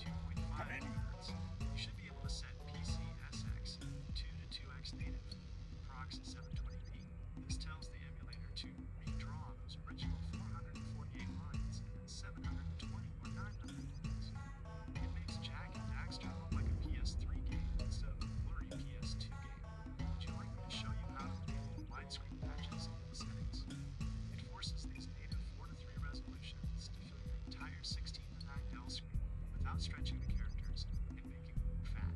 This video explains how the PS2 enables various output resolutions and how to use software like GSM to force higher like outputs on original hardware. YouTube video views will be stored in your YouTube history, and your data will be stored and used by YouTube according to its terms of service.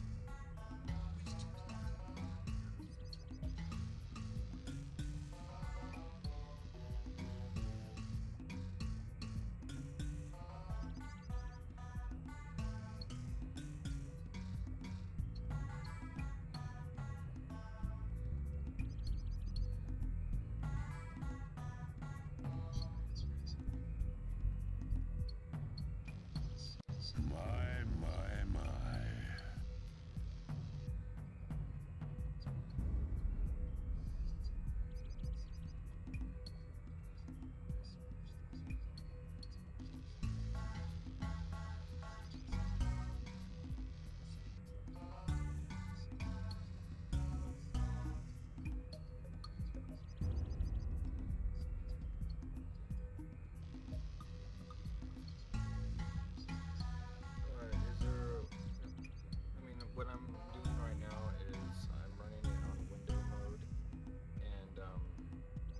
never be like his uncle.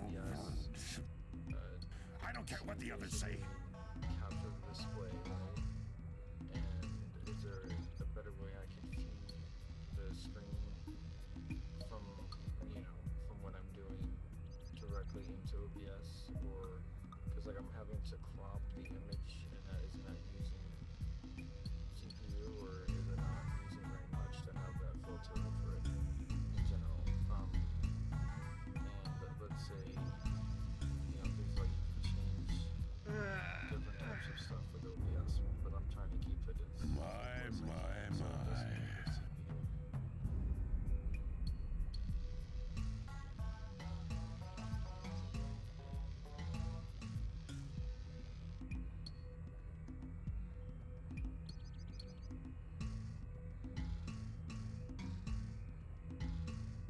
Since you're on Windows 8, you actually have the advantage.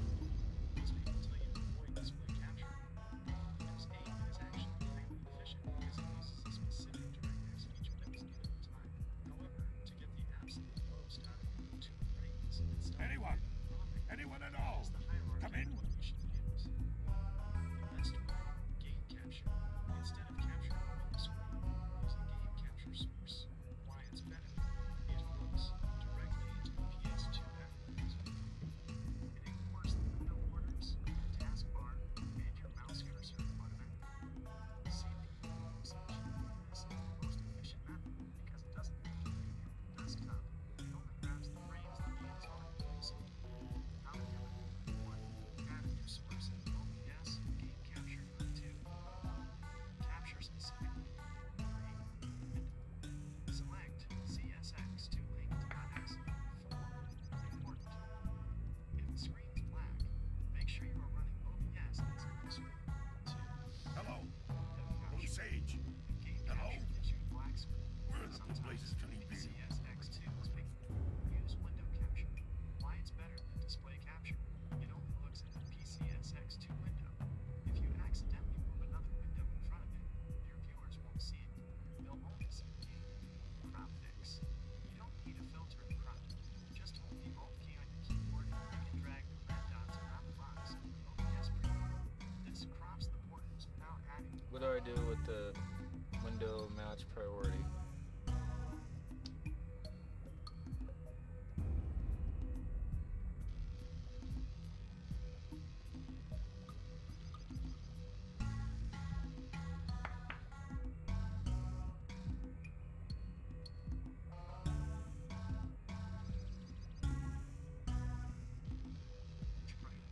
It's basically a reconnection.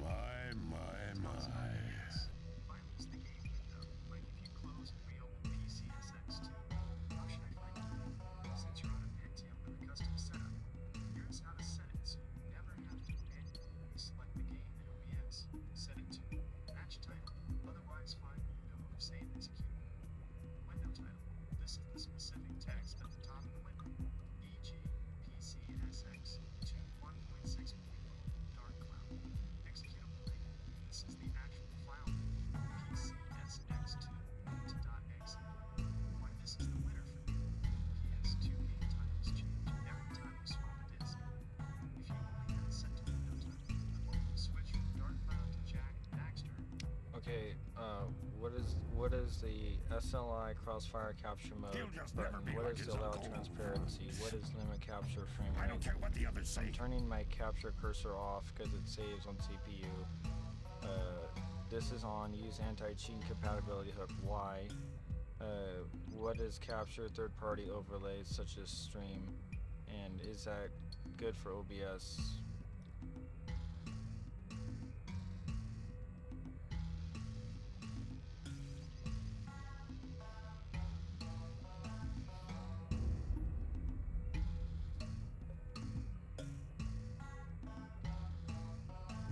since you're running an Pentium G2020T on Windows 8, your goal is to keep OBS as light as possible. Most of these extra checkboxes are usually CPU trims.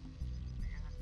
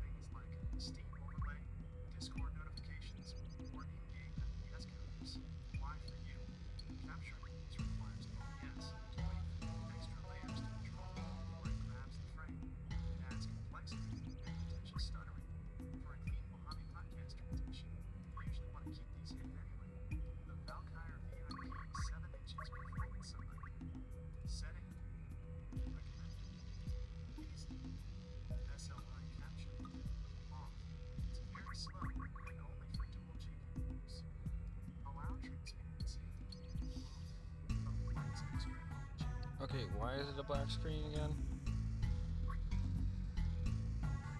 These two couldn't unblock their ears.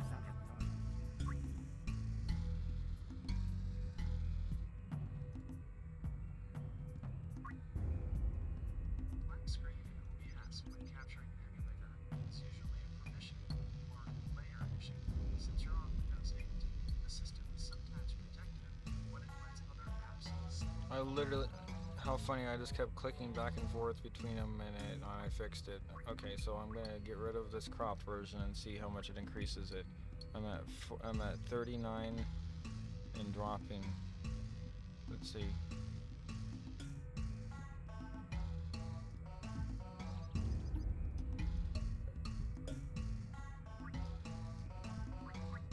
He'll just never be like his uncle.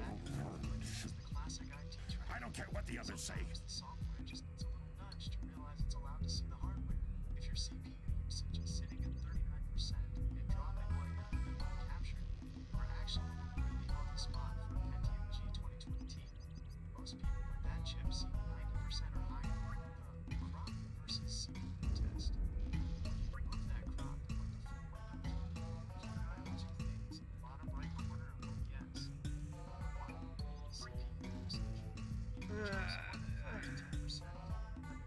These two couldn't unblock their ears. Pixels to think about. Two, drop frames. If this starts turning yellow or red, it means your two brains can't keep up with a full-sized image. You should go back to the Okay, so that's crazy. It went down when I deleted it because, you know, like I had everything on, like, you know, generating preview, which actually takes CPU, right? So it was a bad reading. So I took it off and it dropped it down to the same, about 27. It's about the same. And I mean, I'm just saying it's probably gonna do better to have that specific game capture on, because now I can have it full screen on my computer and it won't really affect the stream, right? And that's fun because now it won't it doesn't affect the CPU, right? More like if I have it in a small window versus the full screen, which is what I was trying to ask earlier. Like, yeah.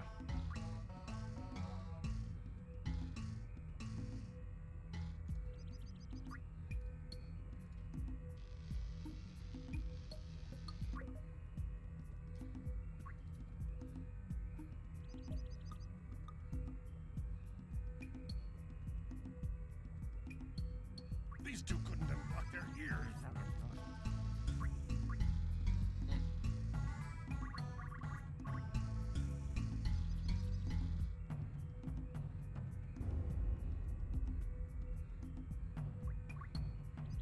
Exactly.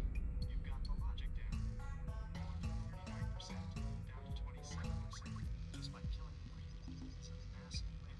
That 12% difference is exactly the breathing room your Pentium needs to keep the stream from stuttering.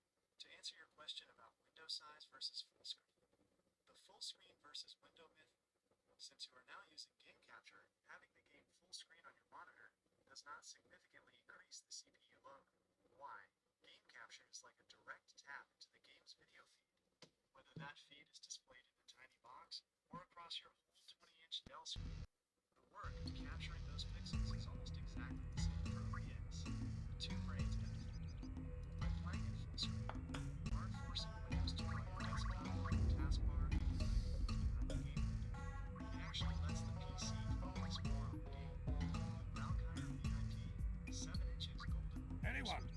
Anyone at all? Come in. Screen. Keep your internal resolution in PCSX2 at 2x native, 720p for now. If you try to push the game to 4x native just because you're in full screen, that is what will spike your CPU and drop your 27% usage back up into the 90s.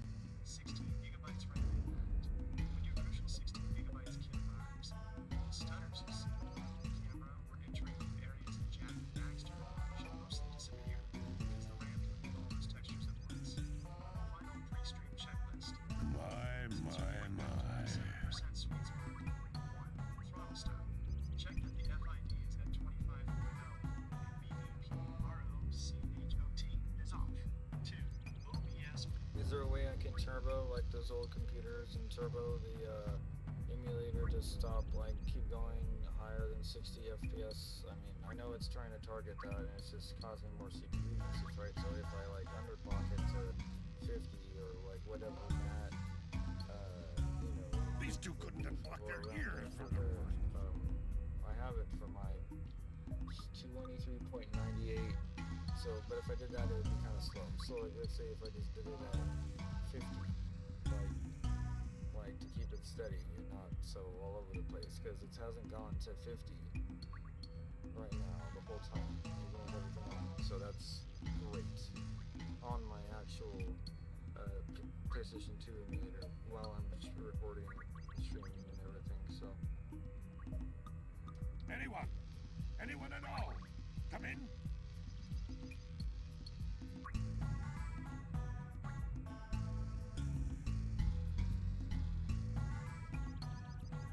It's funny you mentioned that the turbo button on those old 80s and 90s PCs was actually the world's first hard-hitting button.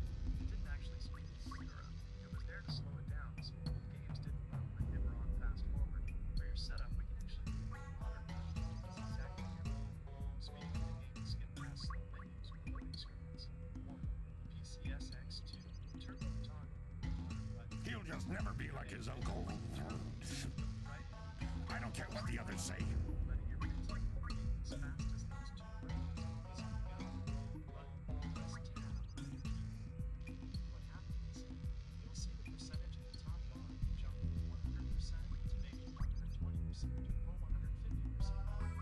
This video, the audio will be pitched in the retro version. Press F4. This disables the longer time. It's even faster than TV. The bit stable version. 2. Turn on the hard My. Press the turbo button for your actions. Unlock and let 25.0 to run its maximum rate speed of 2.5 gigabits at all times. Without throttle stop, the CPU will try to downshift to 1.2 gigahertz at the same time. Or you can use the slow button. 3. Why there's no record clock turbo. I looked at the weather we can push that net past 2.5 gigahertz. Anyone at all? Come in. Unfortunately, Intel 5.20202. The hardware we need, unlike Casey's processors, the chip will let us do because you need that calculator turned on your CHAT. You're getting Is there a way I can get the frames to go at a steady by turning down the actual capability with the turbo? Like, let's say I can.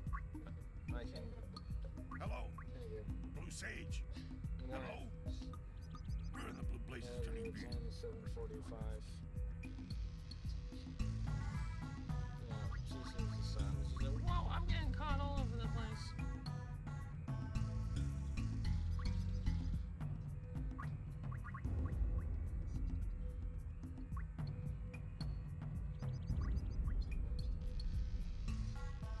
Is there a way I can mess with the turbo on this thing to make it a more Anyone at stable all? frames Come per in. second? Let's say lock to 50. Okay, what?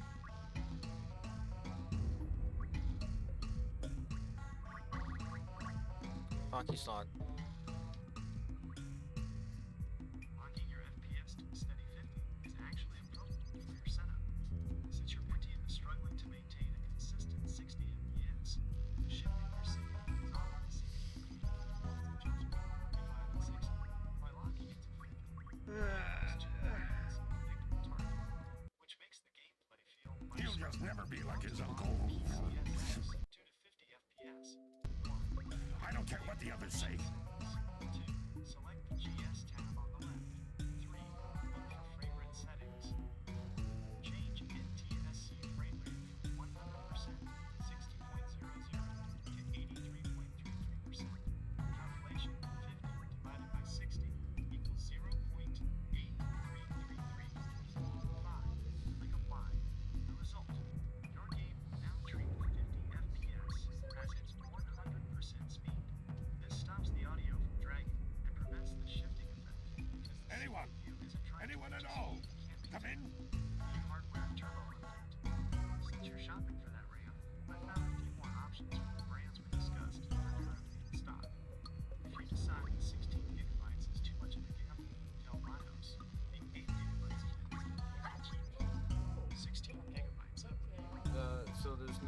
to actually change the NSC frame rate or the PAL frame rate for this?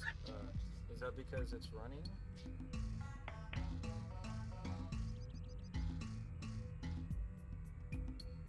He'll just never be like his uncle. I don't care what the others say. You've hit a classic emulator roadblock. The reason those NTSC PAL framework boxes are likely grayed out and let you change them is exactly what you suspected. Asterisk the game is currently running.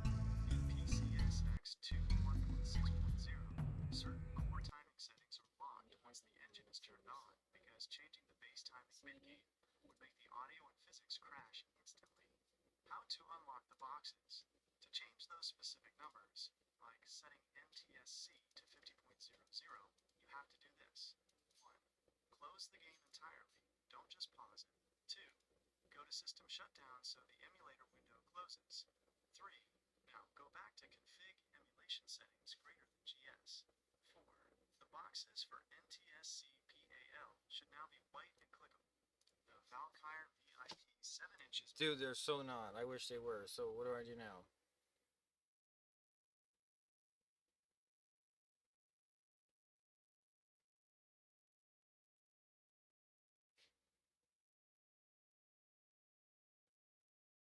It's a total pain, but that's the safety lock the emulator uses so it doesn't crash while you're mid-game. It's like trying to change the transmission on your truck while you're doing 60 on the freeway. The computer just says no. To unlock those grayed out boxes, you have to fully shut down the game. The unlocking steps. I did. How long do I have to close it for? Jeez.